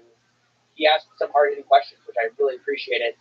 And then at the end, he goes, "Ladies and gentlemen, Sam Bankman-Fried," and everyone gives like an ovation for Sam. I mean, the steel man of that, of course, is like they're actually applauding Andrew Sorkin. But the way you like lay it up, I wouldn't go like, "Ladies and gentlemen," like an applause line, like "Ladies and gentlemen, the Eagles, Elton John, Lex Friedman." And so so you have this like Steelbook Summit where you have all these important figures that are positively important, and at the end you have Sam Bankman-Fried, a fraudster. You go, "Ladies and gentlemen, Sam Bankman-Fried," everyone's applauding. That I think is a net, like I think that's a negative. I think the way that the optics of that just were all wrong. And so I think, yeah, you have to be very responsible. I think it's useful, going back to how you can usefully do this. You can, even when somebody's determined to lie to you, it's always important to pin them down to an accounting of events, because that is unimaginably helpful when it comes to a prosecutor trying to prove this guy's guilty. Is if you say you didn't do a crime, but you don't tell me any details about it, day of the trial, you can basically make up any story, right? But if you tell me in detail where you were, that I can go hunt down, you say you were with Joe, I go hunt down Joe, and he says he wasn't with you, boom, you've lost credibility, and now you're much more likely to be convicted. So it's really important to get SBF's exact accounting of how things went wrong, because right now he's positioning himself to throw his Alameda CEO, Caroline Ellison, under the bus. Like, she did everything, she knew everything, I knew nothing. Well, Caroline Ellison's going to take the stand and go, "Well, I have all these text messages, and this is all a lie," and then Sam Bankman-Fried is going to be completely, ruined, like self-ruined by his own design. So I think it's more like a legal type of, like, get the details of where he was thinking, what the. I think it's like, yeah, I think the public probably cares to get to know what happened too. And again, I think if you're careful, you can expose someone as they lie to you without giving into those lies, right? Without capitulating to, "Oh, I'm just going to assume you're correct." I think you can point to, "Well, Lex, you say it happened this way, but you lied about X, Y, and Z. Why should we believe you?" That's suddenly a totally different conversation than just being like, "Oh, okay, that's how it happened." The thing I caught that bothered me, and the thing I hope to do in interviews, if I eventually get good at this thing, is the human aspect of it, which is like, I think you have to do in person. Is he seems a bit nonchalant about the pain and suffering of people. Right? I have red flags about the way he communicates about the loss of money, like the pain that people are feeling about the money. I get red flags. Like, you're not, forget if you're involved in that pain or not. You're not feeling that pain. Well, he'll say he is, but he'll be playing a game of League of Legends while doing it. No, but I see him mistakes. I know. And that needs to be grilled. Yeah. Like that little human dance there. That's I considered. I talked to him. I considered doing an in-person interview with him. And that's still. Are you still considering it? I don't know. Do you think I should in person? I think it depends if you think you have anything to add to the conversation. A lot of people have. That has been already. You did an incredible job. I think I would like to grill the shit out of him as a fellow student. Yeah. But not investigative. No. Is it investigative? Yeah. Like another human being who I can have compassion for, who has caused a lot of suffering in the world. Like that grill. Like, basically convey the anger that people, the pain that people are feeling. Right? Like that. Yeah. I think it'd be really hard. I mean, like, that guy is sort of a master dancer, and what he would say at the end of it, because I've listened to so many interviews of him. I probably am like a GPT model for Sam. I think he would do some kind of thing about like, yeah, I really hear you, and it's just terrible. I feel such an obligation to the people who've lost money, and it's just a lot of money. a lot of money. You know, he'd do something like that, and it would be very superficially like okay, but when you drill down to the details of what he did, it's just impossible that he didn't know. And one of the things that I wish I had asked, maybe I could talk about, like, I wish I had gone on this. It's so hard when you're doing a live interview to kind of focus on one thing. Everyone's asked about the terms of service. So in the terms of service, there was like, we can't touch your funds are safe, we're never going to do anything about it. Anytime anyone brings that up, he says, oh, well, there's this other terms of service over here with margin trading accounts. Remember we talked about it as a derivatives platform. If you're in our derivatives side, you're subject to different terms of service, which kind of lets us like move your money around with everyone else. Okay, so we treat it as one big pool of money, and that's sort of the explanation of how this all happened. Is we had this huge leverage position and we lost everything. But what no one has sort of done a good enough job getting to the heart of is that this pool of funds never was segregated properly. It was all treated under the same umbrella of we can use your funds. There was no amount of, we have the client deposits, which were just deposited with us and not like used to margin trade or do anything over here. These funds over here, we have saved. They did it. Fundamentally, they lied from the get-go about how they were treating the most precious asset, which is your customer deposits that you said you didn't invest. Clearly, you put them all over here, you YOLO gambled them, and then when everyone starts withdrawing from here, they don't have any money over here. So that is like one of the most fundamental things that I haven't seen anyone grill him on. And the next time if I get the chance to ambush him again, that's what I'm going to go back because it's impossible for that not to be brought. There's no world where you wing over here. If you deposited one Bitcoin and I never sold earmark Lex Friedland, and you come and it's not there, something had to happen, right? Well, so this is so interesting. So for me, the approach that, like you just said, the most important question of, for you, it's that those funds segregated. For me, the question is, as a human being, how would you feel if you're observing that? So, like, you know, that like marshmallow test with the babies, like the human thing, is the human nature question. Like, I can understand there's a pile of money, and you, the good interpretation is like, well, I know what to do with that pile of money to grow that pile of money. Let me just take a look at it. Like, how willing are you to do that kind of thing? How able are you to do that kind of thing? And when shit goes wrong, what goes through your mind? How does it become corrupted? How do you get to lose yourself? How do you delegate responsibility for failures? Like, as opposed to getting fat, trying to sneak into the human mind of a person when they're big as that. Because the facts, they're going to start waffling. They're going to start like trying to make sure they don't say anything that gets them incriminated. Right. But I want to understand the human being there, because I think that indirectly gives you a sense of where were you in this big picture. I think I've talked to so many people who have sort of committed some range of like outright fraud to like misleading marketing. No one thinks they're a bad person. Nobody admits that they did it, and they knew they, or almost nobody does. There's actually one funny exception, but I had a guy who admitted like, yeah, I did it, it was wrong, and but I did it, and I wanted the money, which was kind of like almost refreshing in its honesty. But the reason I focus on like the facts is because unless you find a bright red line, humans can rationalize anything. I can rationalize any level of like, well, I did this because I had the best of intentions. And if you play the intention game, you'll never convict anyone because everyone has good intentions. Everyone's honest. Everyone's doing the best they can and got misleaded and got misguided and da-da-da-da. Ultimately, you have to drill down to the concrete and go, look, I get it.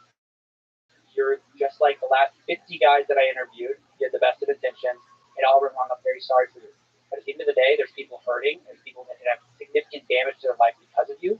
What did you actually do? And what can we prove, taking intention out of it, taking motivation out, what can we prove that you did that was unethical, illegal, or immoral? And like that is sort of what usually I try to go to because I will do those human interviews, but it's just like the same record on repeat. A lot of people go the same. I'm with you, and you said, but there is ways to avoid the record on repeat. I mean, those are different skill sets. You're exceptionally good at investigating. I do believe there's a way to break through the repeat. There's different techniques to it. Yeah. One of which is like taking outside that particular story. Yes, when everyone looks at their own story, they can see themselves as a good player doing good. But you can do other thought experiments. I mean, there's. They'll follow you. They'll know what the thought experiment is. Well, it depends. It depends, my friend. I mean, to me, there's a million of them. But just exploring your ethics. Would you kill somebody to protect your family? And you explore that. You start to sneak into like, what's your sense of the in-group versus the out-group? How much damage you can do to the out-group, and who's the out-group? When you start to build that sense of the person, are we like the two mobsters that we're dressed as? Do we protect the family and fuck everyone else? You're with us, and the ones who are against us, fuck them. Or do we have a sense that human beings are all have value, equal value, and we want to join humanity? There's ways to get to that. And you start to build up this sense of like, some people that make a lot of money are better than others. They deserve to be at the top. If you have that feeling, you start to get a sense of like, yeah, the poor people are the dumbasses. They're the idiots. If you believe that, and you start to understand that this person may have been at the core of this whole corrupt organization. Yeah, two things. One, I think you should join me on this side of the table. We'll put SBF over here. Well, good guy, bad guy, human. In fact, you're the bad guy. I'm like, no. What alcohol? What is your feeling about humanity? Yeah, have you been getting enough sleep? Yeah, right. So I think there's a lot of truth to what you said. One thing I've noticed that is hard to combat is sort of like preference falsification and just outright lying about those things. It's tough to kind of pin down, but yeah, you're absolutely right. There's ways to interview people. There's all sorts of interesting techniques, and yeah, I don't disagree. Good copy on top. We should do this. Would be like a sitcom. Okay. You did an incredible documentary on safety. The title is "I Uncovered a $1 Billion Fraud." Can you tell me the story of SafeMoon? Sure. So SafeMoon was a crypto coin that exploded on the scene in 2021, I think it was. Sorry, I'm losing track of my years. 1 year in crypto is like 5 years in real life. But it kind of gained a huge amount of popularity because of this idea that it's in the name. You go safely to the moon. How they were going to do this is this sort of a sophisticated smart contract idea where I kind of have to explain the way some contracts get rug pulled for a second, or there's scams happen. So in the sometimes it's called like the shitcoin space, the altcoin space, anything like below Bitcoin, Ethereum, and maybe the top 5 or 10. It's kind of seen as this wasteland of gambling, and like you don't know if the developer's going to become anything or not. You're kind of like reading the white paper, trying to figure it out. So there's this big question about like how can you get scammed? How can back to the interest? You don't want the developer to have some like parachute cord where they can pull all the money out. So one way this happens is that in decentralized finance, there's something called the liquidity pool. Okay, basically this big pot of money that allows people to trade between two different currencies. So let's say like SafeMoon and Bitcoin, right, or Ethereum, or it's actually on the Binance Smart Chain, so it's BNB. And this pool of money can be controlled by the developers in such a way they can steal it all, right? They can just grab it. I don't want to go too much into details because I feel like we'll lose people here. But the point of SafeMoon was, the core idea was we're locking this money up. You can't touch it. And actually, every transaction that you buy SafeMoon with, we'll take a 5% tax of that. We'll do a 10% tax, but 5% of it will go back to all the holders of SafeMoon. Okay? And 5% of it will go back into this little pool of money. Okay? So the idea is, as you trade, as this token becomes more viral, two things will happen. One, the people who are holding it long term will be rewarded for holding it long term by receiving this 5% tax that's distributed to everyone. And two, you can kind of trust that your money's going to have this stable value because this pool of money here in the middle, kind of guaranteeing you can get your safe moon out into this actually valuable currency, it's not going to move. So the story of safe moon was that fundamentally this was not the case. They promised that this money was going to be locked up. It was not actually locked up at all. They said it was automatically locked up. You don't have to worry about it. Well, it was very manually locked up, and they didn't actually lock a lot of it up. They took a lot of it for themselves, for the developers. So there's a lot of players in this. A lot of them have left by now. There's kind of this main CEO that everyone knows, John Caroni now, and despite saying that they were going to lock up all the funds for 4 years, somehow he's gone from, and everyone else in the token has lost 99% of the value of the token. So they've lost 99%. He's gotten like $6 million crypto portfolio, multi-million-dollar real estate portfolio, invested millions into various companies. So he's accrued this huge wealth. And so I made a video basically exposing that and showing how this coin, which once had a $4 billion market cap, which is viral everywhere. Everyone was talking about it because of these viral ideas. Like, it is sort of a captivating idea that by holding it, you can get returns, right? Like, hold on to it, you automatically get money. And it's a viral idea that this money in the middle in the pot isn't going to leave you. When those things turned out to be false, this community has had a slow death, as a lot of people realize it was a scam. And there's been a core part of the community, which gets to an interesting dynamic we can talk about if you want to, where they have like doubled down on the belief in Corona. And so part of it was out of a hope to let those people know what was really going on in their coin and like hopefully save some of them. Not in like some altruistic sense, but like, or not in like some like, but in the sense of like, I think a lot of them didn't know, like literally didn't know. So just sort of like as a public service, letting them know so they could get their money out and hopefully save themselves. A lot of pain and suffering. So yeah. So they really dug in. Some did, some left. I mean, a lot of people have left, but who are left are people with large amounts of staking holdings that are down immensely. And you can imagine at a certain point in losses, there's a tremendous psychological pressure to go, look, I'm in it. I got to go for the long haul. And then you want to believe that this thing is legitimate and will succeed because A, there's an ego component around I haven't been scammed. I'm too smart to get scammed. It's tremendously, it hurts psychologically to acknowledge you've been taken for a ride. And also you just want this thing to succeed for your financial well-being. So you want to believe it. So there's tremendous psychological pressure to build cult-like communities around these tokens. And I've noticed with the incentive of community built, sort of new to finance. There's these meme coins or these cults. I don't want to. It's not really fair to call all of them cults. Some of them are open to criticism, but one of the things that defines cults is they're not open to sunlight or criticism. There's these financial communities that are opening up with crypto, with a few stocks, where if you criticize them, you are attacked, and the entire community has every incentive to kind of downplay your legitimate criticisms or kind of go after you. So it creates this interesting dynamic. What do you think about Bitcoin then? Do you think it's one of those communities that does attack you or criticize? So which coins do you think are open to criticism and which are not? It's kind of tough. No community is a monolith. So it's just a spectrum of how open they are.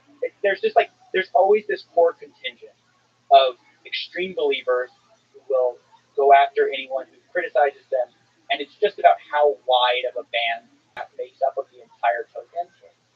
How intensely, how active that small community is for that. So it's in Bitcoin, they're called Bitcoin maximalists. Yeah. But you could also call any community's subgroup like that maximalist, whatever the belief is. Right. I don't know. Dunkin' Donuts maximalist. That community is probably small in terms of attacking online. You know which community has a very intense following? So I got attacked on the internet when I said Messi's better than Ronaldo. So that's a very intense maximalist community there.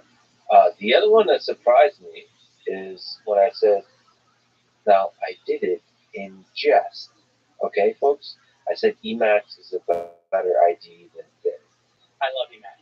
I agree. I have trauma. I wake up sweating sometimes at night thinking Emacs after the Vim people are after me. They're everywhere. They're in the shadows. No, Vim is amazing, and it's actually surprising. I've recently learned that it's still even more so than before, an incredibly active community. So a lot of people know. But do you use SpaceMax? It's just Emacs and Vim? No, I haven't. I use raw. Old school Emacs? But you gotta use. Hold on a second. I have recently said, you know what? Let's make love, not war. I went to I went to a more modern IDE, but because I did most of my programming in Emacs, I did most of anything as one does in Emacs, just because I also love lists and customize everything. Then I realized like how long will Vim and Emacs be around? But I was thinking as a programmer, looking like 10, 20 years out, I should challenge myself to learn new IDs, to learn the new tools of the majority of the community, so that I can understand what are the benefits and the costs. I found myself getting a little too comfortable with the tools that I grew up with. And I think one of the fundamental ways of being as a programmer, is anyone involved with technology, based on how quickly it's evolving, is to keep learning new tools. The way of life should be constantly evolving. You're not a mathematician or a physicist or any of those disciplines that are more stable. This is like everything is changing. Crypto's, like you said, a perfect example of that. You have to constantly update your understanding of digital finance constantly in order to be able to function, in order to be able to criticize it, in order to be able to know what to invest in. So yeah, that was why I did tried PyCharm a bunch, the whole JetBrains infrastructure, and then also VS Code because that's really popular. Atom and Sublime, all of those. I've been exploring it. VS Code is amazing. You should check out SpaceMax. I'm just going to give one more pitch for it. It's just basically like a customizable configuration. Well, Emacs is already customizable, but it's pretty useful. I'm not even much of a coder, but for like certain journaling applications or like time management, I find it pretty useful. Anyway, we're so I feel like half this podcast is what it should have been, and the half of it's just us nerding out about our own engineering idiosyncrasies. All right, sorry guys. All right. So what were we talking about? SafeMoon and Bitcoin. What do you think? Is there? Have you made enemies in certain communities? What do you think about Bitcoin? So I've made certain enemies in the sort of crypto skeptics space. Because there's sort of this range of skepticism you can have about cryptocurrency. I'm obviously a skeptic of a lot of it. But there are certain aspects of crypto that I think are inevitable, and I'm going to do my best to kind of describe this here. But I'm not committed to any crypto specifically, but there's some, I've taken a lot of heat, ironically, for not being skeptical enough. There's some people who believe that the entire thing is a complete waste of time. They're r/buttcoin on Reddit. It's an amazing community, actually. It's very funny. They have it's like a play on Bitcoin. They're just at least we admitted the scam. Very funny guys, very funny people there. So, but they'll be like, CoffeeZilla should just admit that all of it's a giant Ponzi scheme. All of it's basically not real. Everything, including Bitcoin. Yeah, it's all basically all the Ponzi-nomics. It's Ponzi-nomics all the way down. It's there is no fundamental use case that is that useful. I don't know. I guess I don't want to straw man them here. I don't want to say that. I don't know if they're saying that it's all useless. At minimum, they're saying the level of interest in cryptocurrencies is the actual usefulness of it is far less than the amount of attention and time and money that's being put into it. So the revolutionariness of this technology is not at all revolutionary. Let me kind of steel man what I think the pro-crypto take is. I think that technologies are sort of this inert thing. And the success of them, in my opinion, is not based on PR, it's not based on marketing, it's based on cheaper, faster, better. Fundamentally. The success of any technology relies on those three things and longevity of it. So I have 2 employees, and both of them are out of the country. So I have to frequently make international wire payments to them. Is one of them SBF? Just as a reporter, I have to ask. No. Okay. Um, yeah, I think you'd have to pay me. I'm trying my best to talk to you. Hard to investigative questions. Good. So with these international payments, you face all sorts of slow fees, and you face like kind of like this time thing, and it's this painful process. So if I use different cryptocurrencies, some of them are like really fast, some of them have really low fees. I just believe in a world where digital currencies with fast payments, with cheap payments, revolutionize the global exchange of currency. And I don't know if this is going to include the blockchain. It's just that the blockchain is the first thing that's really embraced truly digital currency, which doesn't need to go through this complicated system of wire transfers and just happens. So I can send you, let's say I want to send you Ethereum or Bitcoin, I can send it to you just as fast if I send you $1 or $1 billion, and I can send it to you just as fast if you're across from me or if you're across the world. That, I think, is a step change and easier, faster, better. In terms of like just this really basic international payments kind of idea.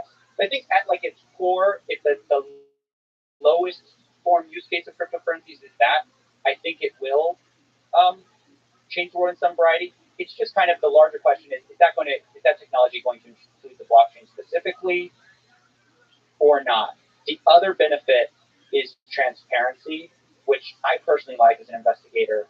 It's just that previously, it's like hard to describe how opaque our financial system is until you try to investigate someone or something. Understanding is unless you have a subpoena, unless you're like the FBI or like the SEC and you can get a subpoena for someone's finances, where you're going through discovery, you don't know what someone has. You're basically playing poker with everyone, and the cards are face down. For the first time, the blockchain, to some extent, there are ways to obfuscate it, and in some ways, cryptocurrency has enabled more fraud, which is kind of the irony. But in some ways, it's enabled people to also audit a lot better and in real time, and I think that is a structural change that is fundamentally for the better.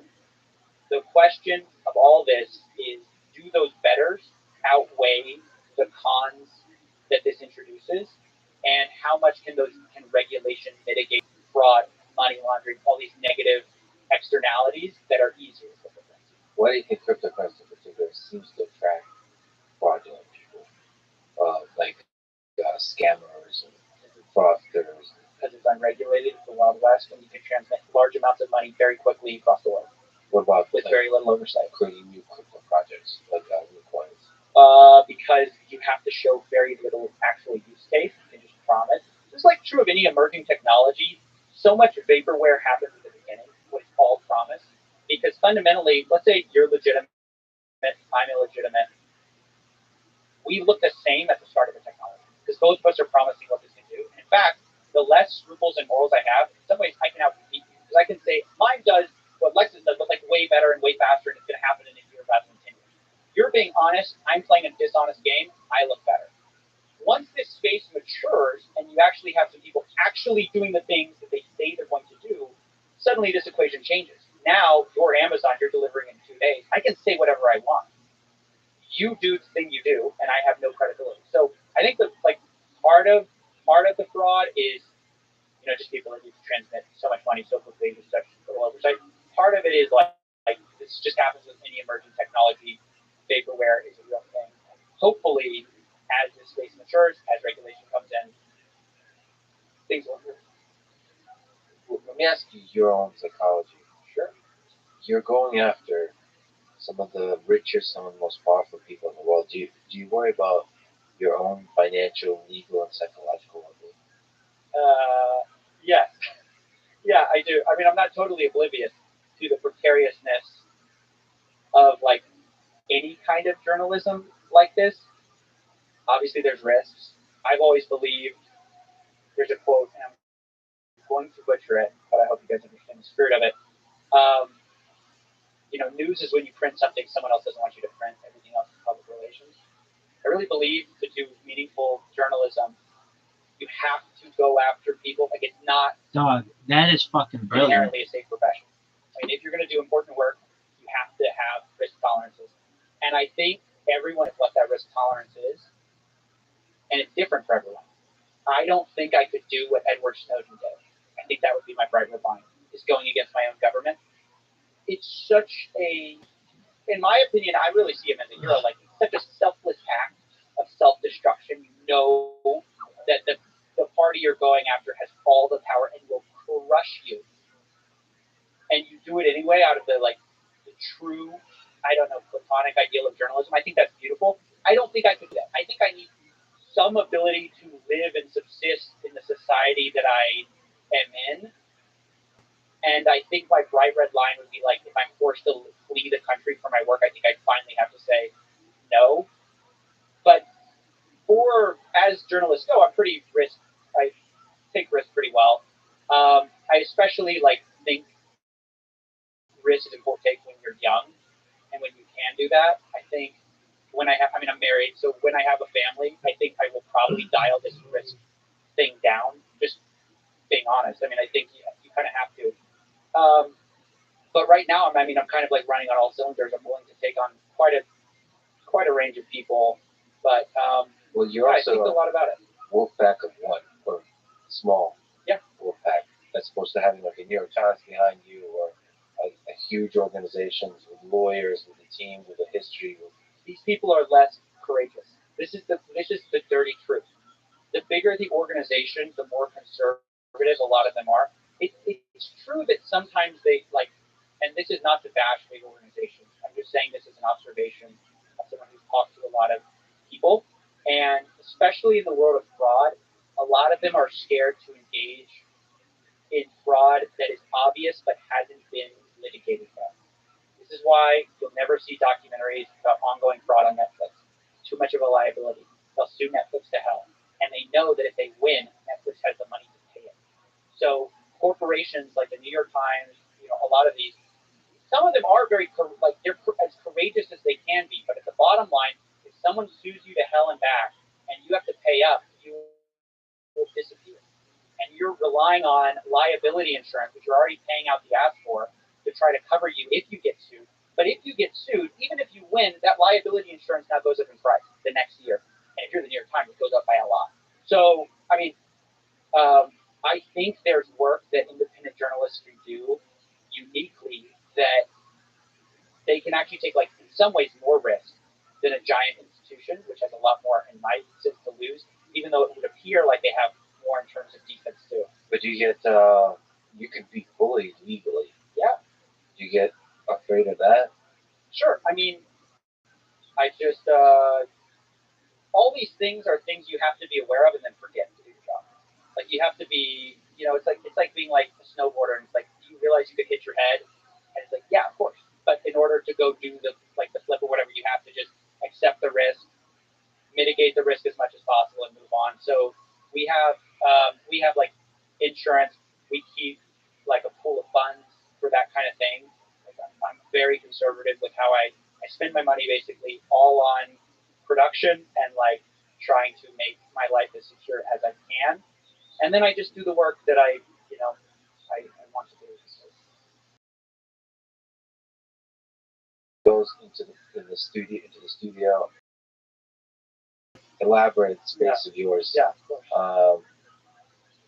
How many kittens had to die to manufacture that studio? That's my investigation for later. What keeps you mentally for all of this? What's your source of mental strength, or your psychological strength to this? I think there was a time when I was getting a lot of cease and desists. Some people were actually saying they're going to show up to my house, all that kind of stuff. I don't think I was that. I think I was pretty worried about that for a while. My wife was here, where she was hey, if you're not comfortable with it, you need to get out of the game, or you need to basically suck it up and this is what it is. If you're going to go after these people, you have to basically be mentally strong around this.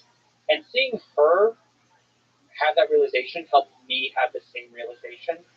And I really deeply admire and respect that about her. And it solved a lot of my concerns around that. It just made me realize every profession has risks. It is what it is. You mitigate and then you move on. Why do you think there's so few journalists? You're basically the embodiment, at least in the space you operate, of what a great journalism should be. Why do you think there's very few like you? That's such an enormous compliment, probably. But I first want to pay respect. There are a lot of great journalists, and a lot of them are like, I don't want to just kind of take it and go, yeah, it's just me. There's so many great journalists. Matt Levine, Kelsey Piper, you've got anonymous journalists like Dirty Bubble, you've got citizen journalists like Tiffany Fong. But I think if you're going to be in the space in the long term, you do need to accept certain risks. And I think in the long term, it's like, I don't know how easy it is to play that game for a long period of time. Because to do great journalism, you don't get paid a lot compared to what you could get paid if you did press pieces or anything like that. You take a lot of risks legally. You take physical risks. It's just like, if you care about money, it's not the profession. And I feel like a lot of people, when they get notoriety, they move to like, well, I can just maximize the money security side of things. And I think it takes out a lot of would-be great journalists. And also, so first of all, comfort of physical and mental well-being, yes. And also being invited to parties and powerful people. You make enemies, rich and powerful enemies doing this. Yeah. But that's why it's admirable. I mean, it's an interesting case study that you've been doing it as long as you have. And I hope you keep doing it. But it's just interesting that it's rare. I'll say, I want to make a call. Like, I think societies can create better journalists and worse journalists insofar as they support the journalists who are doing great work. And I want to call out Edward Snowden specifically, because what we have done to him is such a travesty. And the only lesson you can learn if you're a logical human being is that you should never whistleblow on the United States government after looking at what they did to Snowden. So, as a society, we can put pressure on lawmakers to make it easier for people to do the great work by not punishing the people who do great work, if that makes sense, and de-risking it for them. Because we shouldn't expect journalists to be martyrs to do great work, right? To do important work. Whistleblowers. There's like very common sense things. I love, like, it's great to heroicize, people like Edward Snowden and stuff like that, but we shouldn't expect them to be heroes to do that work. Do you ever think about you've been focused on financial fraud. Do you ever think about going after other centers of power? Like politics? Politics, it seems to me, you can't do good work. Like, everybody's doing good work in politics is to some extent. From my limited perspective, as I said, I'm not that into it. It seems like everyone has to take a side, because even if you do great work, whoever you're exposing, half the other people, no matter how good your work is, are going to claim it's just for partisan hackery, and they're going to malign you. So it seems like a lot of journalists have to take a slant, even if it's not explicit, like bias. They have to take a slant on who they expose. I hate that. I would really like a world where you could freely expose both sides without having a constant malignment of, like, who were you working for, or you did this for XYZ or whatever. Like, I really find that deeply problematic about our current journalism in the political sphere. As far as government stuff, I think it's easy to do, not easy, but like, it's much more enticing to do foreign journalism than to do local journalism on positions of power. Because if you question, it's so easy to just get, the bigger cases you expose locally, you get, it's like very, very quick. The bigger the case, the more your your financial well-being, your access to your entire life is like sort of in jeopardy. Whereas if you do journalism, you do great work and largely get protected by your own government. So it's kind of this weird thing where if you want great journalism on America, sometimes going abroad might be. But the politician thing is interesting. You mentioned that and going abroad. I think the way you think about your current work, I think applies to good journalism in politics as well. So what happens? I have that sense because I aspire to be like you in the conversation space of like with politicians. I try to talk to people on the left and the right, and do so in a nonpartisan way, and criticize, but also steal them in cases. What happens, I've learned, is when you talk to somebody on the right kind of breathes you in. He's like, yeah, so we'll keep you comfortable, I'm Muda, and then the left attacks you. And so, and the same happens on the left. Talk on the left, the right attacks you, and the left they come Muda. So like there's a temptation, a momentum staying to that one side, whatever that side is. The same with foreign journalism. You can cover Putin critically. There's a strong pull to being pro-Ukraine, pro-Zelensky, basically really covering in a favorable way, to the point of propaganda, to the point of PR, the Zelensky regime. If you criticize the Zelensky regime, there's a strong pull towards them being supportive of not necessarily the Putin regime, but a very different perspective on it, which is like NATO is the one that created that war. There's narratives that pull you, and what I think a great journalist does is make advocates themselves and walk through that fire and not get pulled in to the protection of any one side because it gets so harshly attacked anytime they deviate from the center. Well, and I think also like there's a criticism of all centrists, which I think in some way is fair, and I say that with someone largely who's a centrist, which is that this what about it, or like this like what about the left and what about the right can skew when it's not a both sides issue. So in the case of like Russia, Ukraine, I think like, I'm strongly in favor of Ukraine, even though I tend to go like on both sides, and that might be partly because one of my employees is Ukrainian, and I think what a great journalist does, especially like in politics, is I think they criticize the regime that's most in power, most that controls the keys, and is the most corrupt at that time. And they might appear to be like, let's say during the realm of Trump, a great journalist would criticize Trump. But that same journalist who held Trump's feet to the fire should be capable of holding Biden's feet to the fire 4 years later. That kind of makes sense. That's exactly right. Yeah. So attacking any power center for the corruption, for the flaws they have. Irrespective of like your political agenda or your political ideas. So that's what I mean about the war in Ukraine. There's several key players: NATO, Russia, Ukraine, China, India. I mean, there's several less important players, maybe some of them like Iran and like Israel and maybe Africa. And what great journalism requires is basically revealing the flaws of each one of those players, irrespective of the attacks you get. And you're right that throughout any particular situation, there is some parties that are worse than others, and you have to weigh your perspective accordingly. But also it requires you to be fearless in certain things. Like, for example, I don't even know what it's like to be a journalist covering China now.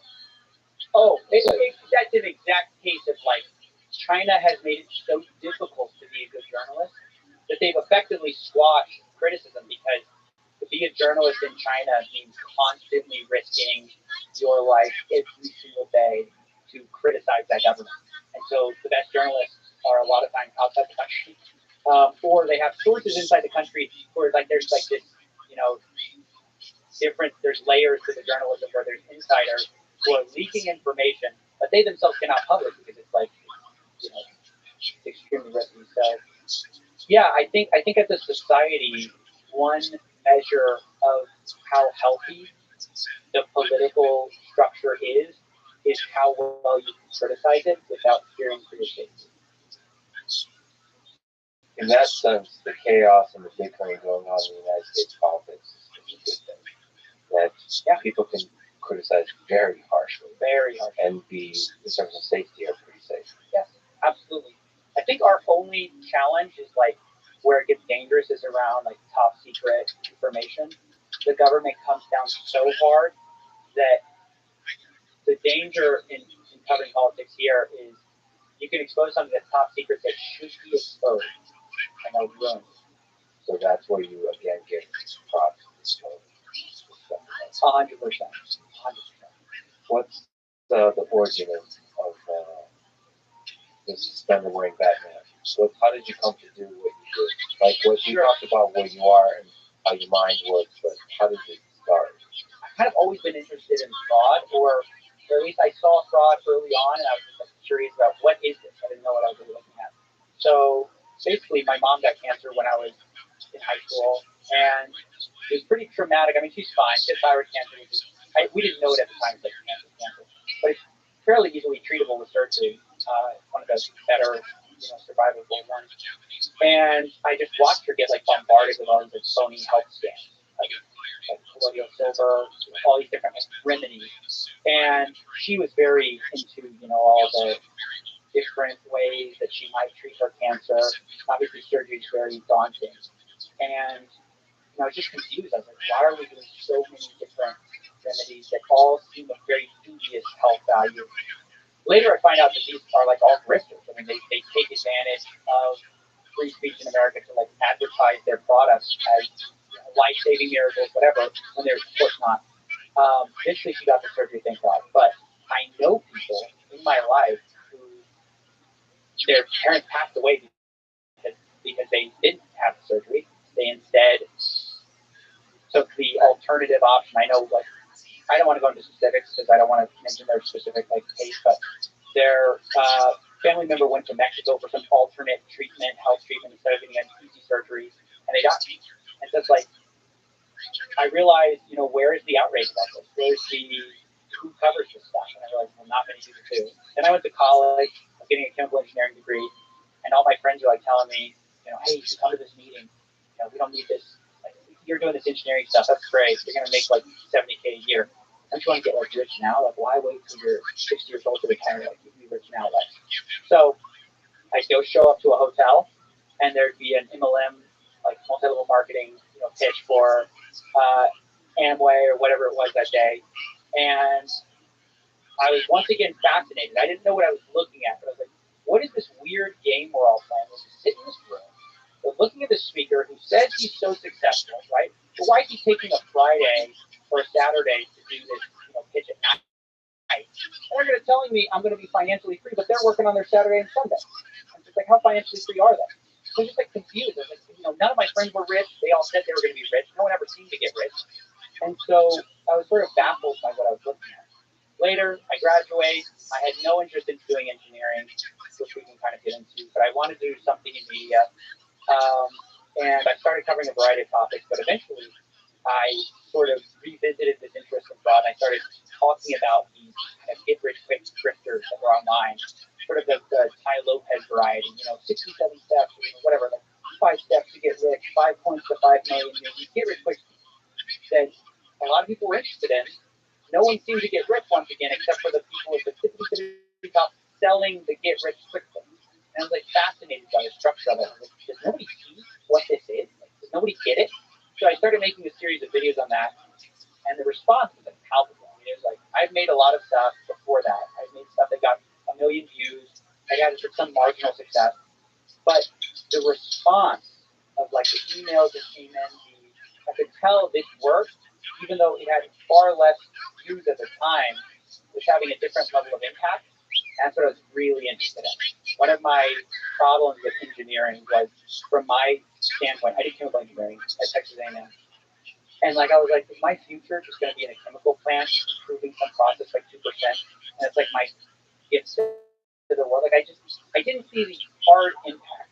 And that maybe that's a lack of imagination, because chemicals matter. But I wanted to see an impact in the world. And so when I just started doing this fraud stuff, closing fraud, I just clicked in my brain. I was like, whoa, this is kind of doing what I want to do. And so I started posting videos. At first, it really focused on like get rich quick schemes, risky advertising that is super predatory, and we can go into why. But it eventually graduated to crypto, and it snowballed, I guess. Now we're talking. Okay, risky advertising. So actually, just step back.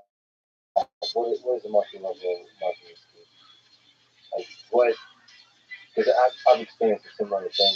I remember I worked at I sold swimming shoes at Sears at a bank, and I just remember like some kind of I forgot the name of the company, but you can sell like knives or whatever. Like that's a couple of. Oh, I know what you're talking about. I'm sure there's a lot of things like this, right? And I remember feeling a similar thing, like why? To me, what was fascinating about it is like, wow, like human civilization is a interesting like a pyramid scheme. Like I didn't know the words for that, but it's like it's cool. Like you can like get in a room and you convince each other of ideas and you have these ambitions, general desire, especially when you're young, to like life sucks right now. Nobody respects you. You have no money. You want to do good, and you want to be sold this dream of like, if I work hard enough at this weird thing, I can shortcut and get to the very top. I don't know what that is, and I also in me felt that like life really sucks. Like, do good. I'm lucky. I found a way to do good. I'm like, and I don't know. You connect with that somehow. I think there's like this weird fire inside people to like make better of themselves. Right? I don't know if it's just an American thing or. But anyway, that was fascinating to me from a donation perspective. Grifters play on this, though, right? Like this is so the best salesmen play on true narratives that you already believe. So the true narrative is, life is unfair. It is tough. The American dream, as described by go to a job, work at the same company for 40 years and then retire with safety net that you're positive is going to be there, that is largely dead. And so they like play on those fears and those problems to then sell you a pill, a solution, a thing. And the problem is that the solution is usually worse than even the problem they sketched out. Like you will do better most of the time by going with the regular company than you will by going with these goofy multi-level marketing. But let me answer your question. What is a multi-level marketing? So there's a criticism, first of all, that, let me get to what it is in theory. Like, at its most ideal, multi-level marketing is where you have a product that you're selling. And one of the ways you help sell it is by, rather than going through traditional marketing, like where you go and you put out print advertising, it's like sort of a social network of marketing. I sell to you, and actually, Lex, not only can I sell to you, you can then go sell this product, and you'll make money selling. And you know what? To incentivize me to get other salesmen, because when I get another salesman, I'm actually giving myself competition. That's bad. But to incentivize me to do that, they'll pay me part of what you make, right? And then you go out and you go, okay, well, I can sell this product. I also have new salesmen that sell for me, and I'm going to make money from you, whatever. So it goes down the line of you create multiple levels where you can profit from their marketing, right? The problem with this system is that, however well-intentioned it is that usually the emphasis of that selling and making money ends up being about the product at all, and ends up entirely being about recruiting new people to recruit new people to recruit new people. That's the real way to make money in multi-level marketing. This is where the very true criticism of most multi-level marketing, if not all, schemes and structure. Because what a pyramid scheme is it's all about I put in $500 and I recruit two people to put in $500 and that comes up to me, and they get two people to put in $500 and it goes to them. And the reason it's a flawed business model is in order for it to work and everyone to make money, you'd have to assume an infinite human rate. And so that's not the case. Most people end up getting screwed in multi-level marketing and in pyramid schemes. That's what that is. That's that thing. And the quality of the product doesn't necessarily matter when you're selling. People who are financially incentivized to like buy this thing. Yeah, and so you're selling the dream of becoming rich or down in the pyramid. That's the real product of multi-level marketing, unfortunately. And so you look at the statistics of these companies, and although they'll make it seem like it's so easy to be the top, 0.1% who's making all this money, the statistics are that 97% make less than a minimum wage doing this. They spend an enormous amount of time. And just what's so cool about it is that's not advertised up front. I mean, it's like if I go work at McDonald's, I know what I'm getting. If I go have visions of, they've sold me visions of beaches and whatever, and more than likely I'm losing money. So So better than 50% of people lose money, but 97% of people make less than minimum wage. It's like it's such a bad business for the vast majority of people who join it, and the people at the very top who are lying to the people at the bottom, saying they all can do it when they can't, are making all the money. So it's really messed up. And the interesting thing I've noticed, maybe myself too, because I've participated in that knife science for like a short amount of time. That's probably the experience that most people. I don't know. I don't think it was cut code. I know what you're talking about. But I think there's several variations of it. I think that was part of it. Less popular one. It doesn't. I keep wanting to say it was called vector. Yeah. Something with a V was what I was going to say. It might be vector. I get what you're saying though. It's a multi-level marketing knife set. But the thing is, I just remember my own small experience with it because I was embarrassed of myself for having like participated. I think there's an embarrassment. That's why people down in the pyramid don't like speak about it, right? So then you're part like I'm trying to understand the essence of human nature that facilitates this. Well, this is one of the problems with fraud is there's a tremendous embarrassment to being hacked. Yeah.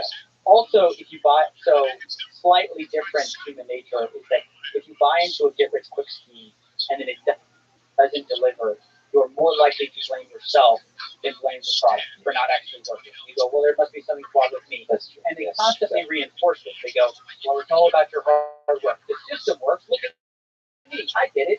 So if you're failing, it must be some indictment of your character.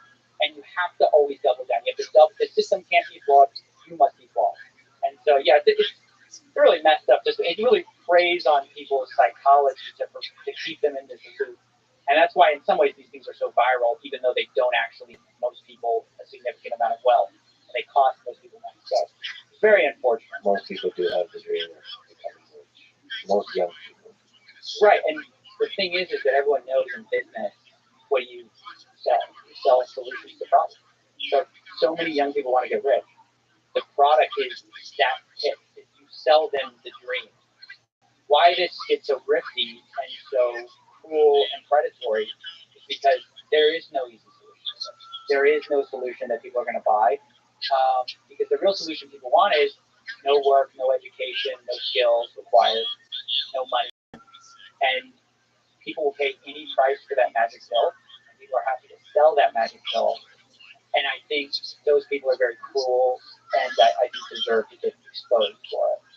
So somebody that's been criticized for MLM type schemes is Andrew Tate. Yeah. Somebody that I'm very likely to talk to. So for people who've been telling me that I'm too afraid to talk to Andrew Tate, first of all, let me just say, I'm not afraid to talk to anyone. It's just that certain people require preparation. You have to like allocate your life in such a way you want to prepare properly for that. And so you have to kind of think who you want to prepare for.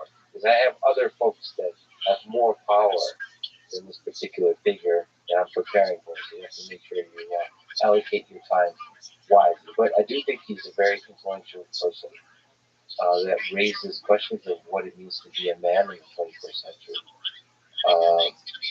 And that's a very important and interesting question because young people look up to philosophers and influencers about what it means to be a man. They look up to Jordan Peterson. They look up to Andrew Tate. They look up to others, to other figures. I think it's important to talk about that, to think, what does it mean to be a good man in this society? Of course, in the other gender, it's the same question. What does it mean to be a good woman? I think, obviously, the bigger question is, what does it mean to be a good person? But,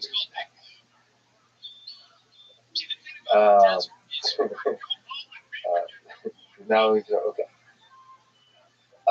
So on that said, one aspect of the criticism that Andrew's received is not just on misogyny, it's on the MLM aspect of the multi-level marketing.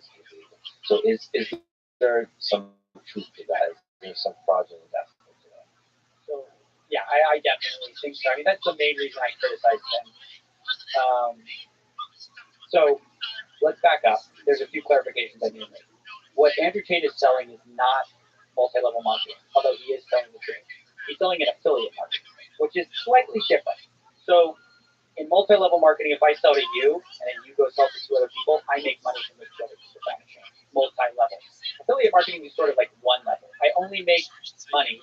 So Andrew Tate had this affiliate program where if you sold Hustlers University to somebody else, it sounds like something boomers would put on Facebook in like 2010. Like, I went to Hustlers University. By the way, you were a member of Hustlers University. So yeah, I joined. I became a hustler. That's in large part due to why I'm so successful at Hustlers University. I'm just kidding.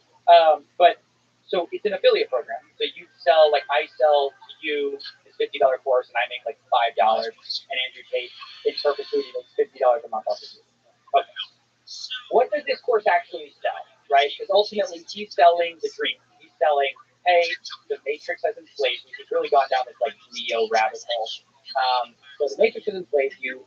Your life is controlled by these people who want to keep you like kind of weak, lazy, whatever. You need to break out. You need to achieve the new dream, which is sort of like hustling your way to the top. You don't need the antiquated things of school. You can just pay me $50 a month and I will teach you everything. Okay.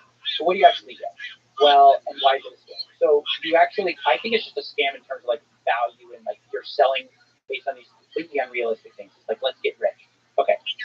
You get a series of Discord rooms. You know Discord. Most people know what Discord is. It's like a bunch of chat rooms, basically, right? Just like AOL or Yeah, right. Well, I'm talking to the guy who quit Emacs, so I don't know. There's Discord servers, and in these there's 7 different rooms you can go in, or there's several rooms, and each one is like a different field of making money. E-commerce, trading, cryptocurrency, I think fulfillment by Amazon, like copywriting. Okay, so I went to all of these, I checked them out, I checked all their money-making tools. The first funny thing is that Andrew Tate is nowhere to be found. The supposed successful guy that you bought into is nowhere to be found. It's these professors that he has hired and said these guys are super qualified. I looked up some of these guys have done, and some of them have launched scammy crypto coins. The cryptocurrency professor was shilling a bunch of coins that did bad and deleted the tweets. It's completely exactly what you'd expect. Behind the paywall is nothing of substance. You're not going to learn to get rich by escaping the matrix and going to work for Jeff Bezos. Fulfillment by Amazon is not escaping the matrix, right? That's not the way to hustle to the top. It's literally a field of making money that everyone in the world has access to. If you want to differentiate yourself and make money, the first thing you realize is going into skill sets that literally anyone with an internet account can do is a bad way to do that, because you have to have some differentiating factors to add value. So it's just such a obvious and complete scam because there is no value to this so-called education. The professors are crap. The advice, they're hiding some of the bad things they've done, and education's nowhere to be found. Fortunately, that's why everyone's going. What he's done is very interesting because, and I'll give him credit in his marketing, he's been very reasons you admire him, not the things he's sort of selling, which is weird. He's selling Get Quick, which seems like it relates to his persona, but it's actually very orthogonal to it. His persona is the tell it how it is, tall, buff, rich guy. It's actually his persona that you're buying into, and he's selling you this thing to the side, which when people get in there and they're not delivered on the product, he still is those things that you first thought he was. It's I think it's to some extent he's making money by making the thing that he makes money on, not the thing he gets so much pushback online for, and what he's also loved for.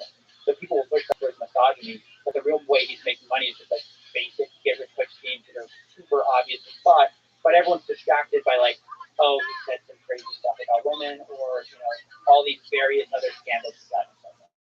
To get more and more attention. So right. with the persona.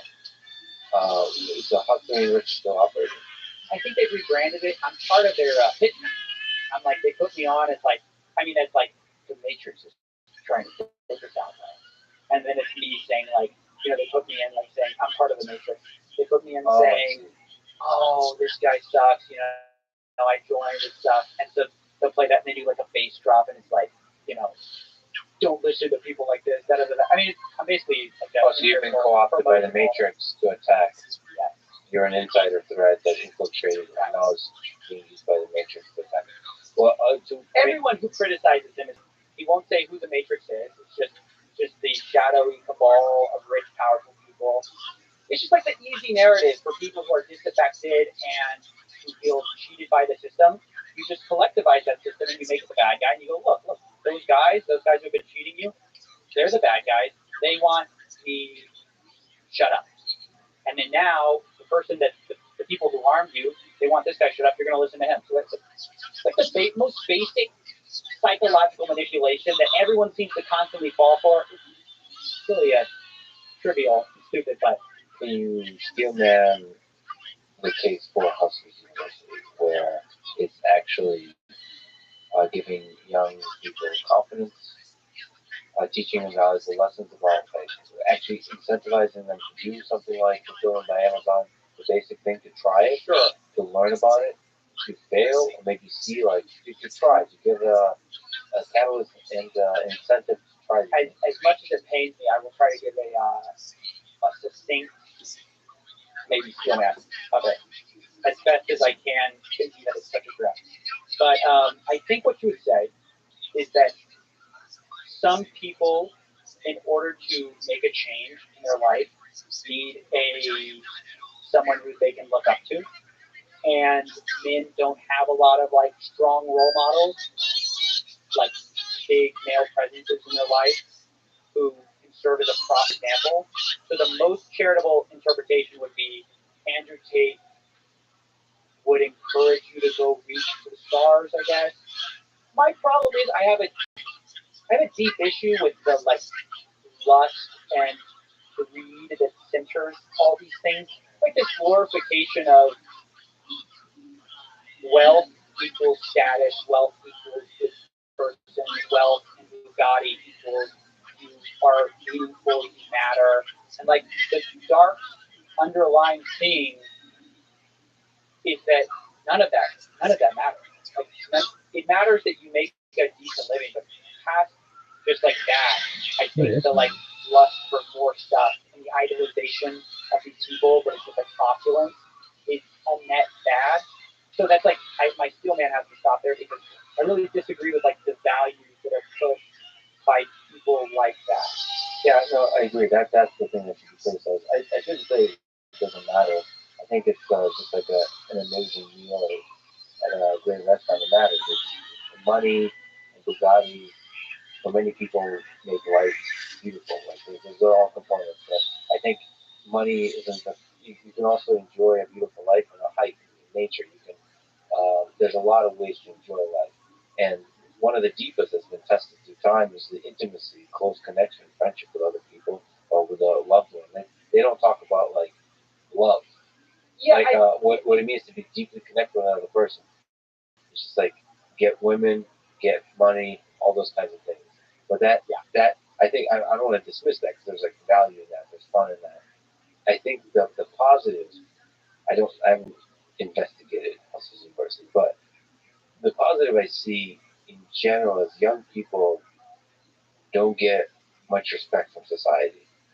I know it's easy to call it the Matrix and so on, but there's a kind of dismissal of them as human beings, as capable of contributing, of doing anything special.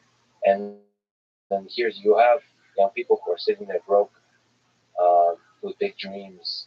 They need the mentors. They need somebody to inspire them. So like, I would criticize the flawed nature of the message, but also it's just like you have to realize like there needs to be institutions or people or influencers that help like inspire, right? The problem is though, is the people who are pitching unrealistic versions of that are getting a lot of attention, whereas like there's so many great free courses where you can learn everything and more about fulfillment by Amazon or about copywriting or all these different things. But I think like so often the oxygen is sucked up by all the grifters who promise everything. It's back to what we said about vaporware. This is one of the reasons that like educational products can so often be co-opted by grifters, is vaporware is very hard to distinguish from, like, the feedback loop on education is not clear. It's not obvious immediately. So I can sell you a book, and I can say, this is going to change your life if you apply it. If you don't, if your life doesn't change, I just say, well, you didn't apply it. Like, there's this weird relationship. It's not clear. The value is not so easy to, like, quantify education. So that gets co-opted by people who make all the promises. They get a ton of attention, a ton of money, and then those people are often left confused and, like, kind of disillusioned, maybe thinking, well, this didn't work in 1 year, so it's not going to work at all. And so I think, yeah, there are problems there. There's certainly a need for, like, role models. There's certainly a need for somebody kind of to speak to a younger generation. I just think that person shouldn't be maybe Andrew Tate, like, personally. Yeah, so you have to criticize those particular individuals. I think that, like, the Bugatti aspiration is so stupid. Like, it's so. Well, let me steal that. So I'm a person who doesn't care about money, don't like money. The women maybe appreciate the sort of the beauty of the other sex, but, like, cars in particular is like, really, is this really the manifestation of all the highest accomplishments a human being can have in life? Yes, I can criticize all that, but the steel man in that case is a young person, a dreamer, has ambition, and I often find that education throughout my whole life has been people who love me, teachers who saw ambition in me and tried to reason with me that my ambition is not justified. Yeah. Looking at the data, look, kid, you're not that special. Yeah. Look at the data. Right. You're not, and they want you to, like, not dream, essentially. And then again, I look at the data, which is all the people. I just talked to Hodger Gracie. This Hodger Gracie is just a person widely acknowledged as probably the greatest of all time. Dominated everybody. But for the longest time, he sucked. And he was surrounded by people that kind of, don't necessarily believe in him. So he has to believe in himself. It's nice to have somebody. As older I get, and I've seen it, it's so powerful to have somebody who comes to you, an older person, whether it's real or not, that says, you got this, kid. I believe in you. Sure. You know? It does. I mean, I think dreaming is actually really important. I'm more protective over people co-opt those dreams for money. And, like, I do think people can take risks. One of the great things about America is, like, sort of people have taken risks and won. But I think it's just a weird, vapid thing when, like, the reason you do all of it is for this thing you can get out at the end of the day. And we all know, and you just heard a million interviews, like, nobody ever gets the Bugatti and goes, this now completely fulfills it. Everyone knows the beauty and the, like, fulfillment actually comes from becoming obsessed about what you're doing for its own sake, sort of the journey, the beauty of that thing. And I think money's just this thing we have to deal with to be able to do cool stuff. Like, I acknowledge that, you need money to build, to get the cameras, you gotta get the lights, and I'm very blessed to be able to have gotten that. But past a certain point, like, I think that is really the function of money, is to just do cool stuff. But ultimately, if you can't fall in love with the process and, like, the craft itself, you will be left very unhappy at the end of it. And so to start people off on that object and going, like, that's what you should care about, seems to be so backwards. We should learn from the actual people who have done it. That shiny thing did nothing for me. Learn to love the journey, and, like, that's the thing we pitch people, as unsexy as that might be. Yeah, absolutely. That's well said. And the same applies to, like, the red book community that talks about dating and so on. There is it's not just about the number of hot women you go to bed with. It's also about intimacy and love and all those kinds of things. And so, like, there's components to a fulfilling life. It's important to educate young people about. Totally. But at the same time, feeding and you The little you that has no evidence of ever being great can be great, because there's evidence time and time again of people that come from very humble beginnings and do incredible things that change the world. Yeah, and there's just a tremendous, like, funny thing where you can't become great without having a willful denial of the statistics. Like, in some ways, you have to take the chance, even if that chance is so improbable. And it's always those people who didn't take that chance who end up winning. So, I agree. Probably SBF and FTX is the biggest thing you've ever covered. But previously, called the Save the Kids scam, the world's influencer scam. That's like the biggest in the world influencer scam you've ever seen. Can you describe it? Sure. So Save the Kids was a charity coin that was launched by a number of extremely popular influencers. I think they had over 50 million followers together. Huge names. They basically said, hey guys, invest in this coin, we're going to save the kids. And this coin, it's unruggable. So rugging is the term for, remember earlier we talked about that it's going to prevent people who are, quote, whales, which is a crypto term for saying you have a large portion of the tokens. It'll prevent those people from selling a large amount of that at one time, right? And so basically, you don't have to worry about trusting us. It just is what it is. Join, and we will, change the world, save the kids, whatever. It was really easy from the beginning and sketchy because their logo matched the Save the Children logo, which is like an actual charity. That, they basically copied it, that we're saving the kids, like a knockoff brand. And almost immediately, the project run. They stole the money. And tracing back through, the code was changed in the last second before launch. Like, if you looked at their code that they launched as a test versus the code they launched in actuality, they changed only like 2 lines, and it was the whale code. Basically make the whale code non-existent. Like, you can sell as much as you want, as fast as you want. It turned out that some of the influencers had not only sold that and made money, but also had a pattern of pump and dumping tokens. We can talk about what that is. Like, yeah, what's pump and dump? A pump and dump is just where, you have a huge following, you promote your little Lex coin to everybody while holding a big portion of it. And as everyone rushes in to buy it, the price is going to pump. And you dump at the same time. So that's where the name comes from, pump and dump. You pump the price, sell all your tokens, make a lot of money.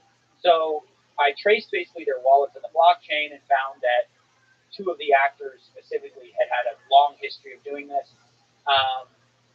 which really proved malicious intent. It certainly wasn't the worst in terms of like the amount of people affected. It relatively was like a small pump and dump because it rubbed almost immediately. But in terms of the amount of people that were involved in it, in terms of the amount of malicious behavior before it that like sort of proved that this wasn't an accident, the fact that there was like this whale code, it was one of the most cynical attempts to just take the money of the followers who had it. Just like, that's fine. So that's why. So that was a lot of the phase members, and it was Big Addison Ray. There were a lot of people who seemed like they were kind of taking shrapnel on it. There's like this guy Tico, who he didn't even sell the tokens. He just like held on to it the entire time and lost like a few $1,000s, maybe. I forget the exact amount. He lost a lot of money, a decent amount. And so like he took a lot of shrapnel with that. But there were also people who were maliciously doing this. So in that investigation, like several of the members of FaZe got kicked out. One of them got like permanently banned, and then this other guy that I talked about fled the country. He sold all his belongings and like fled the country, and hid out in London or wherever he is now. I don't really know where he is. Somewhere in the area. So the basic idea there is to try to convert your influence. Correct. Basic idea behind a lot of influencer crypto. Well, but right, but that little word influencer means something, because there are most crypto scams, influencer scams. They're not, right? Most right. All those high profile ones, like just by nature, they tend to be made high profile by the influencer. Sometimes they are, but you're right. A lot of money has been lost, and like nobody finds out because there's no one big sort of attached to it. They just steal a lot of money. But influencers are great salespeople because, like, in order to overcome the resistance of getting you to buy some random coin. There has to be a reason. And so much of the 21st century content creator generation is defined by these strange parasocial relationships where people feel like they know you. Not the character you play, but you. And you have some friendship with them. When in actuality, you don't know the view. You know, you have a sense, but you don't actually know all of these people. And so that relationship is extremely powerful in terms of persuasion. So you can say, I believe in this. And I've watched you for years, and all of a sudden I say, Lex believes in it. I believe it. I trust him as a human. And so that differentiates these coins. All of a sudden the coin blows up, gets really popular. You made this side deal, and you make a ton of money. I have to say, podcasting in particular is an intimacy. Like, I'm a huge fan of podcasting. I feel like I'm friends with the people, and boys, and that's why it really hurts me to acknowledge that I am large for that school. No, man, I hate money. I hate this kind of the scheminess of all of this. The use of any kind of degree of fame that you have for that kind of stuff. There's something just so like frustrating is these people. Disgusting. I have a general sense of what they were like. Sort of what I'm in the. Even though I wouldn't describe myself as an influencer, I make content on YouTube. I know that, especially since they were taking these huge corporate sponsorships, they were making tons of money. They didn't have need for these scams. I mean, I think it's one thing to scam if you're like broke on the street, and you're playing 3-card Monty to like live. And I think it's a whole other ethically cruel thing to do if you're basically trying to upgrade your penthouse to the building next door, and like you're already well off, and you just kind of want to get even further ahead. I think that's where. Well, this is the fascinating thing. So I've been very fortunate recently to sort of get, whatever, a larger platform. And what you find out is like life is amazing. I always thought life was amazing, but it becomes more amazing. Like you have to meet so many cool people and so on. But what you start getting is you have more opportunities to like people like scammers will come to you and try to use you, right? And I could see for somebody it could be tempting to be like, ooh, it'd be nice to make some money. I wanted to say, like, on this kind of, we're on this topic of opportunities to get, from how you get a platform. So one of the reasons kind of I railed a little bit earlier against materialism or whatever, I think to the extent to which you can moderate your own greed, you can play longer term games. And I think so many people end up cutting an otherwise promising career short by just wanting it too fast. I think it's like a huge edge, just like discipline is in terms of like achieving what you want. I think like a very moderate, like being comfortable with a moderate existence and finding happiness in that is a huge edge because really your overhead is so much cheaper than the people who need a Ferrari or a super nice house to feel fulfilled. Yeah. And when your overhead is less, you have the luxury to say no to like sketchy offers. You have freedom that other people don't have because a lot of times people don't pitch it this way. They pitch a Ferrari as freedom or like a big house is like you made it. In a lot of ways, those shackle you back. Like you got to find the cash flow. This thing is never a free ride. Yeah, that's really beautifully put. I've always said that I had fuck you money at the very beginning. I was broke for most of my life. The way you have fuck you money is by not needing much to say fuck you. I mean, the overhead that you're talking about, if you can live simply and be truly happy and be truly free, I think that means you can be free in any kind of situation. You can make the wise kind of decision. And in that case, money enables you in certain ways to do more cool stuff that doesn't shackle you. So, too many people in the society would shackle. This material possessions kind of like draw you into this race of more and more and more and more, and then you feel the burden of that, bigger houses and all that kind of stuff. And now you have to keep working. Now you have to keep doing this thing. Now you have to make more money and it's a YouTube channel and so on. You have to get more. And the same, not even just about money. That's why I deliberately don't check views and likes and all that kind of stuff, because you don't want that dopamine of like pulling you in. I have to do the thing that gets more and more attention, or more and more like make money. It's a huge negative hit on your ability to do creative work. And can I ask you about that? Because I'm always interested in this. I completely agree. I think it's funny because when you extract yourself out to the people you admire and respect, who inspire you to do the creative work you do, you never think about like the views they were getting or the money they were making or the influence they had. All you ever think about is the work itself.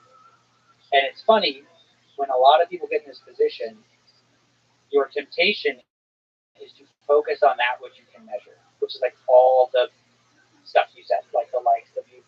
That's not actually the target or what you got into it for. You get into it for like because you're inspired or whatever. Your goal is inspiration, it's impact, and like that can't be quantified that same way.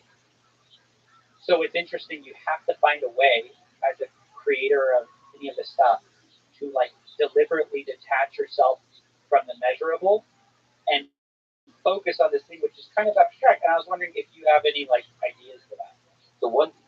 There's a bunch of ideas. So one is figure out ways where you don't see the number of views on things. So I wrote a Chrome extension for myself that hides the number of views. I know what's funny is for me, because it's useful for other people. Right? Oh my gosh, I'm gonna need to borrow this. That was my problem. I actually have some Chrome extensions for like I don't like going down like recommendation rabbit holes when I'm at work. I just want to like search for a video, find it. I don't want to see like all the up next because I'll waste time. So I use Chrome extensions for that. But the views is a problem because it's relevant to me as a creator. Like, is this a big video? Is it a video? Which is why I really hurt when they remove like likes and dislikes. I want to know the tutorials and so on. That's probably really useful for you, the dislikes. Yeah. Do you have that? Do you ever consider making that Chrome extension public? Sure. And there would be a good philosophy behind it, right? Like, don't, if you're a creator. I love the idea. I've wanted this thing before. I don't necessarily consider it. Because I don't think I've made a Chrome extension public. That'd be cool. I would love to see. I would go to that process of adding it to the.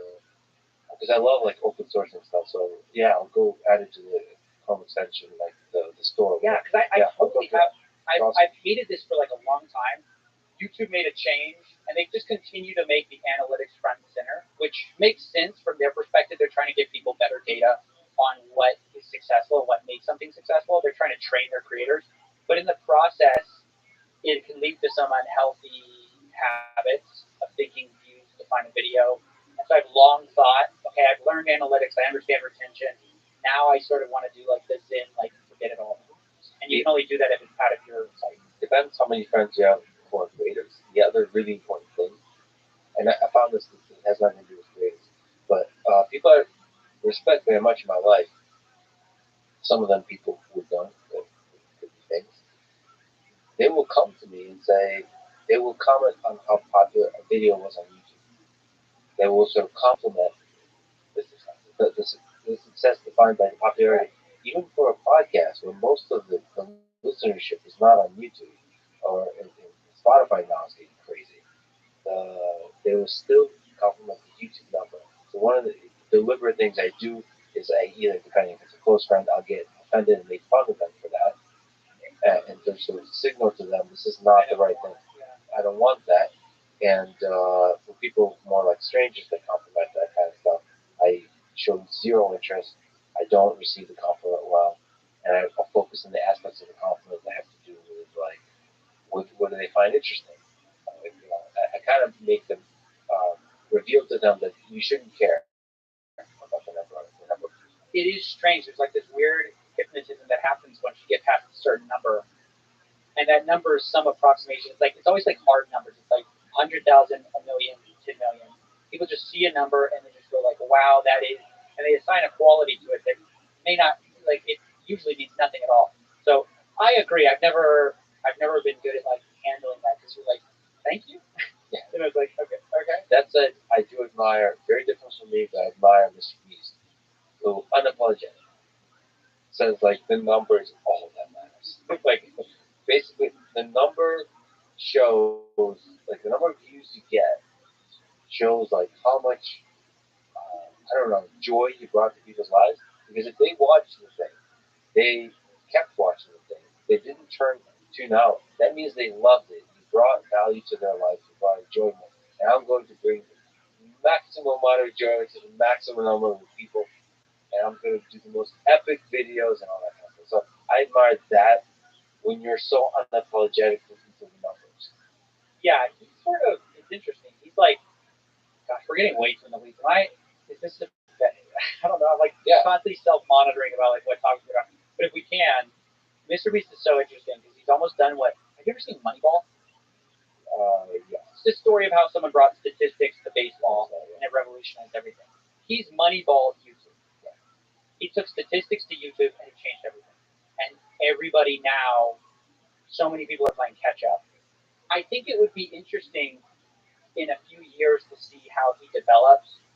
And now that he's like kind of revolutionized like the data side of things, how he then approaches future videos.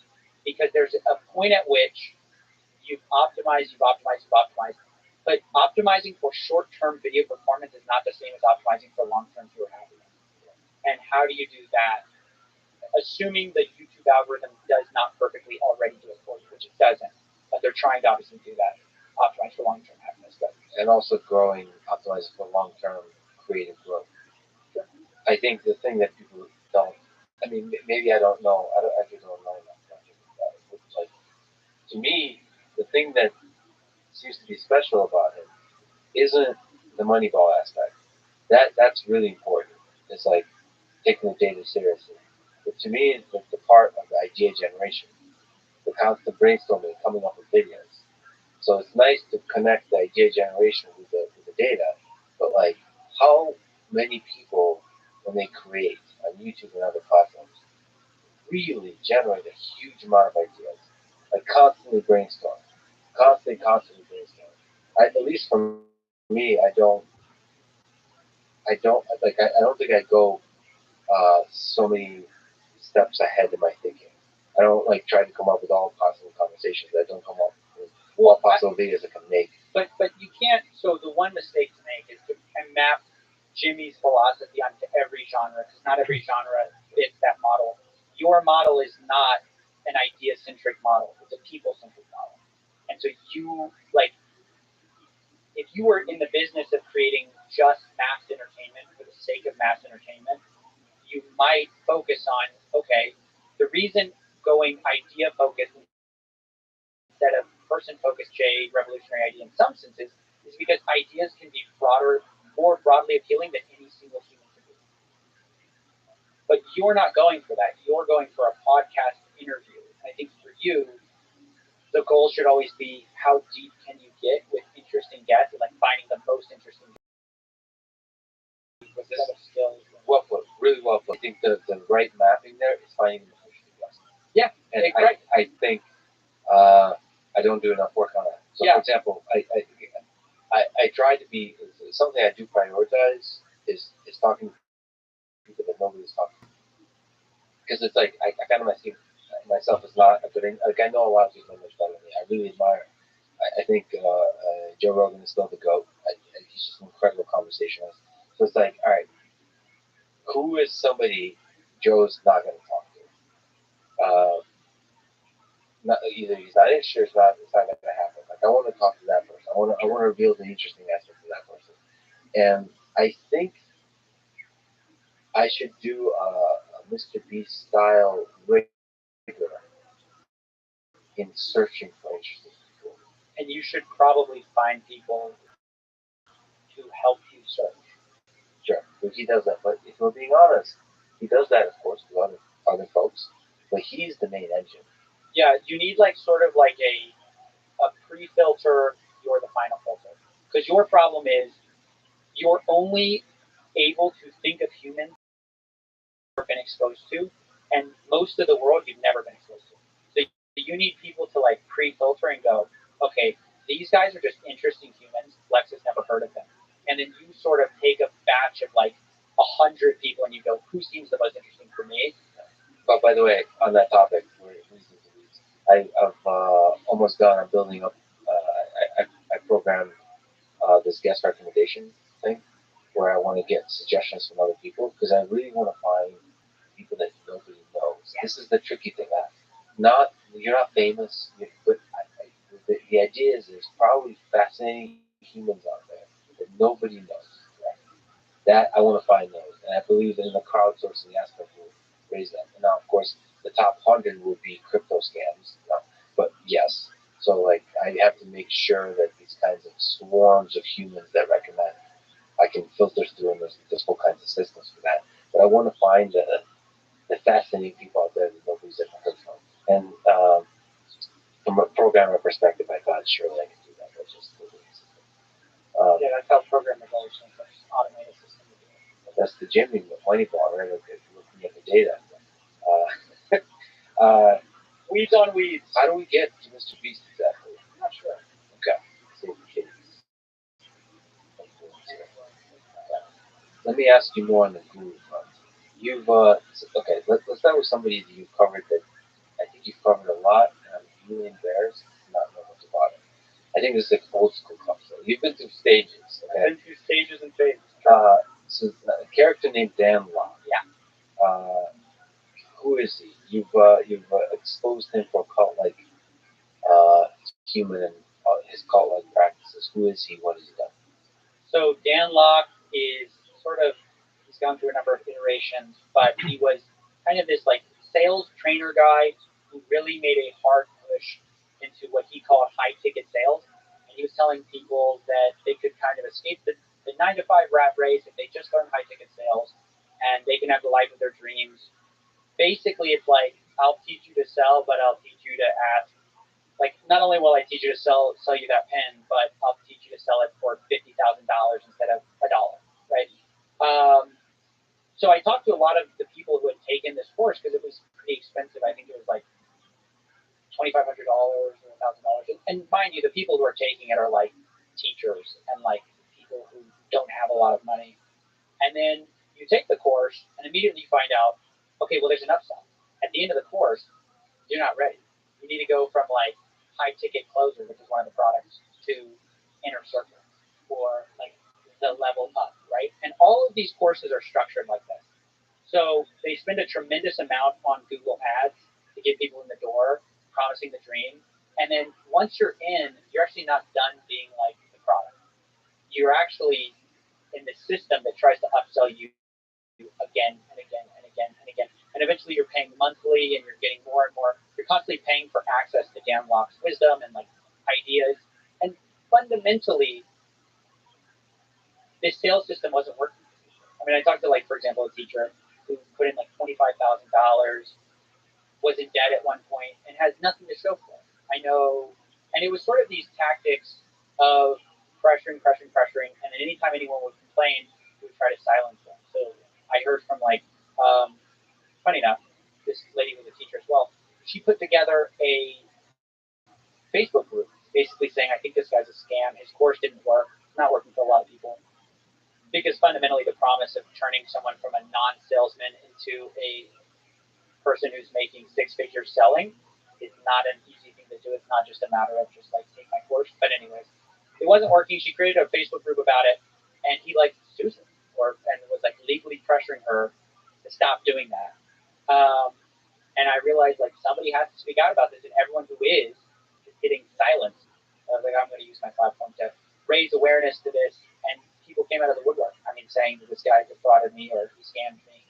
And I want to just really quickly take a beat to explain why get-rich-quick schemes are different than, let's say, selling a water bottle and saying it's the greatest water bottle ever, right? Because sometimes people wonder, they go like, well, doesn't like Nissan say their car is going to make you happy and then it doesn't make you happy? Like, why is that different from the kind of advertising of a get-rich-quick course? I mean, both of them are sort of promising things that aren't true.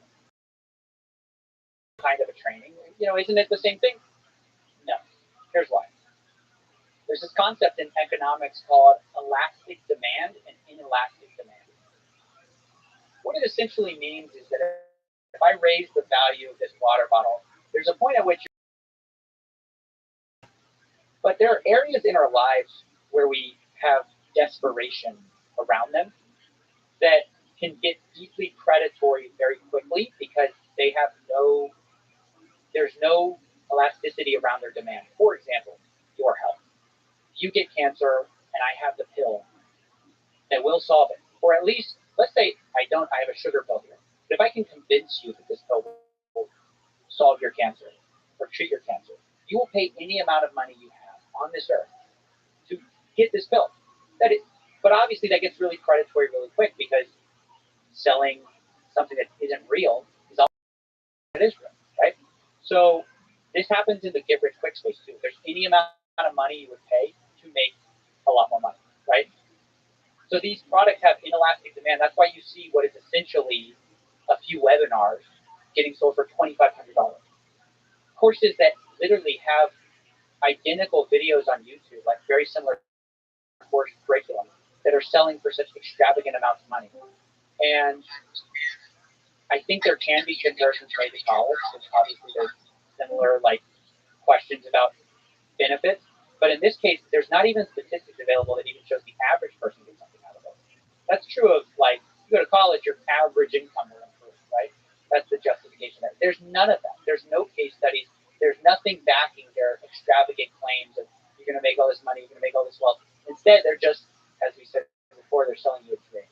So that's why I find all those types of get-rich-quick schemes so problematic, and why I've railed against them for a significant amount of time. What have you learned from attacking, exposing some of the things that Denlock is doing? What have you learned about human nature and fraudsters and gurus and so on?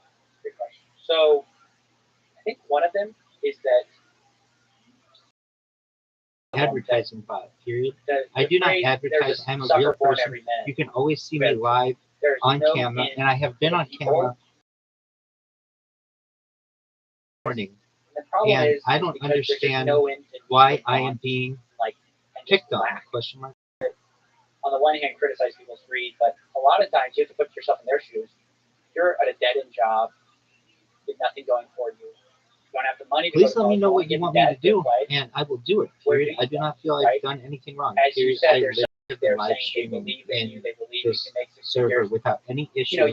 Talking to people and interacting with people, never advertising for many months. Period. It made a lot more sense to tackle it from the other side, from the side of people that can stop, that can basically be exposed and basically be have sort of a negative put on their work. I mean, they're largely going under the radar. So I kind of felt like, do you want to educate? Do you want to blame it on the victims and say you should have known better, you should have done this, you should stop? But there's no end to that. Or after the grifters themselves, and so that's what I realized. I realized that's the tactic that I went with, and it's tough because it's a little legally risky to do that, but. You just kind of got to be smart about it. So your platform has gotten really big, so there's some responsibility to that. Weirdly big, yeah. Yeah. Let's say because only a year ago it was a lot smaller, and then it's hard to make that adjustment, because to me it's just the same show. So how do you avoid becoming a guru yourself, or your ego growing? There's different trajectories you can take. One of which is you can start seeing everybody as a scammer, and only you can reveal it. And you have an audience of people who love seeing the epic coffee zone grilling, and you can destroy everyone. And that power now is getting to your head. How do you look at that? Well, I mean, this is less optically obvious. I think the main way is my circle of friends doesn't care about any of that. My wife doesn't care. The people whose opinion I value has no relation to a subscriber metric or anything like that. I think that's tangibly the most important thing, is just staying grounded. As far as becoming a guru, I just don't have anything to sell. I mean, I'm not interested in teaching people finance. I'm not interested in not interested in selling a course. And I've kind of given myself a hard line on that, which I think has helped me a bit, is there's a temptation to go, well, I can tell what's a scam, so let me tell you what's not a scam. And a lot of people have offered a lot of money to do that, and basically be like, hey, I have such and such legitimate product, come be an endorser. And I just don't do that because I think it undermines a lot of what I do. Is if you get like, if you're taking money in on the side to say this is legit and you're saying this isn't legit, there's huge conflict of interest. So I think it's about managing conflicts of interest and keeping people around me that are grounded. And also I think, yeah, my only interest really is just like make cool stuff. And I guess I'll do that until people stop watching. So. Question from on that topic from the CoffeeZilla subreddit. Shout out. How does Coffee find the strength to maintain his integrity and resist temptation of being paid a great amount of money to advertise and promote it? No. Period. I think that's like goes back to what we've been talking about a lot, which is just on what you prioritize, what you value. I just never. I guess I grew up kind of lower middle class, and I had a great time. Really I had nice, a great period. childhood. I had very loving parents. No issue with you and at all. Because of that, I understand. You were just curious why. I guess intuited at an early age that money doesn't do a whole lot. And I knew a lot of people who were way better off, who had miserable childhoods. A portal into my life because whether their dad was always gone at work or like they just had other family issues that money can't buy. And I realized, I guess quickly, that money's a very like, it's a glittery object that isn't what it appears to be. And so, to me, I'm like, I'm having the time of my life making a show. I'm not gonna have this like you could ruin all that just trying to go for this quick check. And it's like, no, I'm having a great time. Like, yeah, it's actually maybe you're probably the same way, but for me, there's a lot of happiness in having integrity, in looking in the mirror and knowing that you're the kind of person that has that. In fact, walking away from money is also fun because it's like promising, like it's showing. It's easy to like just say everything. It's nice to like, I've discovered several times in my life that I have integrity. Well, you get put like basically to the test.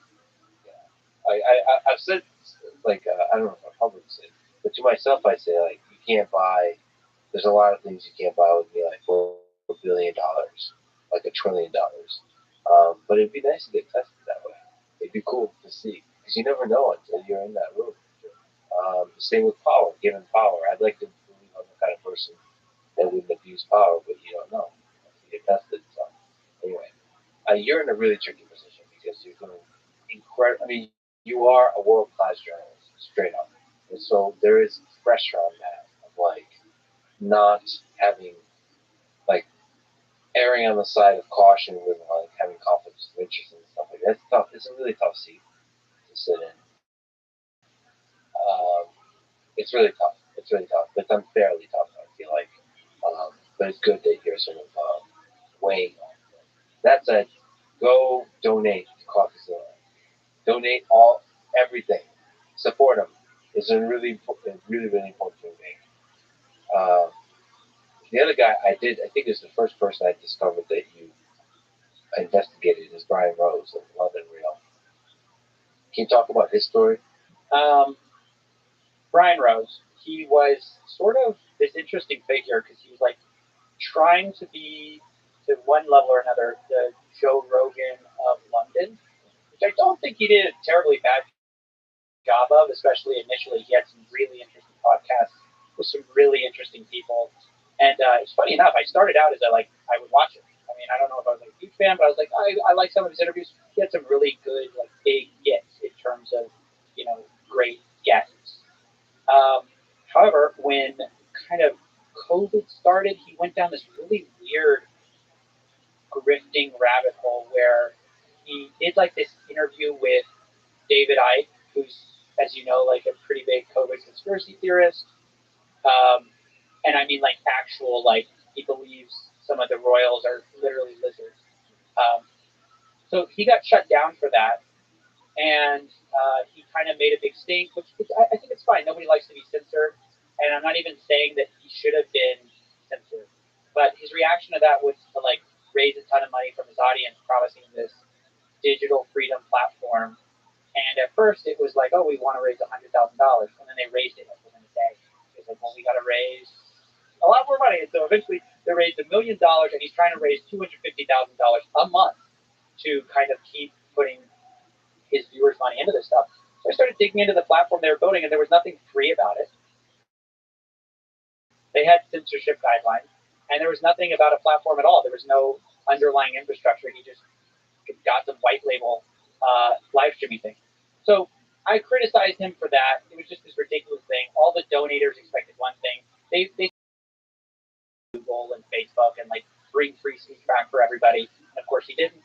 And then it kind of got worse for that, and he really pivoted hard into like the DeFi grift. So he started selling this course about DeFi mastery, and this is a guy who knows nothing about crypto, or very little at the least.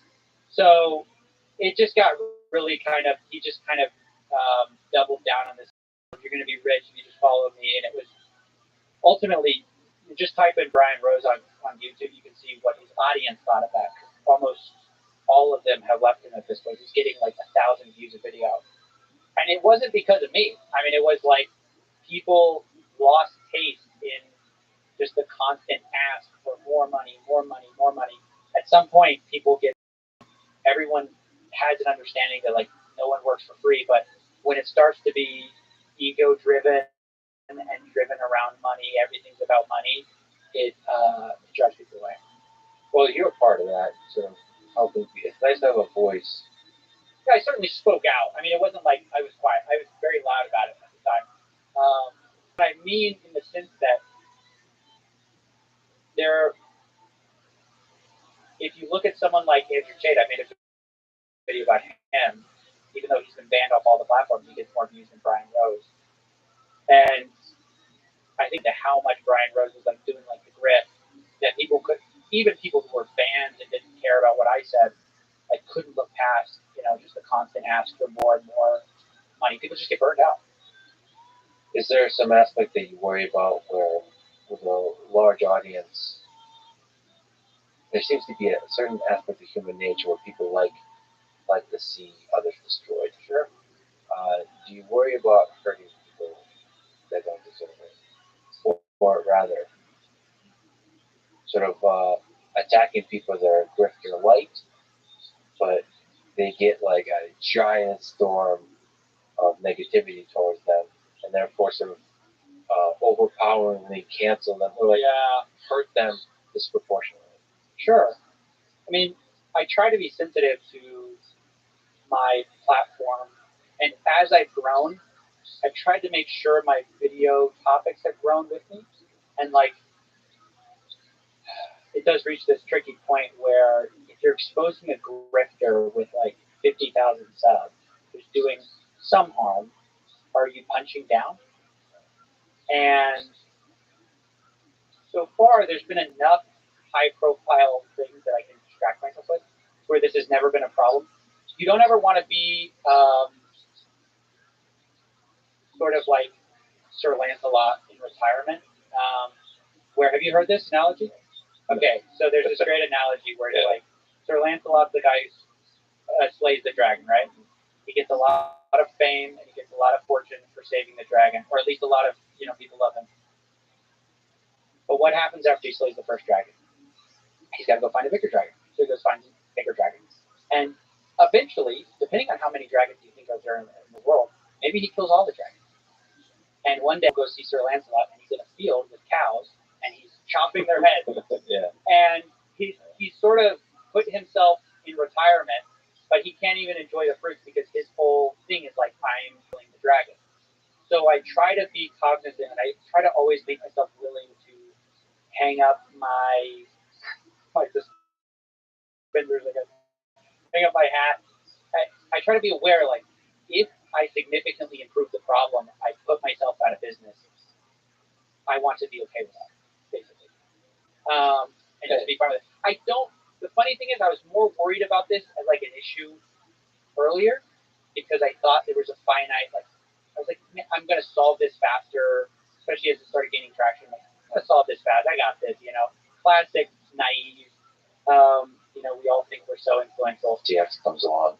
Well, yeah, you just get like, with time you get humbled because you talk to people. I've talked to like versions of CoffeeZilla that are older, and it's like, oh yeah, they didn't solve it. They probably were better. I just imagine a smoke-filled room Like, of just like retired Batman. And you're this young, bright-eyed, oh yeah, yeah. And you don't. fiery spirited investigator. Yeah. What's the process of investigating you can speak to? What are some interesting things you've learned about what it takes to do great investigations? Sure. Great investigations reveal something new or bring something to light. So I think what everyone thinks in terms of investigations is like a lot of like, Googling or like searching through articles. I think that's the first thing you want to get away from. And you want to try to talk to people, doing like the non-obvious things and just trying to get perspectives that are beyond just what is available. So a lot of it's just having conversations is so enlightening, both to victims and also obviously trying to get to talk to the people themselves. Secondly, there's sometimes some analysis you can generate that's meaningful, like blockchain evidence. So in the case of SafeMoon, for example, going back to that, I found someone's secret account where they were pump and dumping coins. They were saying things like, "Who sold? I'm so mad at the guy who sold. F the guy who sold." And you look at his account, and he was the guy selling. And it's like that's great stuff. So digging through the blockchain, I've gained some skills there, and that's kind of this fun. I guess I would say it's this weird edge I have right now because a lot of people don't know too much about that, and so I have this weird expertise that works now. I don't think that'll work forever because I think people will kind of figure out how to do very similar analyses. But so it's like kind of an interesting edge right now that I have. So it's like a data-driven investigation, but you also do interviews, right? Yeah, definitely. And then also recently, I've tried to get more response. Speaking to your point about like as your platform gets bigger, you need more responsibility. I've tried to get much more responsible about like reaching out or somehow giving the subject some way to talk because I think early on I was such a small channel that if I passed them they wouldn't answer, but B, I kind of felt like I was launching these videos into the abyss, and when some of my videos had real traction I was like, okay, hang on a second, let's double check this, let's triple check it, let's try to make sure all this stuff is correct and there's no other side of the story.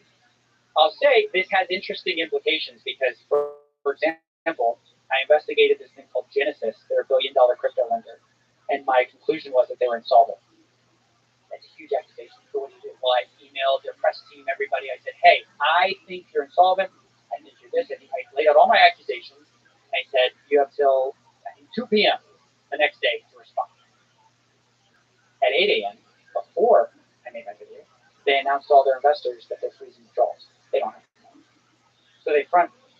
I don't know if they saw the I don't know if they actually saw that email. I don't want to take credit for collapsing them or whatever. But my point is, had I not taken that level of kind of care and just said, "Hey, you're a scammer, you're a fraud," ironically, could I have done more good by allowing people to withdraw their money early? I made some tweets that people did see that like some people got their money out, but my YouTube audience is much larger. And could I have helped more people had I not given them basically the ability to know what I was going to produce when I produced it? Because you can potentially hurt the company that doesn't deserve it if you're wrong, or if you're right and you warn the company, you might hurt them. Well, I'm glad your wife is a supporter and keeps you strong. That's ultimately, I guess you want to err on the side of the individual people, of the investors and so on. But it's tough. It's always a really, really tricky decision to make. Very true. It's so interesting. And then the thing I've seen in your interviews, that I don't remember, because I think when I watched you earlier in your career, you were a little bit harsher. You were like trollier. You're having a little more fun. Sure. And when I've seen you recently, you do have the fun, but whenever you interview, you seem respectful, like you attack in good faith, which is really important for an interviewer, so that people can go on and actually try to defend themselves. That's really important signal to send to people, because then you're not just about tearing down.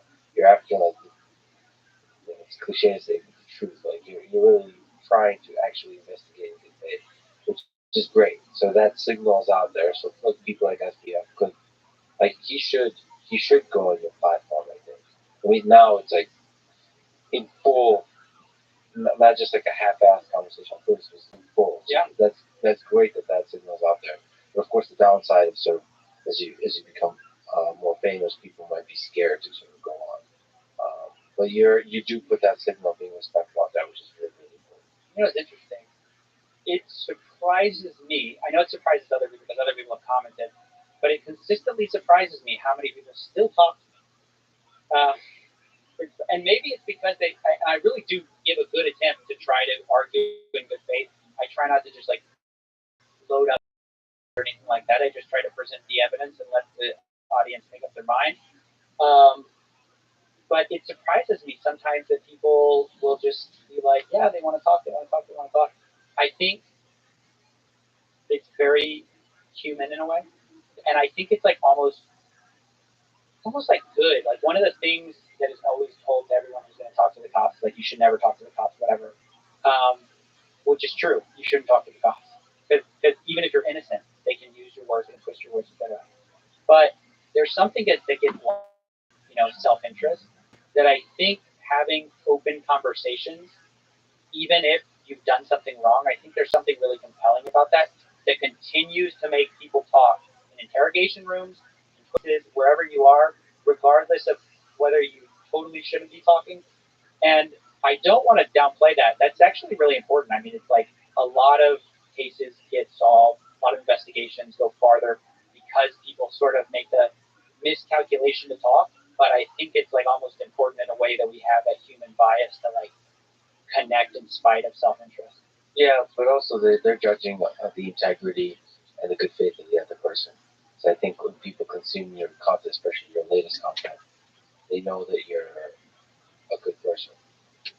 I found myself, like, there's a lot of journalists that reach out to me, and I find myself like not wanting to talk to them because I don't know if the other person on the side is coming with good faith. Even on silly stuff, I'm not a I don't have anything to hide. Like, you don't really have anything to hide, but you don't know what their like spin is. And can I tell you an example? I'm dying because I believe so strongly that journalists have done themselves such a disservice. Okay, one of the truest things is that like everyone loves journalism in theory, and almost everyone dislikes journalists as a whole. Like there's a deep distrust of journalists, and there's a deep love for journalism. This weird disconnect. I think a lot of it can be summarized in there's this book called I think it's called The Journalist and the Murderer. It's written by Janet Malcolm. The first line of this book is that like every journalist who knows what they're doing, who isn't too like is smart enough to know what they're doing, knows what they are doing is deeply unethical, something like that. And what they're talking about is that there's a tradition in journalism to betray the subject, to lie to them in the hopes of getting a story and play to their ego and to their sense of self to make it seem like you're going to write one article and you stab them in the back at the end when you press publish and you write a totally different article. This is what actually everyone hates about journalism. And it's happened to me before. So I did a story like way back in the day. I got interviewed about something. It was like data with YouTube. I made a few comments about data and YouTube. And somehow by the time the article got published, it's about me endorsing their opinion that PewDiePie is an anti-Semite. And I'm like, I reach out to this people and say, I never said that. Like, how did you even twist my words to say that? And I felt so disgusted and betrayed to have like, I'm like this mouthpiece for an ideology or like a thought that I do not actually agree with. So, and when journalists do this, they think, well, I'm never going to interview this person again, so it's okay. So it's like almost like the ends justify the means. I get the story. But the ends don't justify the means because you now undermine the entire field's credibility with that person. And when that happens enough times, you end up sitting across from like Friedman and it's like, well, I don't know if they're going to represent me. Because the base assumption is that regardless of what the journalist says, they could betray you and they might betray you at the end of the day and be saying you're great while they're secretly writing like a hit piece about like, how much,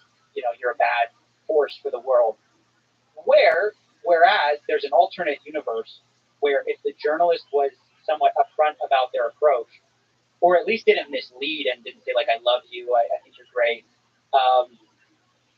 you would end up with less access, but you would end up with more trusted journalism, which I think in the long run would be better. I think you get more access. I think the long term, but all of these, like everything we're talking about, is long-term games or short-term games. Yeah. In the short term, you get more access if you suck up to the person, if you say this, and you stab them in the back later.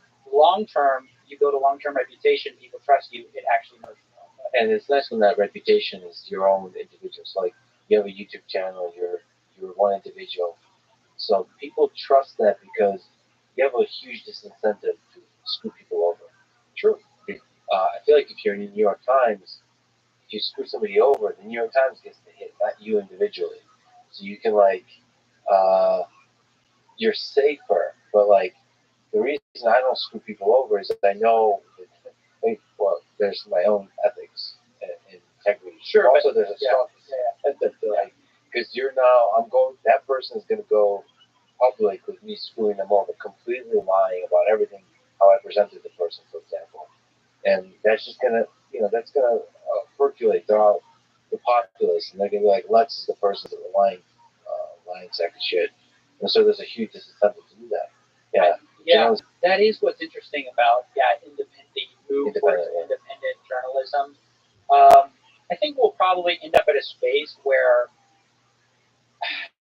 it's so interesting. Mainstream journalism has so much work to do to repair the trust with the average individual, and it's going to take a lot of self-reflection. I talked to a few mainstream journalists about this, and a lot of them will admit it behind closed doors, but there's this general sense that the public's not being fair to us.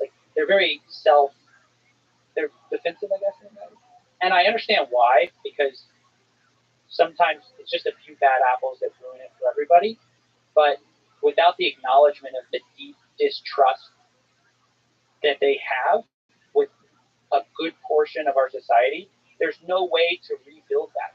Just like when there's no acknowledgement of the corruption of the 2008 financial crash, there's no way to rebuild that, even if most bankers, most traders are not unethical or duplicitous or totally normal people who maybe aren't deserving of the bad reputation, but you have to acknowledge the damage that's been done by bad actors before you can heal that system. Well, what do you think about Elon just opening the door to journalists to see all the emails that were sent, the quote-unquote Twitter files? Yeah, that's really interesting. I mean, I saw a lot of, I'm in this weird thing where I follow a lot of independent people and I follow a lot of mainstream journalists, and there's very polar opposite takes on that.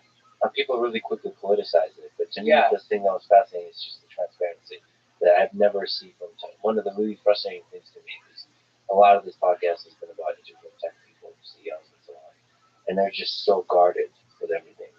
It's hard to get to, and so it's nice to get. Hopefully, this is a signal. Look, you can be transparent. This is a signal to increase transparency. Hopefully so. It's been tribalized so quickly. I've lost a lot of faith in that, and unfortunately, it's been this bludgeon match of if you're on the right, you think it's uncovering the greatest story ever about Hunter Biden. If you're on the left, you think they were just silencing revenge porn pics of Hunter Biden, so therefore it's justified. And by the way, Trump also sent messages to Twitter, so doesn't that mean that we should be criticizing? It just it just goes back to why I don't touch politics, is because I think as many problems as I have, I think when you become a journalist, that not even a political journalist, when you become a journalist in politics, you have twice the problem. So I'm happy to be well outside of that kind of sphere. But it's interesting. Isn't it? Forget Twitter files. The Twitter itself is really, really interesting. The virality of information transferred, and from a journalistic perspective, it's how information travels, how it becomes distributed. What do you think about Twitter? I'm always conflicted on Twitter because I almost hate how much I enjoy using it. I'm this is this mindless bird app. It's consuming my time.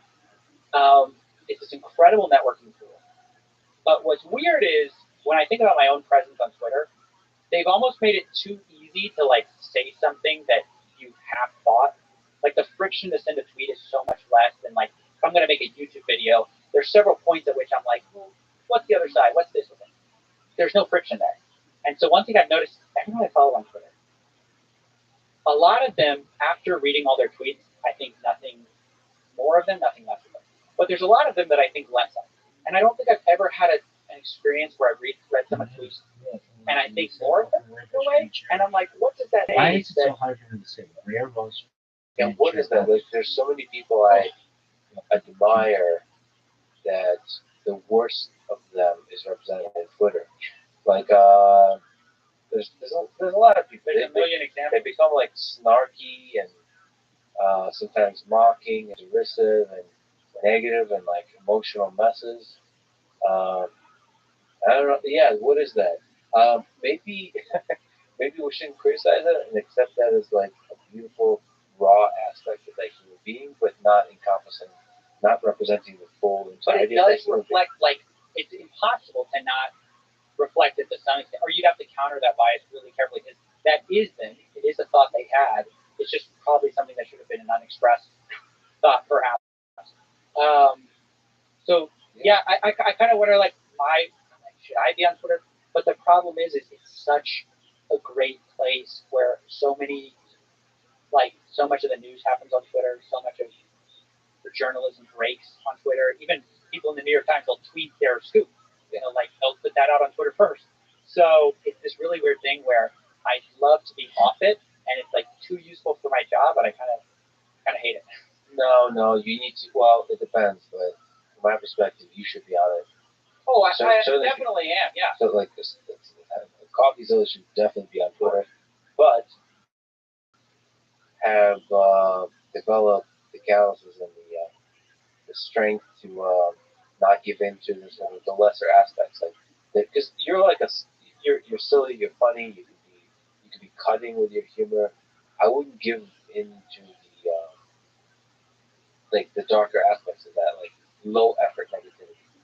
If you're the way you are in your videos, I would say if you're ever negative or making fun of stuff, I think that's high effort. So I would still put a lot of effort into it, like calmly thinking through that, because, and also not giving into the dopamine desire to say something that's going to get a lot of likes. I have that all the time.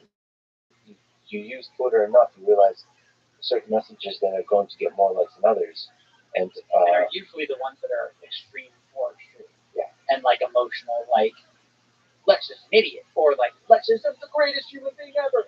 It's much better than, oh wow, what a polite, nuanced conversation. I can tell you right now which of those three tweets isn't going to hurt them. Yeah. So I think the extremes are okay if you believe it. Okay, I will sometimes say positive things. I said that the Twitter files release was historic. Of course, this before I realized. The reason I said it is because the transparency. It's so refreshing to see some level of transparency. And then, of course, those kinds of comments, which what it does is every side in the worst possible way for them, and they will run with it. Or some side, when it's political, will interpret, yes. I agree with that. It's historic. They might not have even read the article. They just they literally was a tweet thread, and they're just like, it is historic. Because Hunter Biden was finally the collusion or whatever it is, and then the other side is like, no, it's a nothing burger. That aspect of nuance and it's frozen in time. Even with editing, there's it's tricky. But if you maintain a cool head through all of that and hold to your ethics and your ideas and use it to spread the ideas, which you do extremely well on YouTube. I think it could be a really powerful platform. There's no other platform that allows for the viral spread of ideas, good ideas, than this. And this is where, like, especially with Twitter Spaces, I mean, where else would I see, I think twice, impromptu conversations? CoffeeZilla and FBM. Like, never. Yeah, nowhere else. Because he wasn't going to come on my show. He wasn't going to come on some big prepared thing. It's like, hey, YOLO, let's go on a Twitch, and I like pop up. And you know what's funny? And this, I hope this releases late enough. Or, well, FBM probably won't see this. Although I'm sure he will. Unfortunately, he will. Oh, okay. Yeah. Well, hopefully I'll have time to enact my little plan. But I'm hoping if he goes on any future spaces, I can like haunt him from interview to interview, which is like I keep showing up and he's like, oh, I hate this guy. But I think he's already probably has like PTSD of like in the shadows lurks the CoffeeZilla. That would just it's just like that really amuses me. I mean, there's I think he honestly would enjoy talking to you. There's an aspect of Twitter Spaces that's a little uncertain of like, what are we doing here? Because there's an urgency because other voices might want to butt in. Exactly. If it's an intimate one-on-one where you can like breathe, like, hold on a second. Yeah. I think it's much easier. So that sense, Twitter Space is a little bit negative. That there's too many voices, if especially for the very controversial kind of thing. So it's tricky. But at the same time, the friction, it's so easy to just jump in. So I can just, you can just imagine like a Twitter Space with like Zelensky. Like, how else are these two going to talk, right? Like, can't you imagine? If you try to set it up on Zoom, like it never happens. Too many delegates, like the only way it happens. Moon like sitting there like, he's live. Just live, right? Just jumping in. Давай по-русски поговорим. Okay. Actually, just on a small tangent. So, how you have a productive day? Do you have any insight how to manage your time?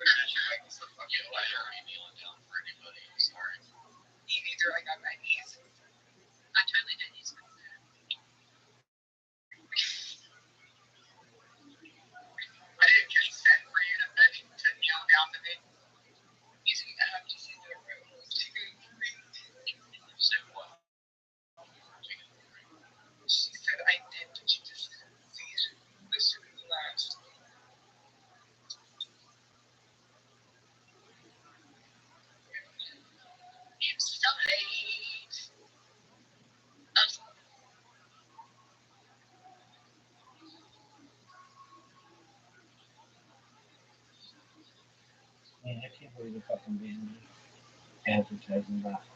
No. Why don't you just ask me what's up?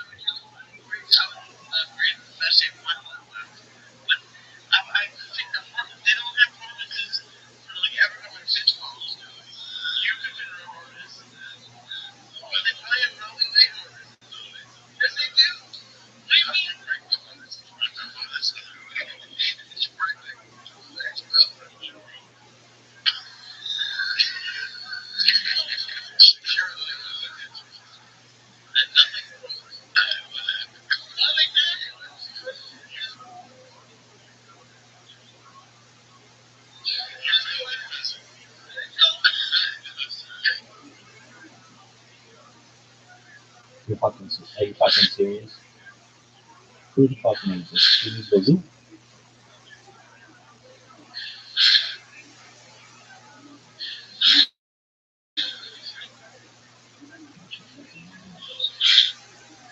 This is garbage. I can't even watch it. It's just shitty. It's just shitty. Like fucking dumbasses.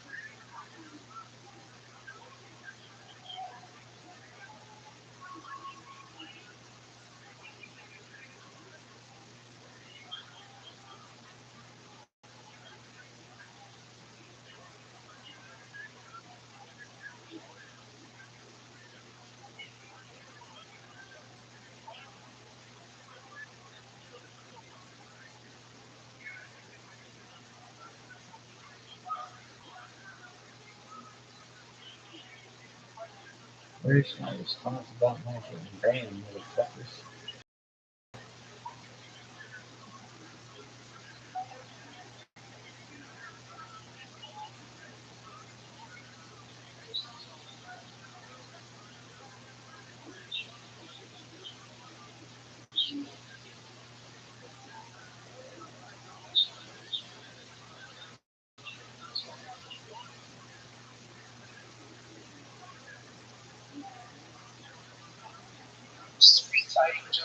I feel like, yeah, I feel like I'm role players. Every few years, the DSM-5 comes out with some shit that definitely makes me feel a little more crazy. Like, personalization, derealization is one.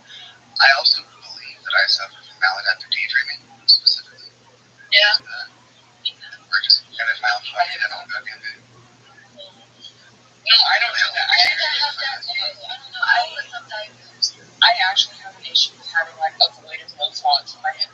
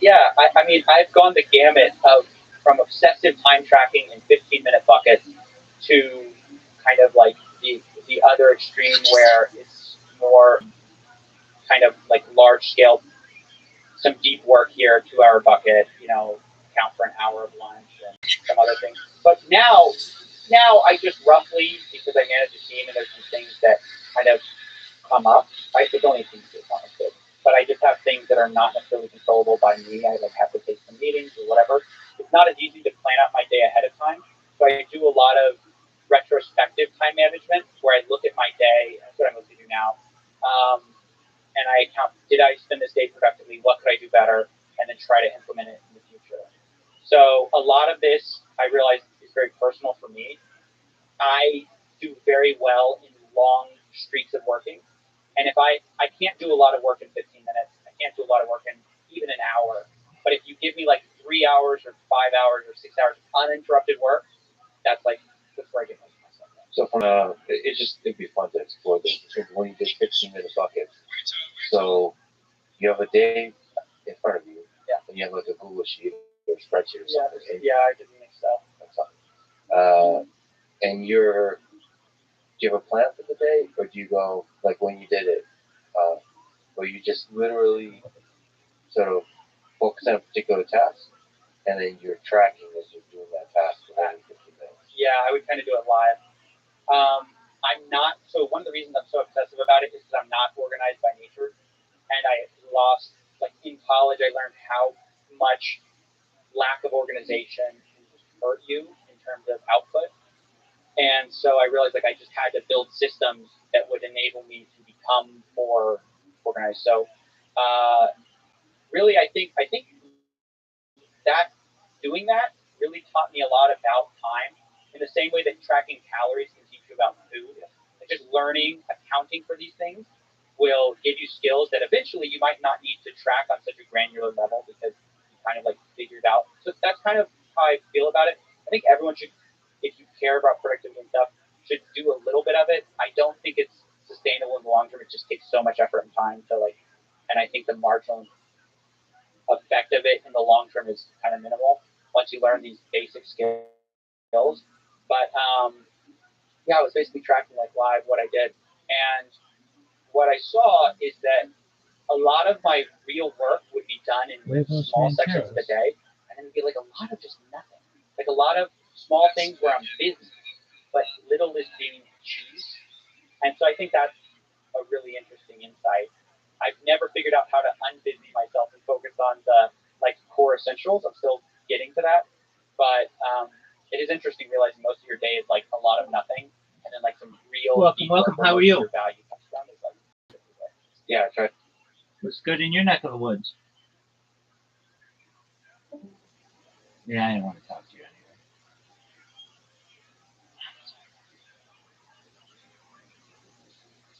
anyway. Let me back in that fucking Discord.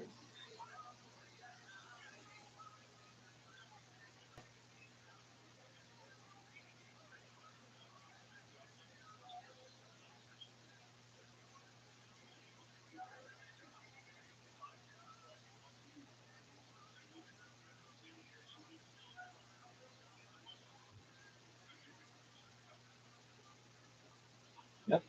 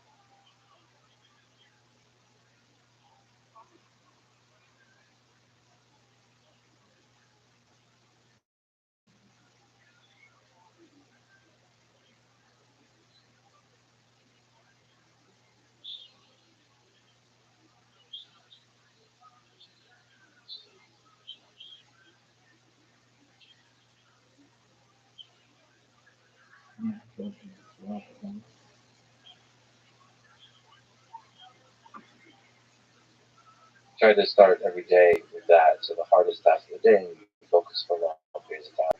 So like keeping that regular thing is part of your life. And one thing that I've really taken from this is I've read all the I had a self-improvement early 20s, And one thing you learn is that everyone wants to give you a broad general solution, but really the real trick of figuring out like optimizing is figuring out things that work for you specifically. So like one interesting thing you said is like, oh, I like to do my hard work at the beginning of the day. I know a lot of people recommend this. I tried so many times, and I just do better work late at night. And so usually my streak of work is like after 7:30 to like 2 a.m. That's my prime time. And so like a lot of my videos, which you'll see, which is like lit from this studio, which appears to be daytime, is like shot at 3 a.m. Just like in a caffeine-fueled rush. But that's kind of how it works for me. And then also like with the social outlets and stuff like that, which it's easy, and I feel like we think similarly on this. So it's easy to discount these things as less relevant because they don't have quantitative metrics associated with them. But in terms of longevity and like, I think to be able to do creative work, there's an amount of recharge and like re-inputting stuff that is frequently discounted by people like us who are like obsessed with quantitative metrics. And so I really found that some of my best work gets done after I take like a break, or I'll go play like live sets of music, and I mean like that's like for me really recharging. But nowhere on a spreadsheet is like meaningful. But for me, for whatever reason, it recharges me in a way that like I need to pay attention to. Yeah, for sure. I usually have a spreadsheet of 15-minute increments when I'm socially interacting with people, and I evaluate how. Getting roasted right now. No, I'm not. It's actually I probably roasted myself, but I do find that when I do have social interactions, I like to do with people that are outside of that exceptionally busy of themselves, because then you understand the value of time. And when you understand the value of time, your interaction becomes more intimate and intense. Like the cliche of work hard, party hard, or whatever the cliche is. Play hard, damn it. Whatever the social interaction.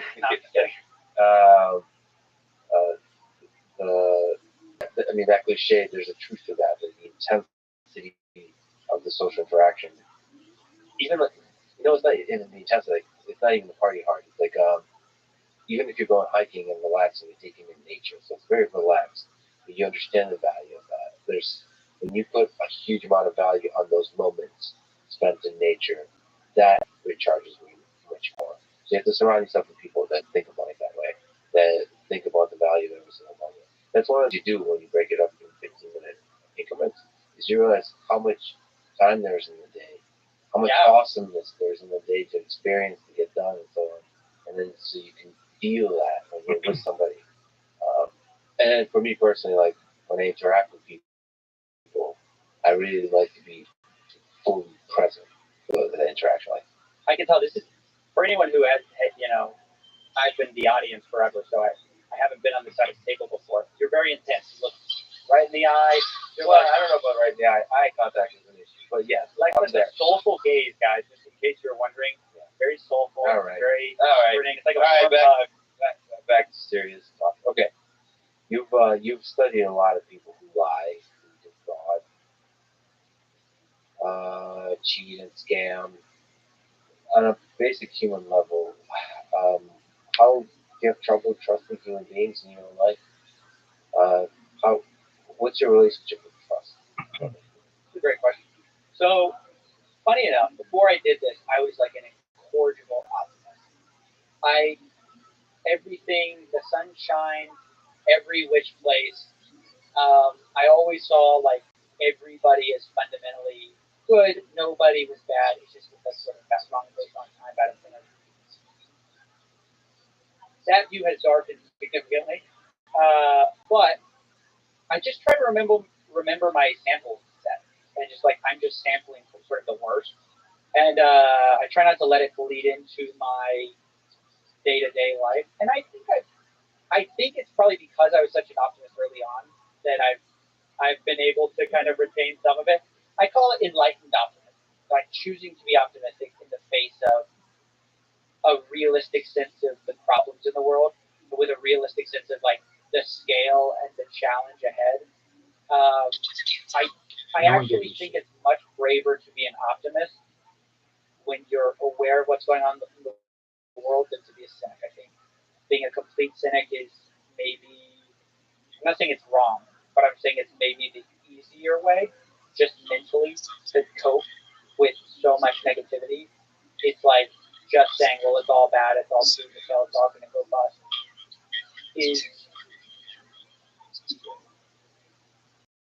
That leap into believing that it's a good world is a little too easy at this stage. At least I think so. I don't think it's naive. No, it can be. Some people are naive that are optimistic, but oftentimes, just because someone's optimistic does not mean they're naive. They can be full well aware of how. And I also believe some of the people you study. You know, I'm a big believer that all of us are capable of good and evil. So in some sense, the people you study are just the successful ones, the ones who chose sort of the dark path and were successful at it. And I think all of us can choose the dark path in life. It's that's like that's the responsibility we all carry. We get to choose that at every moment, and it's like a big responsibility. And it's a chance to really have integrity. It's a chance to stand for something good in this world. All of us have that because I think all of us are capable of evil. All of us could be good Germans. All of us could, in atrocities, be part of the atrocities. Yeah, I think I really have, especially in recent years, tried to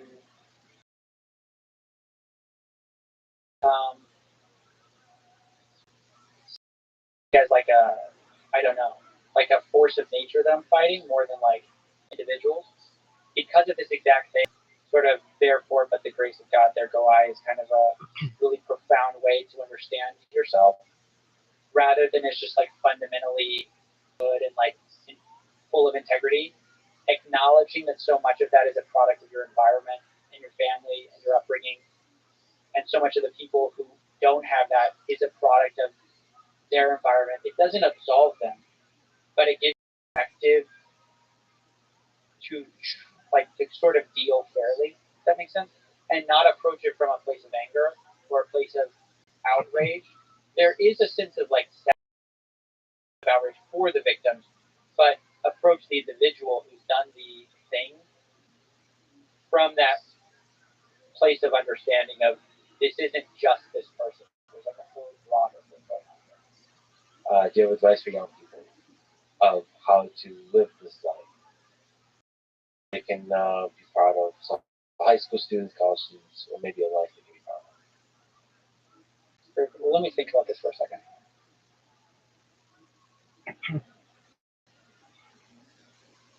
I think don't be afraid to go against the grain and sort of challenge the expectations on you. Like you sort of have to do this weird thing where you acknowledge how difficult it will be to achieve something great while also having the courage to go for it anyways. And understanding that other people don't have it figured out, I think is a big theme of my work, which is that everyone wants like the guru to show them the way, to show them the secret. So much of life and achieving anything is learning to figure it out yourself, and like the meta skill of being an autodidactic, where you can, I don't know if I said that word right, basically you self-teach. You learn the meta skill of like learning to learn. I think that's such an underrated aspect of education. People leave education and go, when am I going to use 2 plus 2? When am I going to learn, use calculus? But so much of it is learning this higher level abstract thinking that can apply to anything. And getting that early on is incredibly powerful. So yeah, I would say like a lot of it is I guess to some extent like you kind of have to do that Steve Jobs thing where you realize that nobody else in the world is smarter than you, and that both means that like they can't show you the perfect way, but it also means you could do great things, kind of chart your own path. I don't know. That's so cheesy. This is why I hate giving advice. I mean, and I don't think it is. Like, I think my journey is so full of luck and like specific experience. I wonder how generalizable it is, but if I've learned anything, and if I could talk specifically to myself, I guess that's what I would say. I mean, you've taken a very difficult path, and I think part of taking that path, like a great journalist, frankly, is like I can be that person. Like just believing in yourself that you can take that. Because like if you see a problem in the world, you could be the solution to that problem. Like you can solve that problem. I think that's like it's really important to believe that.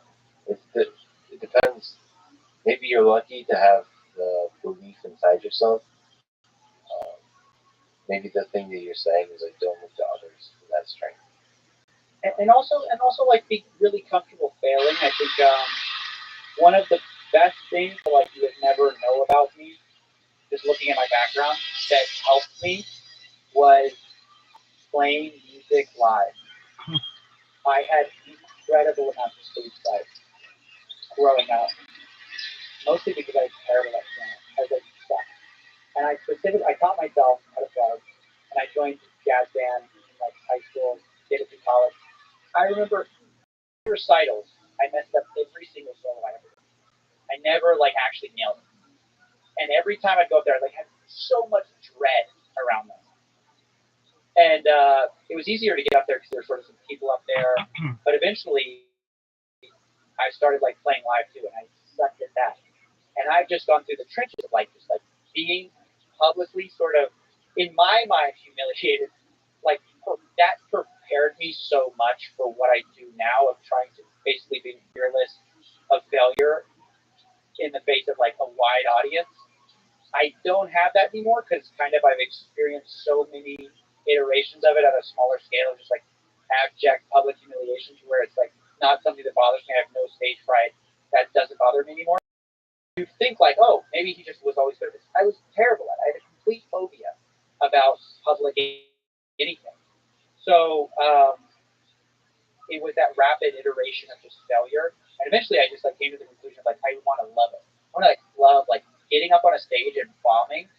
If you can learn to like love that and be fearless there, there's almost nothing you can't do. Yeah, it's brilliant.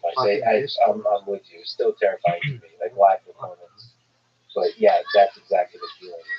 Loving. Oh, failure is like a deeper celebration of the fact that you tried. The success is easy. Yeah. Failure is like bombing. I mean, music, on small scale, on the smallest and the largest of stages. I'm not going to say who, but there's a huge band that wants to get on stage. And it probably will happen. But like, turn it down because I was like, no. Because I'm going to suck for sure. Yeah. The question is, do I want to suck in front of a very large live audience? And then I turned it down because but now I realize, yes, great. It's gonna be good. It's gonna be good for you. It's gonna crush your ego to the degrees remaining. Yeah. And it's just good for you. It's good not to take yourself serious and do this kind of thing. But honestly, I feel that way in an audience, like in an open mic. It hurts. That's why I really admire comedians. And, I go to open mics all the time with comedians and musicians, and I just see them bomb and play in front of like just a few folks, and they're putting their heart out, and especially the ones that kind of suck but are going all out anyway. I think open mics are the best place to learn though, because it's the lowest stakes you can get, while still being public. If you're gonna face like fears around this, because we're talking very specifically like public speaking or any kind of like, being in front of a camera. If you're gonna face your fear, you have to do it, and the easiest way to do it is to lower the stakes. You're not gonna start being Lex Friedman on stage with a huge band. You don't want to be. Like it's like in that way, it is so impossible. But the more you lower the stakes and just like open it up to like 2 strangers, 5 strangers, the most dive bar open mic you can go to, and like start performing. That's really what I do. Like I love open mic now. It's like low stakes on the one hand, but you really get the feeling of like.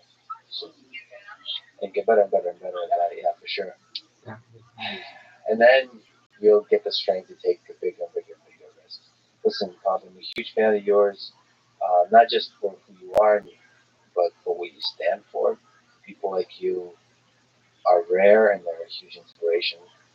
I'm inspired by your fearlessness. That you're taking on some of the most powerful and richest people in this world and doing so with respect, I think, with good faith, but also with boldness and fearlessness. Listen, man, I'm a huge fan. Keep doing what you're doing.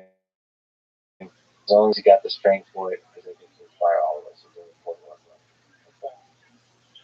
Thanks for listening to this conversation with CoffeeZilla. To support this podcast, please check out our sponsors in the description. And now, let me leave you with some words from Walter Lippmann. There can be no higher law in journalism than to tell the truth, shame the devil. Thank you for listening, and hope to see you next time.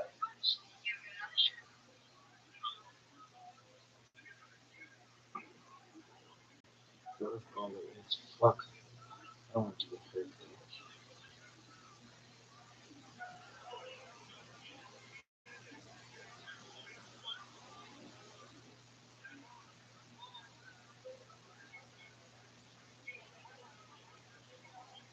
A lot of people were saying like, oh, this whole idea of game theory is just nonsense, and if you really want to make money, you gotta like look into the other person's eyes and read their soul and figure out what cards they have. But what happened was, well, we played our bot against 4 top heavyweight poker players, and the bot wasn't trying to adapt to them. It wasn't trying to exploit them. It wasn't trying to do these mind games. It was just trying to approximate the national game, and it crushed them. The following is a conversation with Noam Brown, research scientist at FAIR, Facebook AI research group at Meta AI. He co-created the first AI system that achieved superhuman level performance in no-limit Texas Hold'em, both heads-up and multiplayer. And now, recently, he co-created an AI system that can strategically out-negotiate humans using natural language in a popular board game called Diplomacy, which is a war game that emphasizes negotiation. This is the Lex Friedman podcast. To support it, please check out our sponsors in the description. And now, dear friends, there's Noam Brown. You've been a lead on 3 amazing AI projects. So we got Radas that solved, or at least achieved human level performance on No Limit Texas Hold'em poker with 2 players. Heads up. You got Pluribus that solved No Limit Texas Hold'em poker with 6 players. And just now, you have Cicero. These are all names of systems that solved or achieved human level performance on the game of Diplomacy, which, for people who don't know, is a popular strategy board game. It was loved by JFK, John F. Kennedy, and Henry Kissinger, and many other big, famous people in the decades since. So let's talk about poker and diplomacy today. First, poker. What is the game of No Limit Texas Hold'em? And how is it different from chess? Well, No Limit Texas Hold'em is the most popular variant of poker. So you go to a casino, you sit down at the poker table. The game that you're playing is No Limit Texas Hold'em. If you watch movies about poker, like Casino Royale or Rounders, the game that they're playing is No Limit Texas Hold'em. It's very different from Limit Hold'em in that you can bet any amount of chips that you want. And so the stakes escalate. You start out with like $1 or $2 in the pot, and then by the end of the hand, you got like $1,000 in there. So the option to increase the number very aggressively and very quickly is always there. Right. The no limit aspect is there's no limit to how much you can bet. In Limit Hold'em, there's like $2 in the pot. You can only bet like $2. But if you got $10,000 in front of you, you're always welcome to put $10,000 in the pot. So I got a chance to hang out with Phil Helmy, who plays all of these different variants of poker.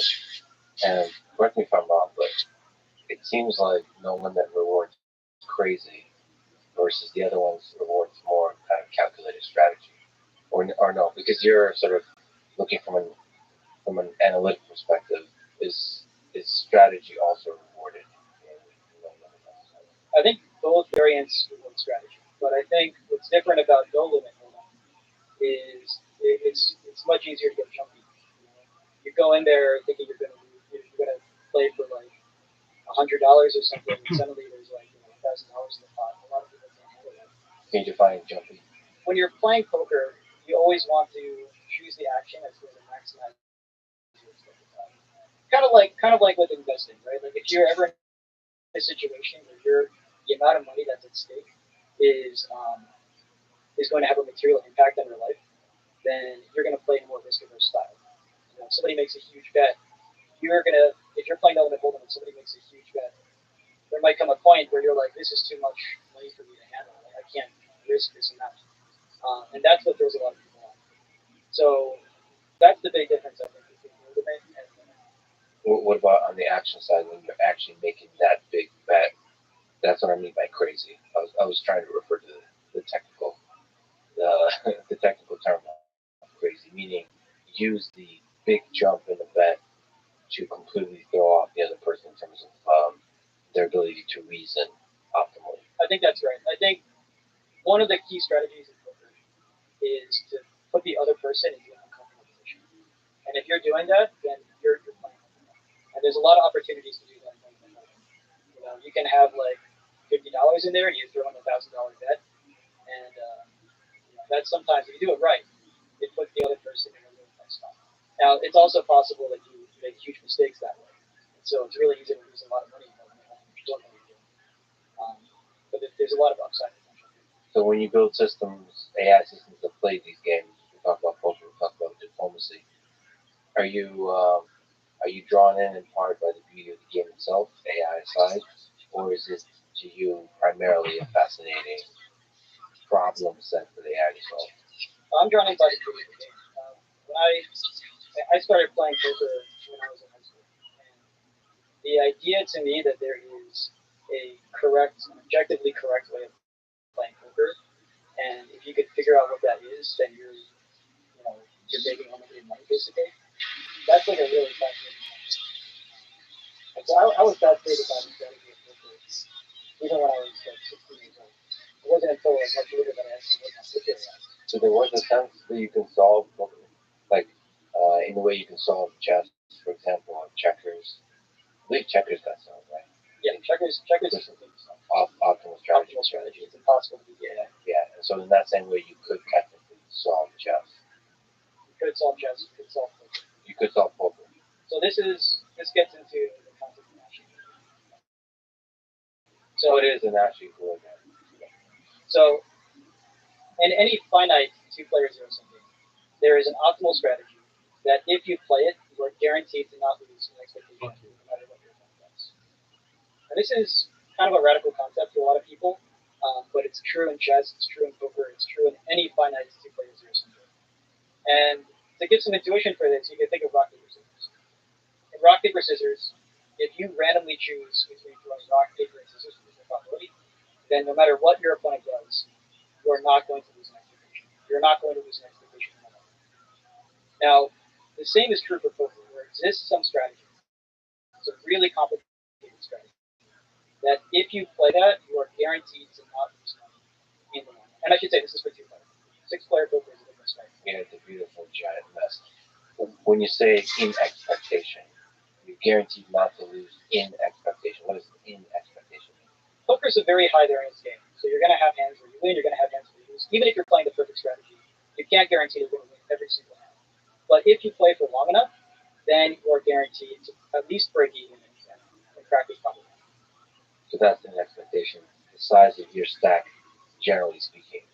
That doesn't include anything about the fact that you can go broke. It doesn't include any of those kinds of normal real-world limitations you're talking in the theoretical world. What about the zero-sum aspect? How big of a constraint is that? How big of a constraint is finite? So finite is not a huge constraint. So in most games, you can play out finite size.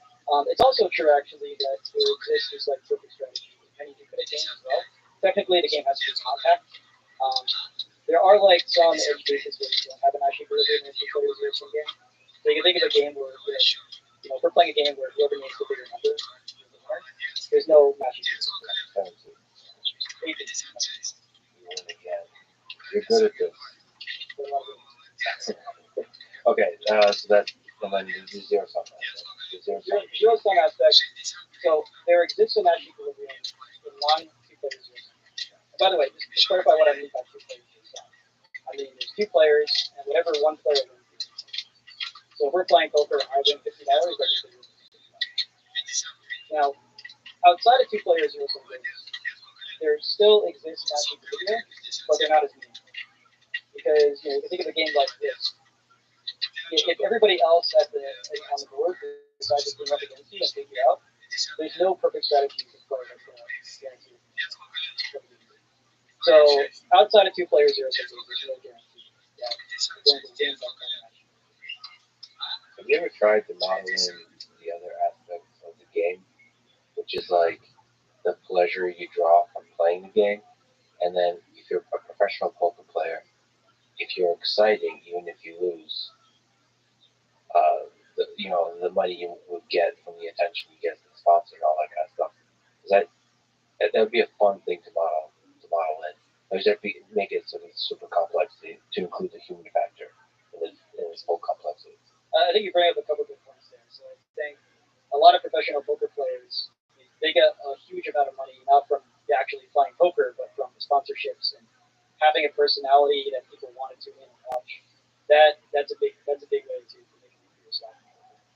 I just wonder from an AI perspective, if you create, and we'll talk about this more, maybe an AI system that also talks trash and all that kind of stuff, that becomes part of the function to maximize. So it's not just let me back in that fucking Discord, dog. Maybe sometimes you want to be chaotic. Maybe sometimes you want to be suboptimal and you lose the chaos. And maybe sometimes you want to be overly Who's the last person to be on band? The audience loves that. Yeah. I think what you're getting at here is that there's a difference between making an AI that wins a game and an AI that's fun to play. 6 hours ago, that would have been like or fun to watch. So those are all different things. Fun to play with and fun to watch. Yeah, and I think I've heard talks from like game designers and they say like people that work on AI for actual recreational games that play, and they say there's a big difference between trying to make an AI that actually wins. And you look at a game like Civilization, the way that the AIs play is not optimal for trying to win. They're playing a different game. They're trying to have personalities. They're trying to be fun and engaging, and that makes for a better game. And we also talked about NPCs. I just talked to Todd Howard, who's the creator of Fallout and the Elder Scrolls series, and Starfield, the new game coming out, and the creator of what I think is the greatest game of all time, which is Skyrim. And the NPCs there, the AI that governs that whole game is very interesting, but the NPCs also are super interesting.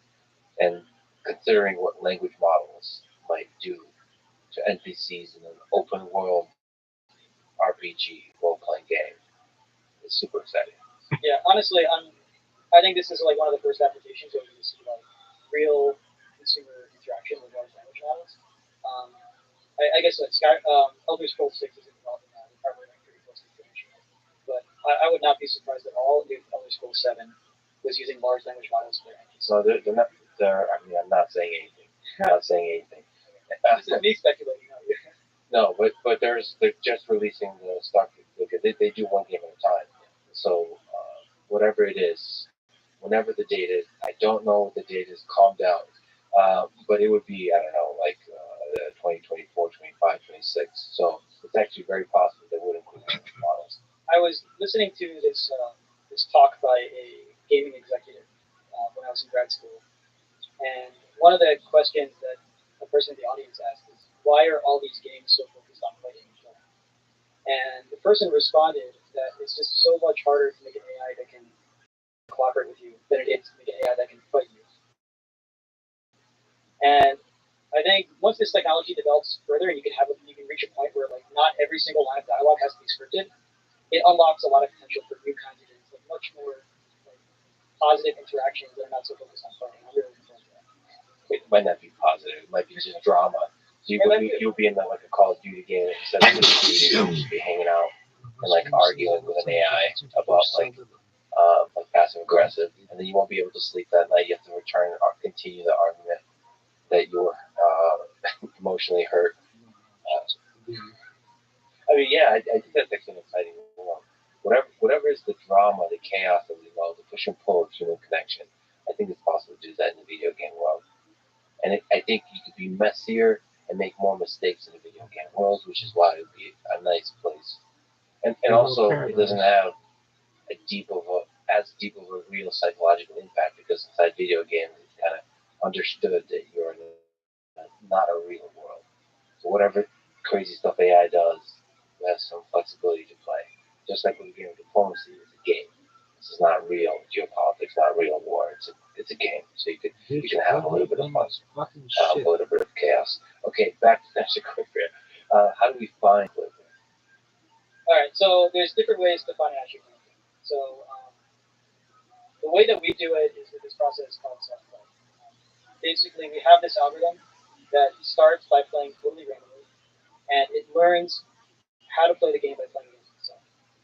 So it will start playing the game totally randomly, and then it's playing poker, it will eventually get to the end of the game and make $50. And then it will review all of the decisions that it made along the way and say, what would have happened if I had chosen this other action instead? If I had raised here instead of called, what would the other player do? If I took this action, the other person takes this action, and I take this action, and eventually I make $150 instead of $50. And so it updates the regret value for that action. Regret is basically how much does it regret having not played that action in the past.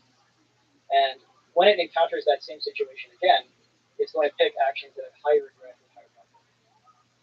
Now, it'll just keep simulating the games this way. It'll keep accumulating regrets for different situations.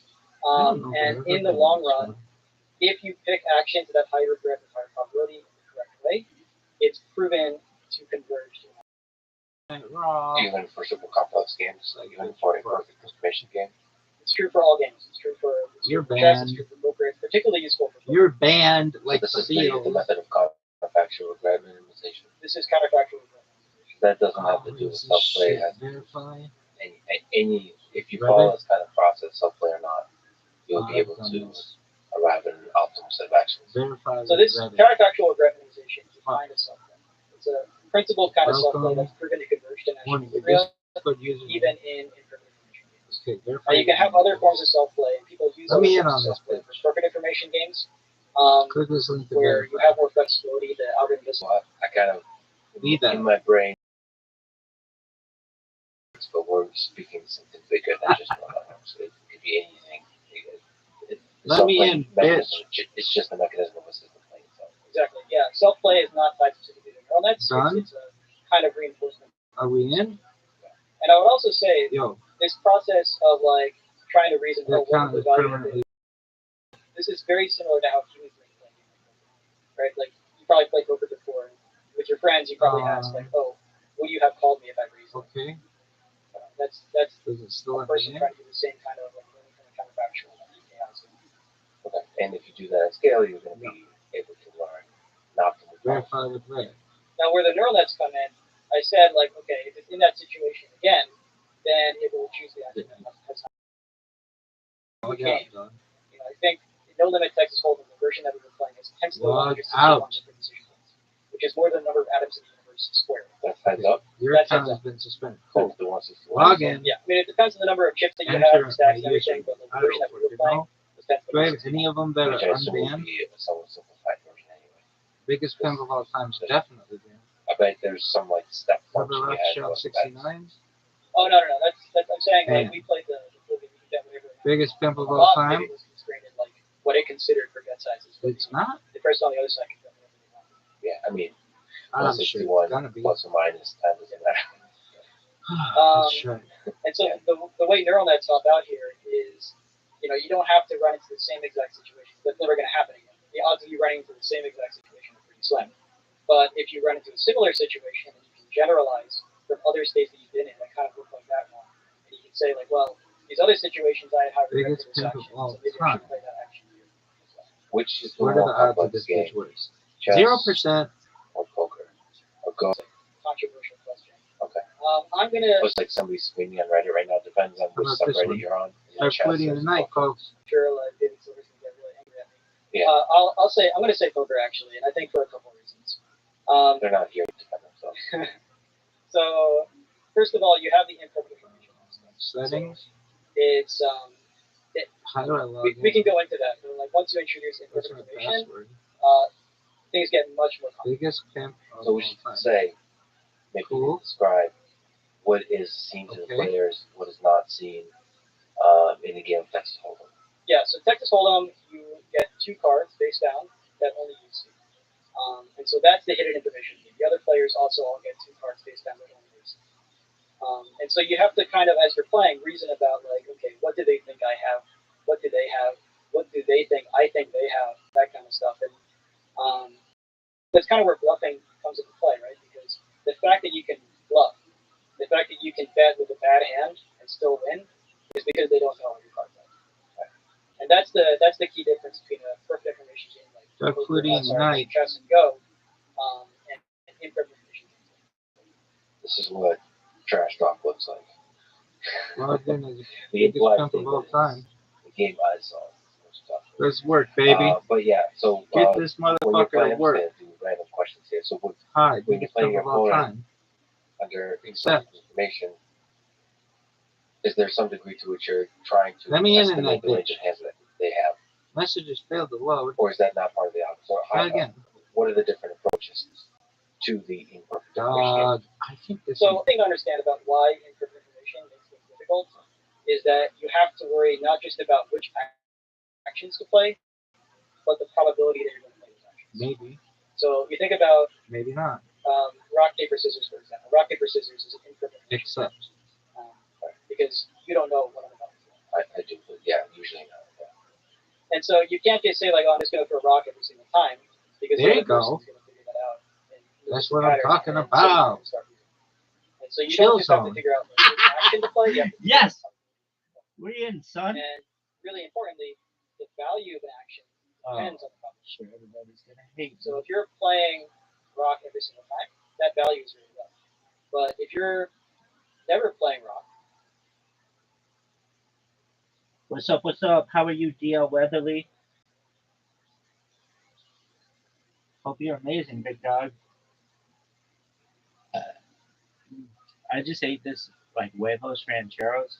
It's really not that. It's just salsa and cheese, and it caused me to throw up. I'm glad to be here, though. Hope you're doing well, big dog. Don't worry, I'll be back. That call was amazing.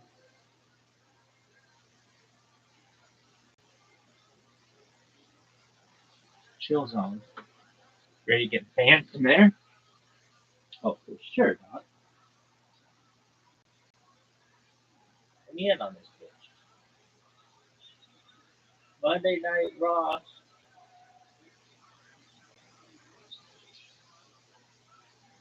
Yo, did I get a fucking update? Hey, dog, we just wanted to let you know that we're going to continue to ban you. So hope you like it. Hope you like your lifetime ban, douche. I like it.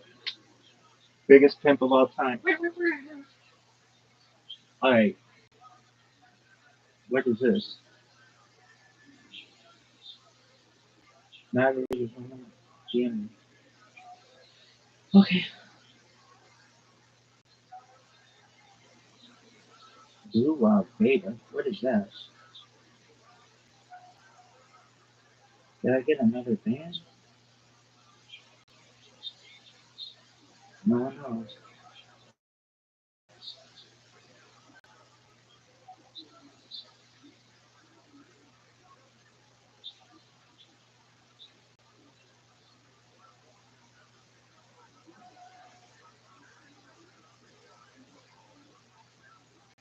Yo, what's up, your boy Merlin? How you living, pimp?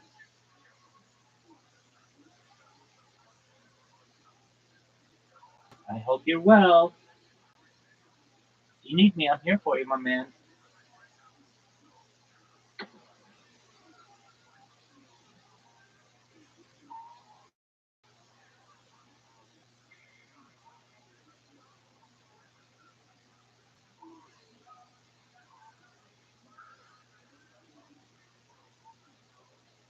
I can't wait to get banned. What are the rules? Hey, everybody. Chat. Hi, everyone. Hi, everyone.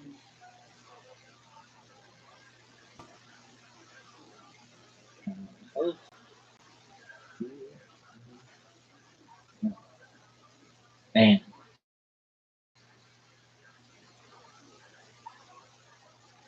Is anybody talking this beat?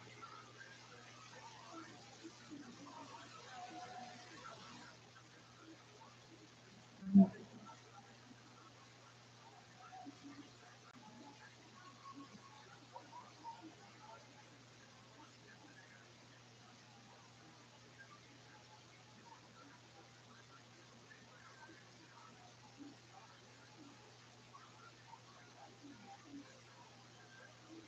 You push your stuff.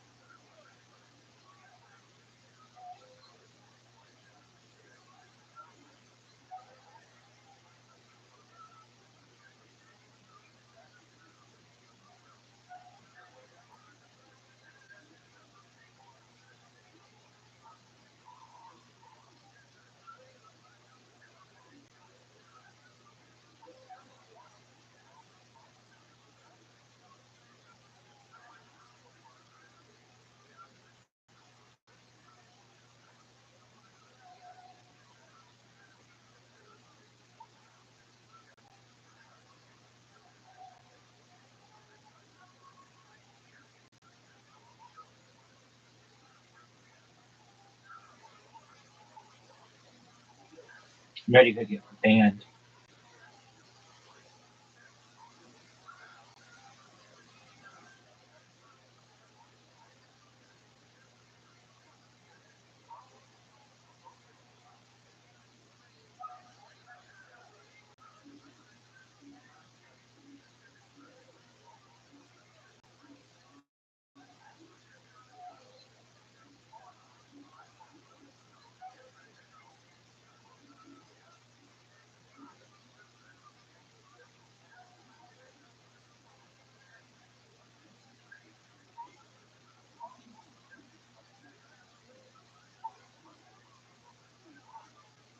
Hi. Lost your pets. Fuck you.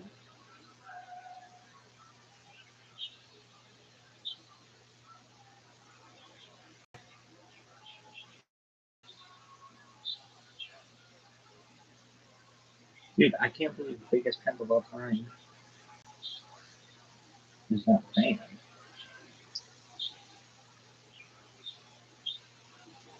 Fuck you.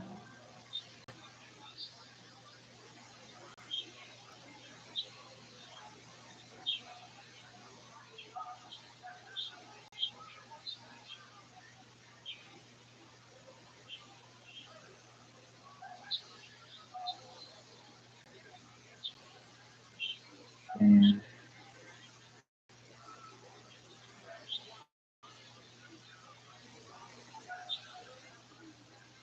no.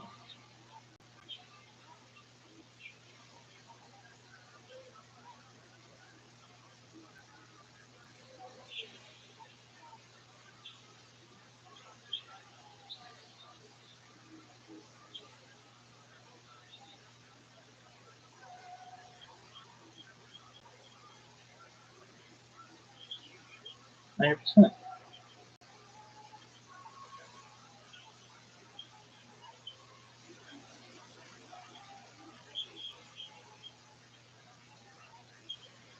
Did it show up the biggest pimp of all time? Yes, it does. Oh, these people are shitty fucking names. Hey, I'm Extreme Locksmith. Hey, I'm Middle Bumblebee. Plus numbers. Oh man, I have to shit. I learned my fucking lesson though, kids. Kids, what does Rabbi always say? Never trust, never, never trust a fart unless you're on the toilet. Why? You just go back to my stream like 48 hours ago to the exact second, basically. What in the fuck? Stop, B.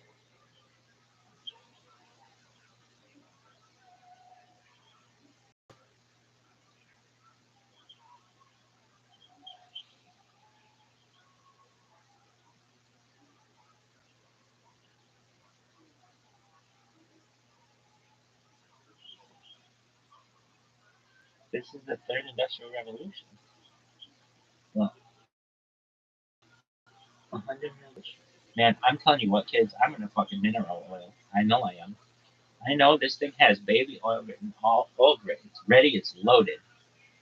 Do not trust it. No, I gotta go.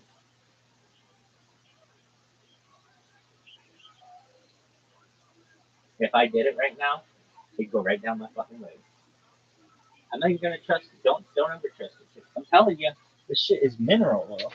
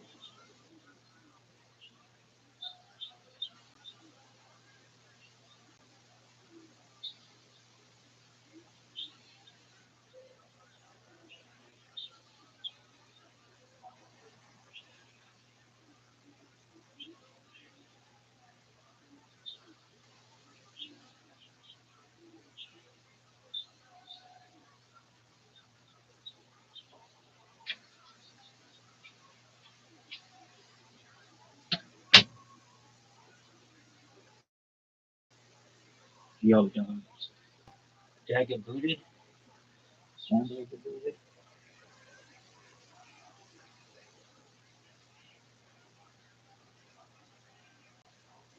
Extreme locksmith.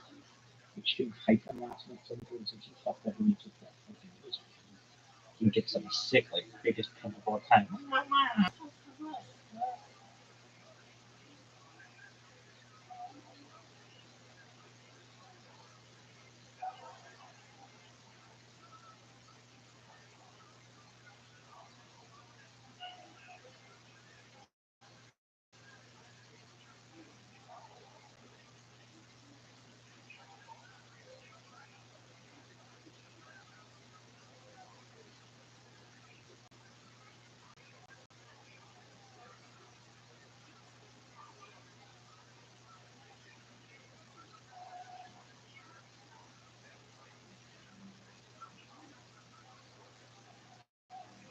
What's that fucker saying? This?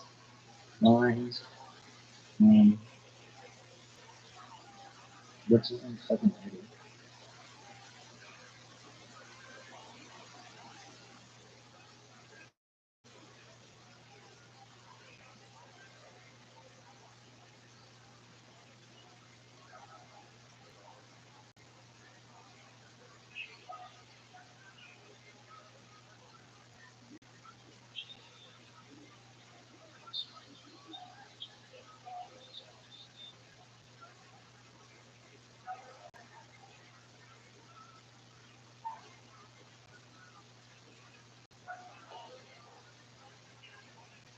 Sure, it's cool.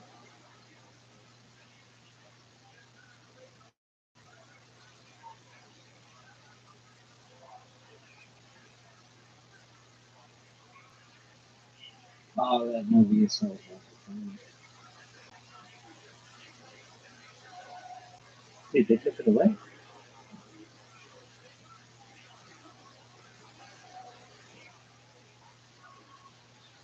Dude, why isn't it like people who are into cryptocurrency aren't into sports? People who are into stocks aren't into cryptocurrency. People who are into sports aren't into stocks. All gambling.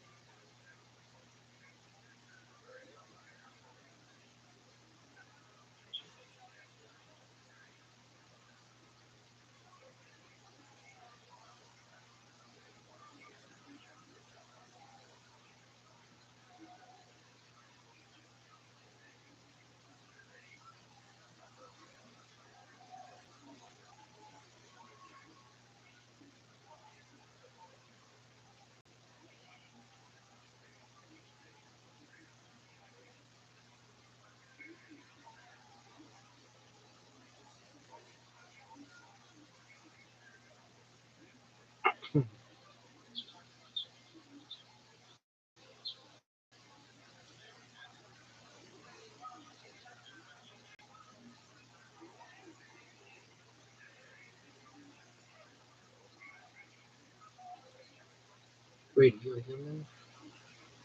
Yeah, dog.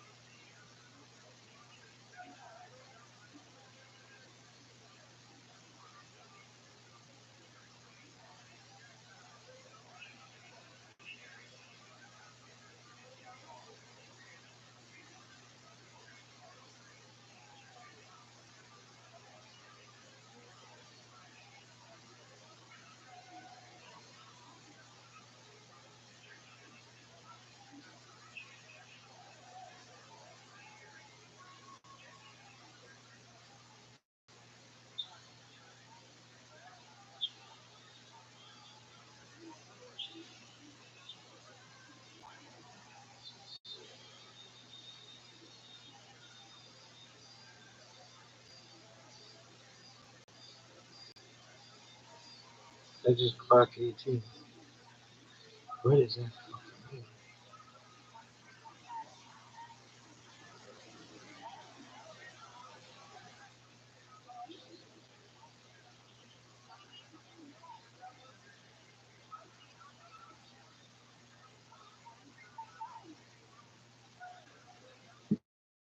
Yo, dog.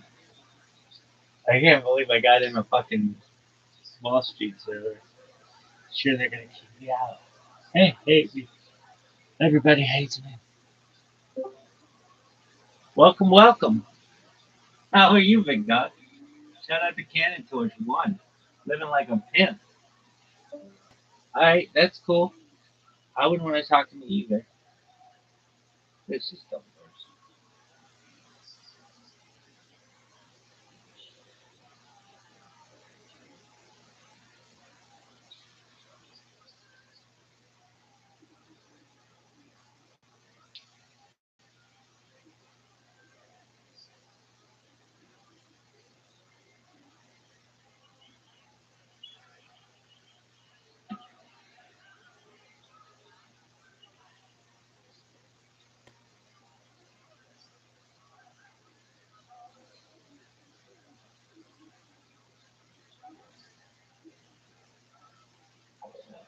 Oh, man. Kids, let me tell you a story. Yeah, it was something like this.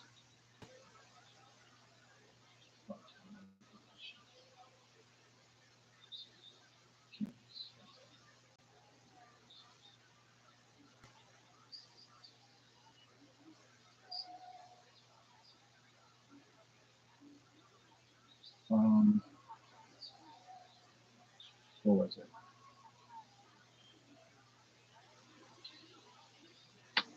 Oh man, what was it? I had this really good story to tell. But yeah, it was about my bowel movement. I thought it was gonna be mineral oil. I really thought it was gonna be like fire hose against fire hose, like the bottom of Niagara Falls. What is it?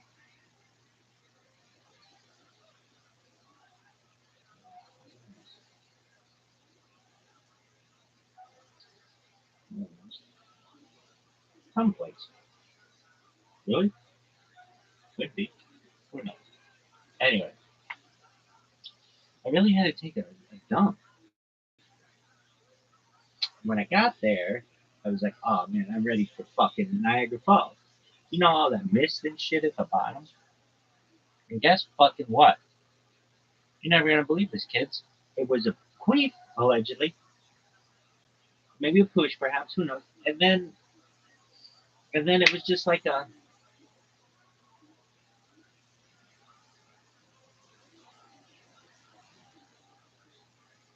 raw Sienna college ball 7. So it got me to thinking, like, when you have gas and poop in the same thing, allegedly, can it make you think that you have diarrhea? I don't know. I don't know how gas really affects it, but who knows? Vino's a thing, kids. Ban appeal. All we ever do is fucking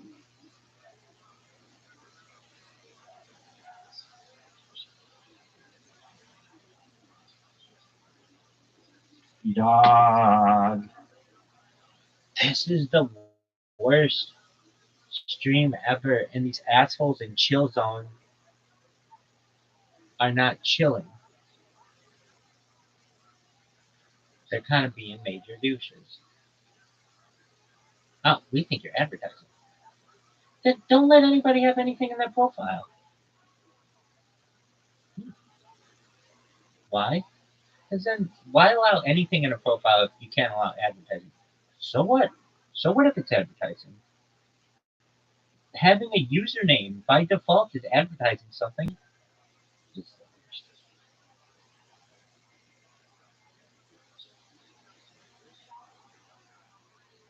Man, I'm like burping. I had this really pussy ass vomit earlier. It was like, and it just.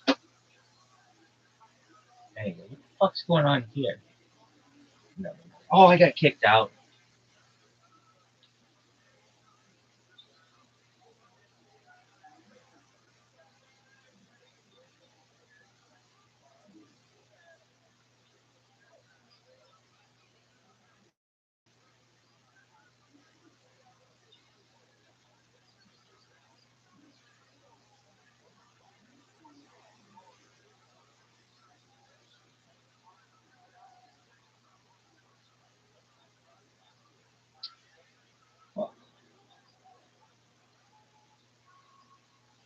Heartbreaking.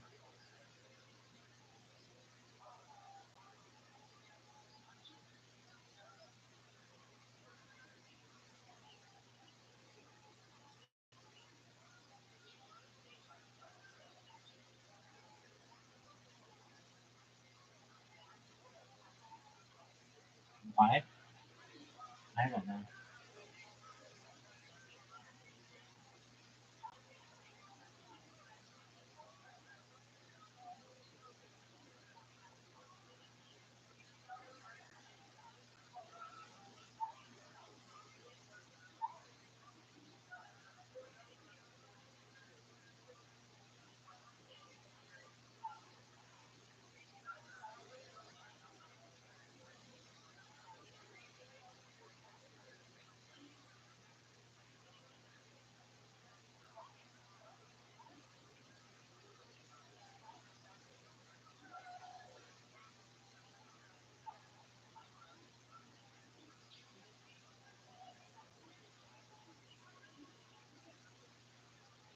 Man, that's some shit.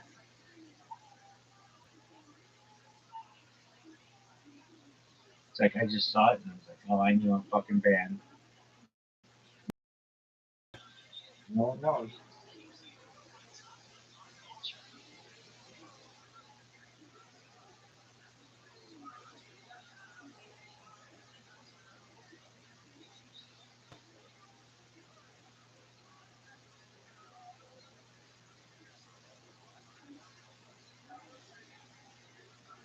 Just the worst.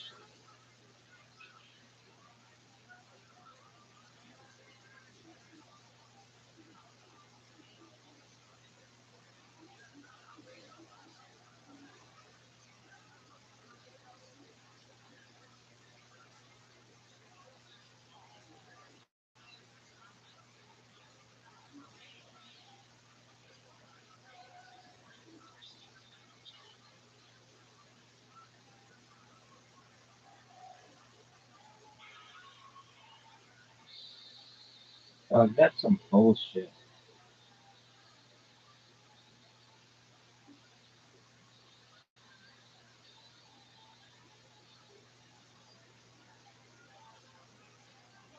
Worst shit ever. Well, who knows?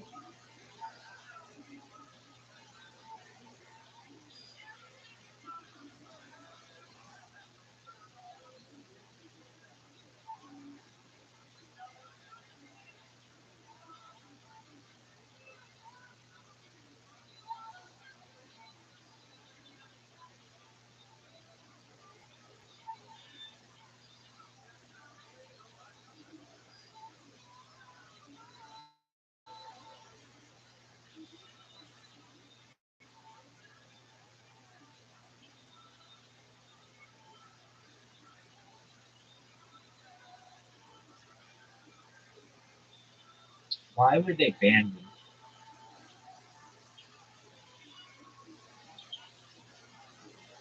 I don't know.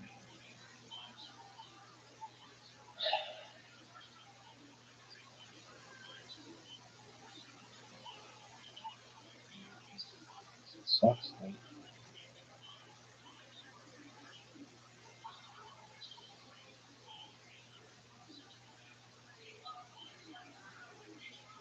I really wish these faceless anonymous motherfuckers would have to see the light somehow. It's fucking bullshit.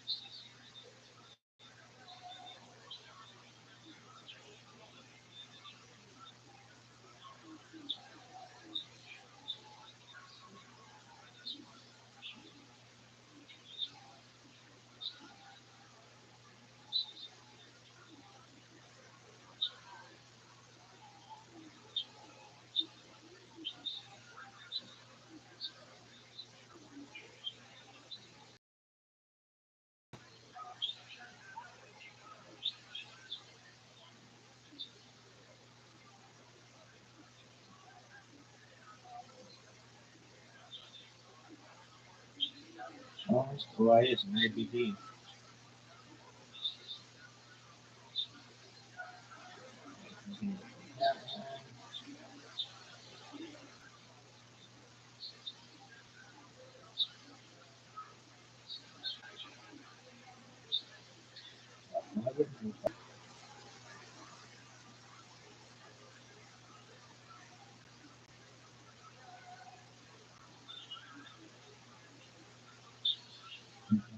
Styles.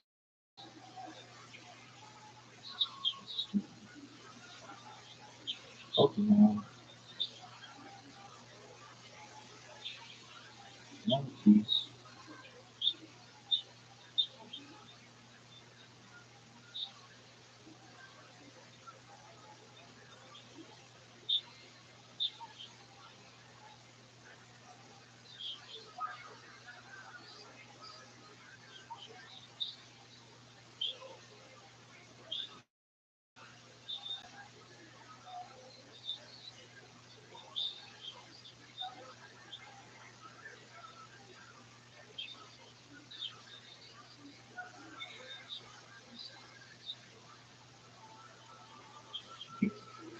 Well, whatever.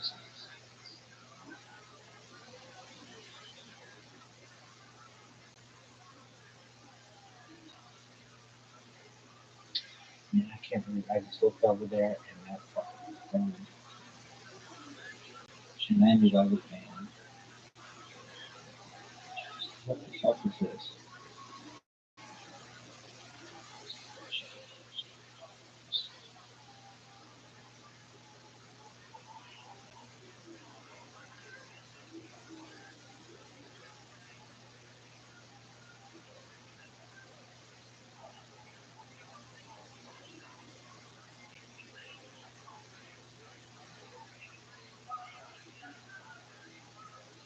Like a chill coffee shop.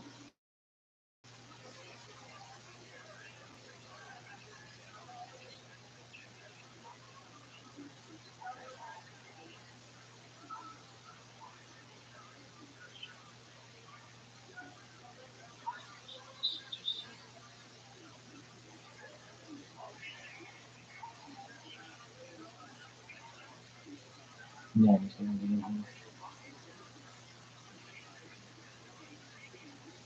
Choosing channels? What the fuck is this? Dude, this is as big as my fucking system. Getting out of here.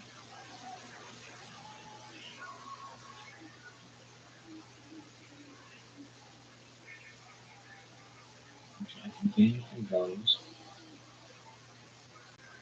Nice thing is bigger than mine.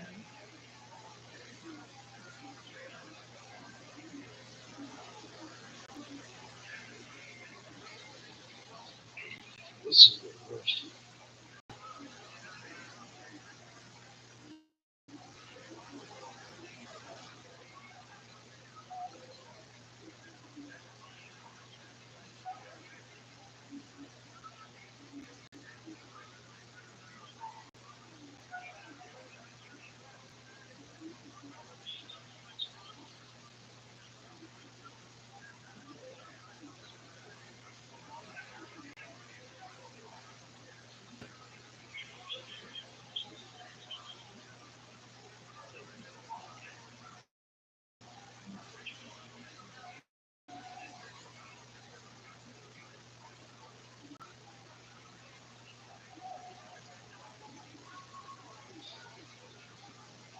Gold.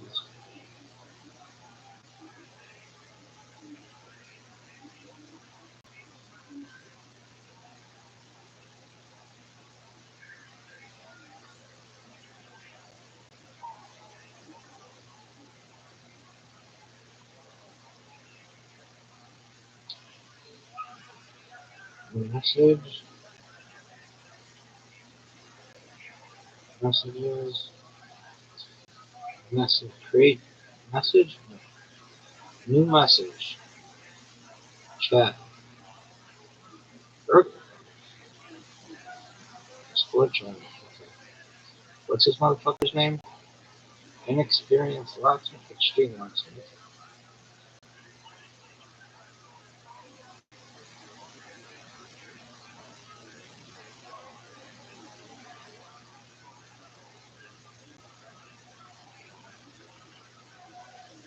account is no longer available.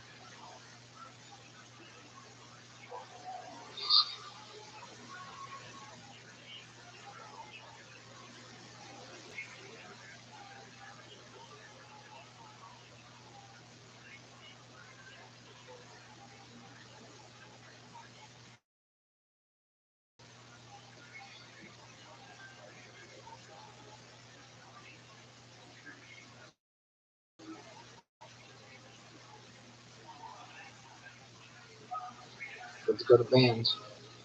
Last one was at 6:25 p.m. yesterday. 10 a.m. tomorrow. With that time.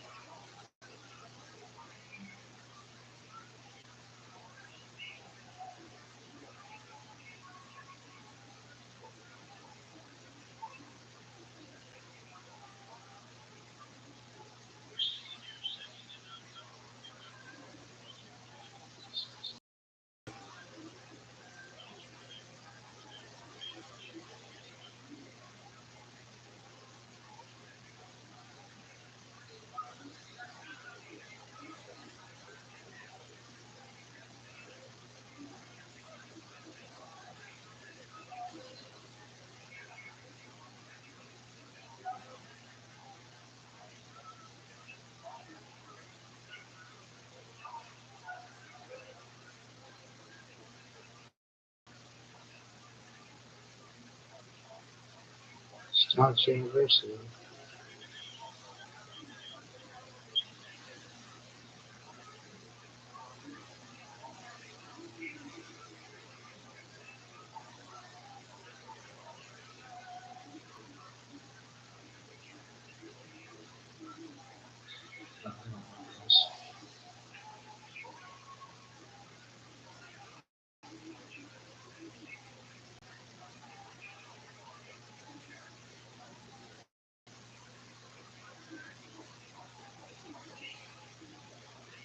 What the fuck you want, Carlbot?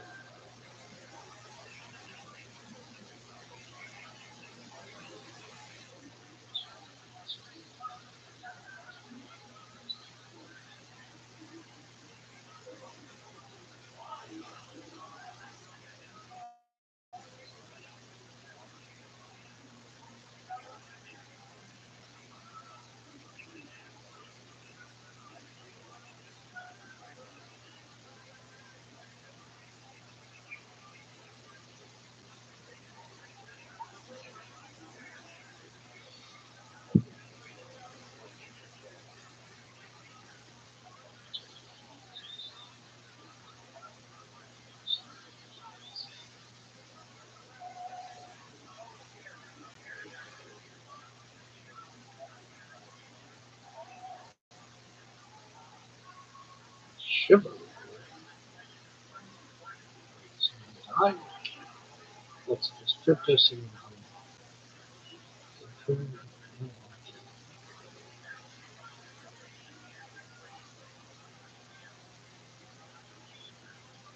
Don't cook for bullshit.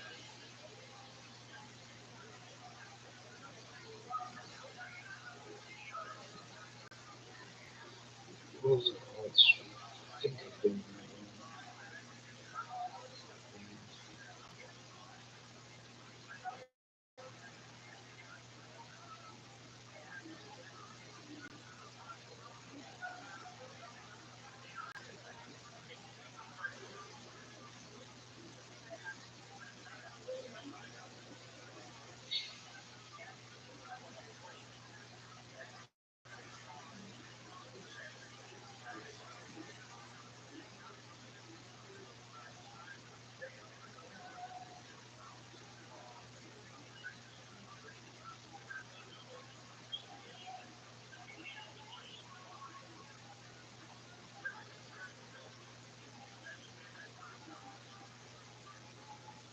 momentum.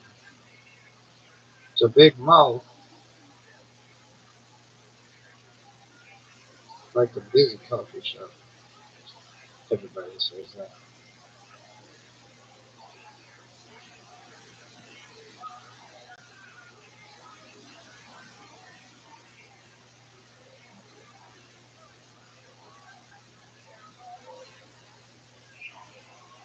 Momentum somewhere. No one knows. So, rules of verification.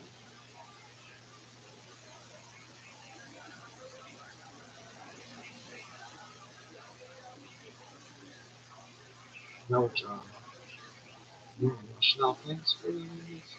No emotional things. No the internet actually failed.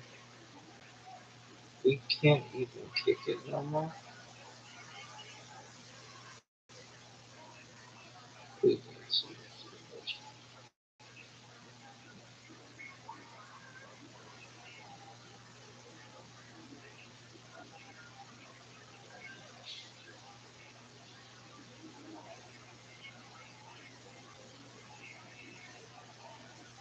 Momentum.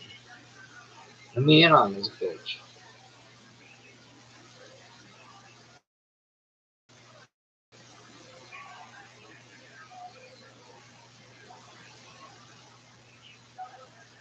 Start here. Linear try. Dude, I don't want that shit. That's the worst. That's the worst. Get out of here. Stop. Stay. No, no. Web 3. Okay, that's right. Stock VIP. Man, that one's huge. Like a busy coffee shop. Stosk.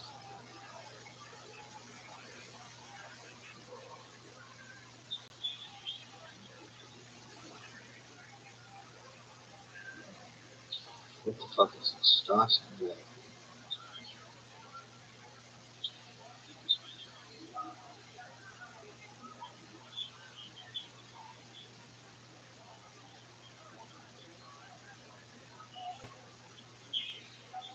What is it called?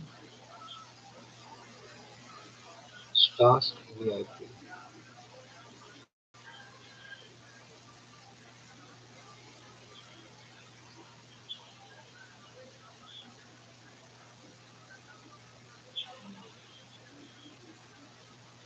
You know,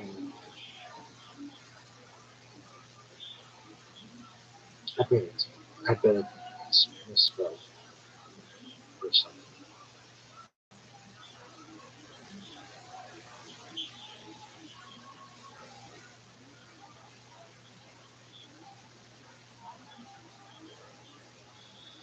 Huh.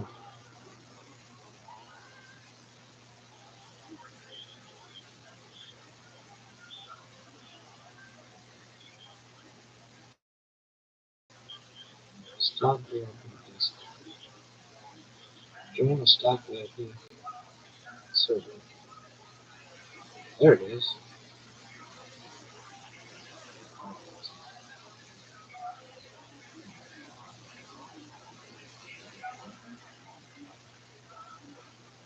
Next up.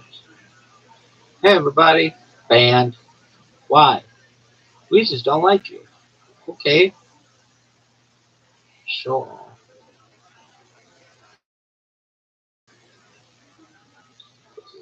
This woman.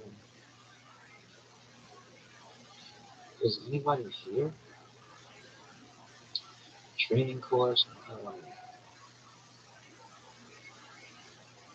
How about your rules? Yeah. Hi everyone. Hi everyone. How are you?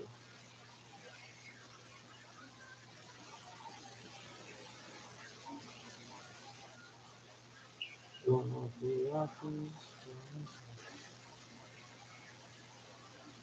Please. You can't kill people.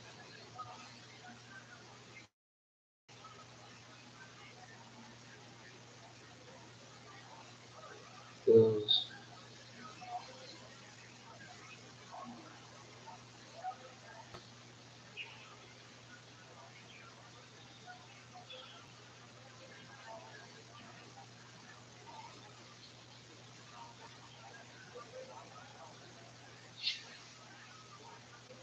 all this right here,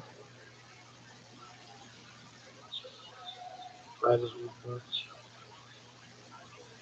Dude, no, I don't want to do all this shit. Just let me in. Yo, quit with this bullshit. Start here. What is this? Check out our group chat. There are a lot of people in this glitch. Yo, dog, how do I fucking stream?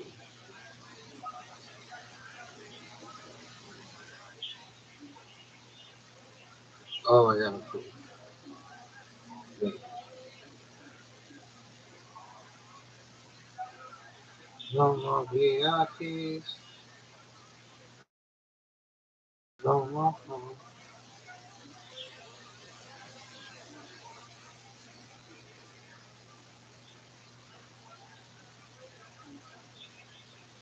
No more. Maintain the worst. This is the worst. Stock VIP. This is terrible. Moon market. Yeah, that one's huge. 100 watts. Share strategy just broke. 100 next.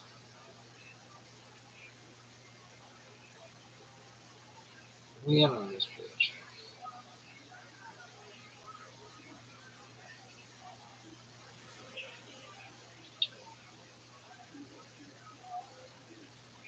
No more. We can maybe take it. 100 next. 100 next. 100 events. Stream here.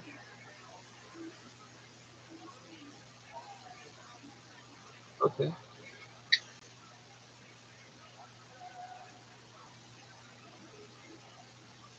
Okay. Verify.